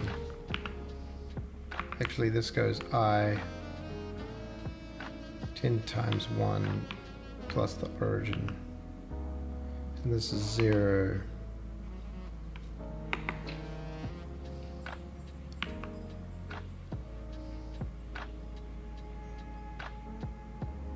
And then this is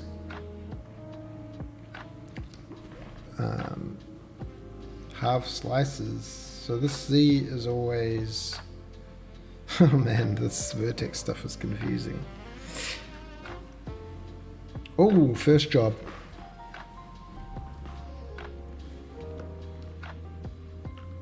This is negative 10. That's always negative 10. So is this the...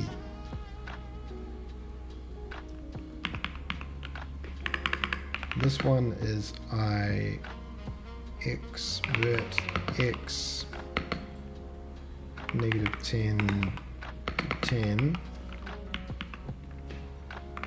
And this is vert z 10.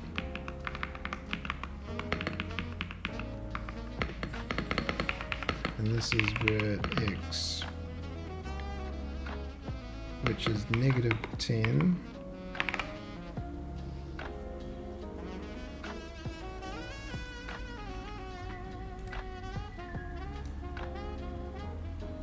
I might have to ask the Oracle, just like, hey, help me.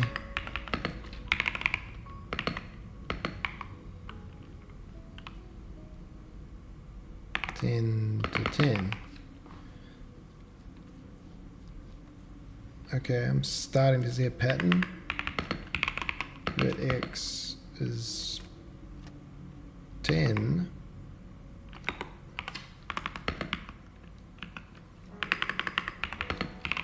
Vert z is negative 10 to 10. What does that tell me? I don't know.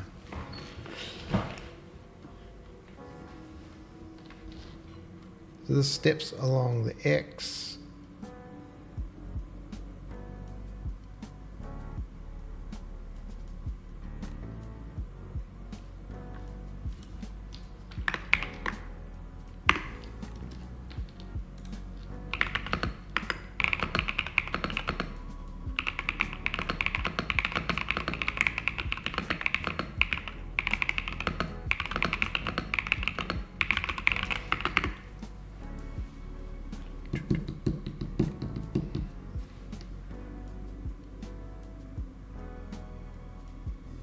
Okay.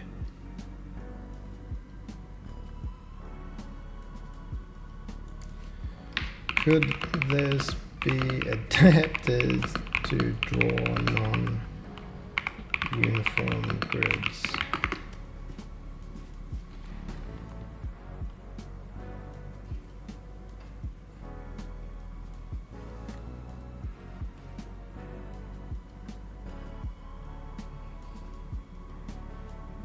Oh, not non-uniform. Sorry, grids that have a different width and depth.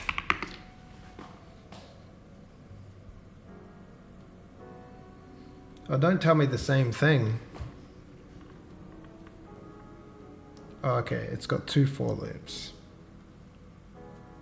Half Z slices.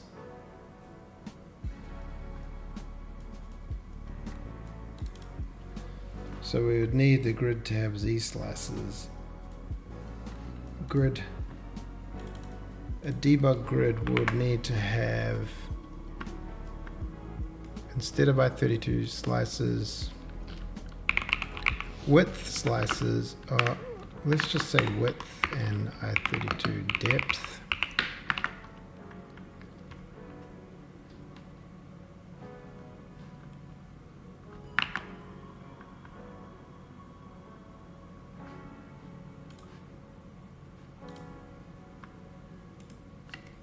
So what you're saying is we need a thing called I32 half X slices grid.width over 2, and then I32 half Z slices equals grid depth over 2. I said I was going to finish it, now I'm still going. And then it's 2 loops from half X slices.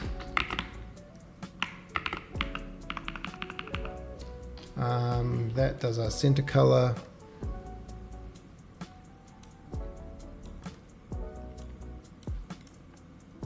So it's got 2 vertexes, one is grid spacing, and it's the same except we want to use half X and half Z slices.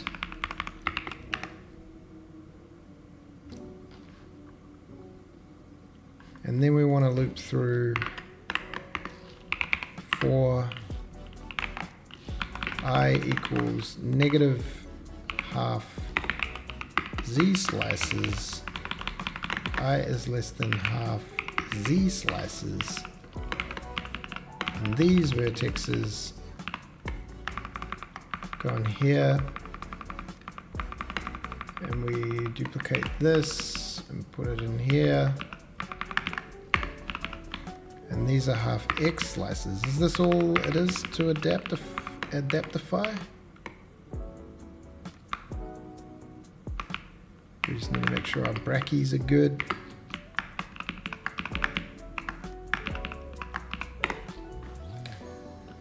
We build. We get some errors. Dots width equals grid width. Dot depth grid depth.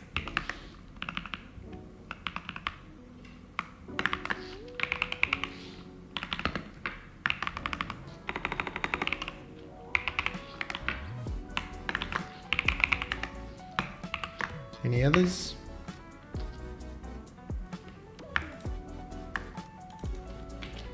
Width.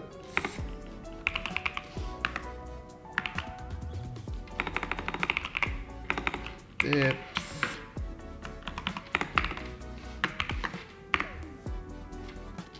Okay, we've got some hella warnings, but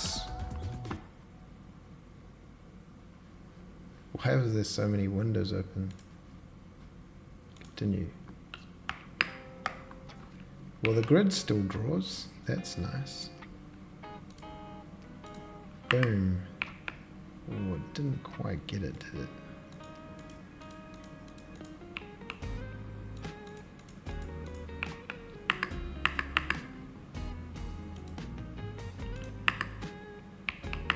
It's better. It's getting better. But they're not quite right, are they? 1, 2, 3.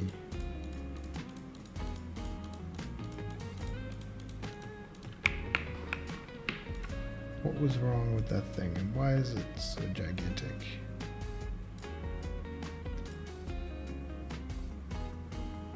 They're still not equal to that.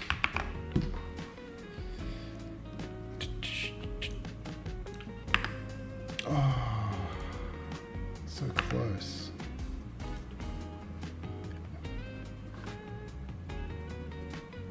Half Z slices, negative half Z slices, half X slices. Did I need to adjust something?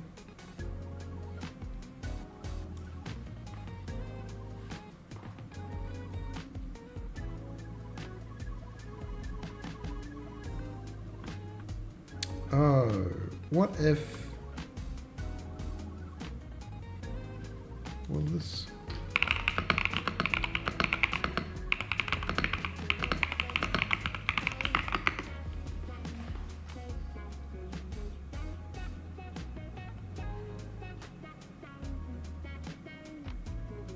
Oh, X spacing and Z spacing, yeah, they're the same.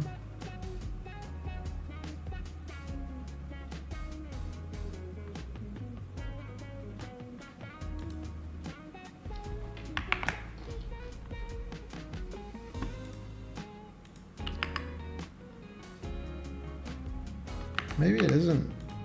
Maybe it's less than. And that is a mistake on the part of the Oracle. Nope.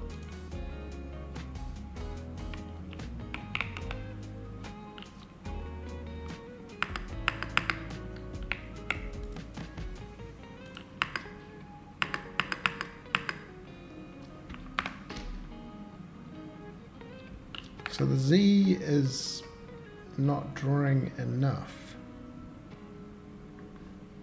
Half Z slices equals grid.depth.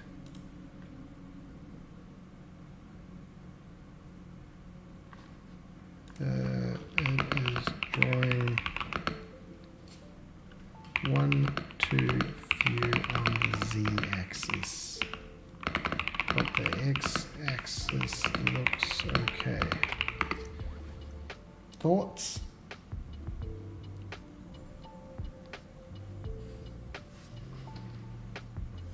You put the equals, less than or equals to.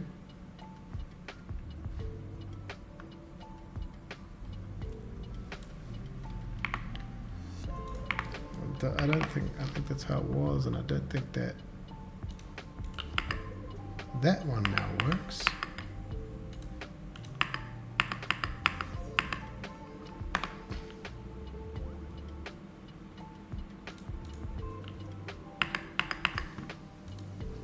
So if x is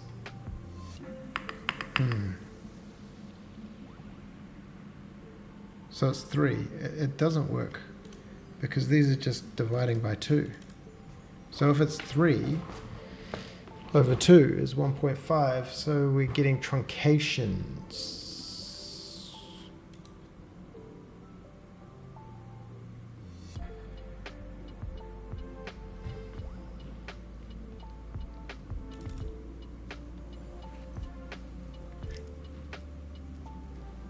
Maybe we do the ceiling.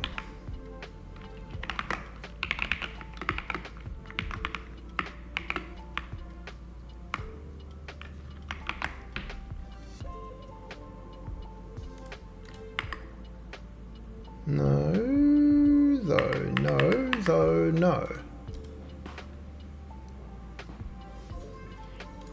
2.0 if.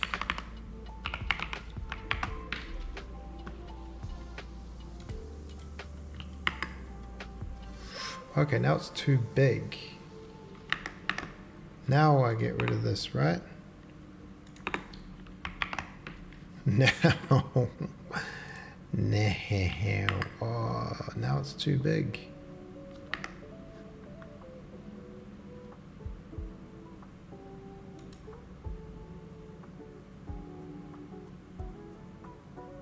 Do we need to change the case if it's odd or even?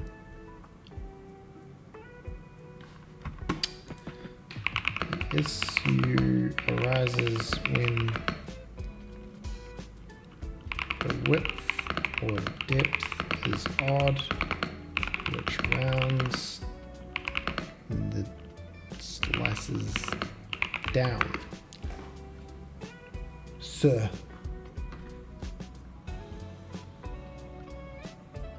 So it says to do a floor, and it's really adamant that we keep this in, and I keep taking it out. I'm like, sorry man, I don't know what I'm doing.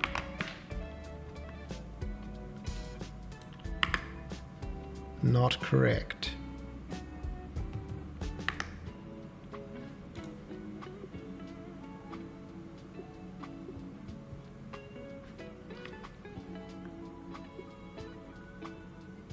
I need you to visualize.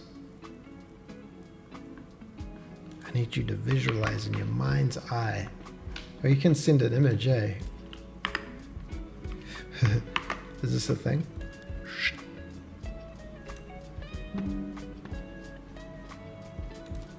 Paste. Oh, can I not just... I can't put a thing in there, can I? Anyway, we're pretty close. Why are we putting red remarks on our things? Oh, 4F this by 32. I don't think this will make a difference. 1, 2, 3, 4, 5, 6. 1, 2, 3, 4, 5, 6, 7, 8. Yes, if they're even. 1, 2, 3 by 3. No.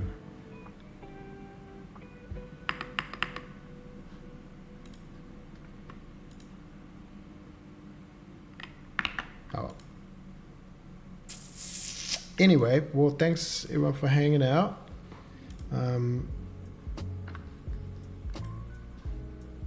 feel like we got a few things done. We drew a few grids. Maybe not enough grids. Progress is like, it's gonna explode. It's the journey, eh? Oh, doggies. You ready for late lunch, doggies? Yes, indeedy. Alright, well, I hope everyone, rest of the day, night, evening, whatever goes well. We'll be back tomorrow. What are we building tomorrow? Save load. Save world. So we're going to save the world tomorrow. Nice. We're going to be able to save the world. And then we'll look into some train systems. Pretty good. Alright, come say what's up in the Discord if you feel the need. I gotta go edit some more of the next video. Gotta get that next video out, man. All this actual programming gets in the way of these videos we gotta make. But yeah, alrighty, alright.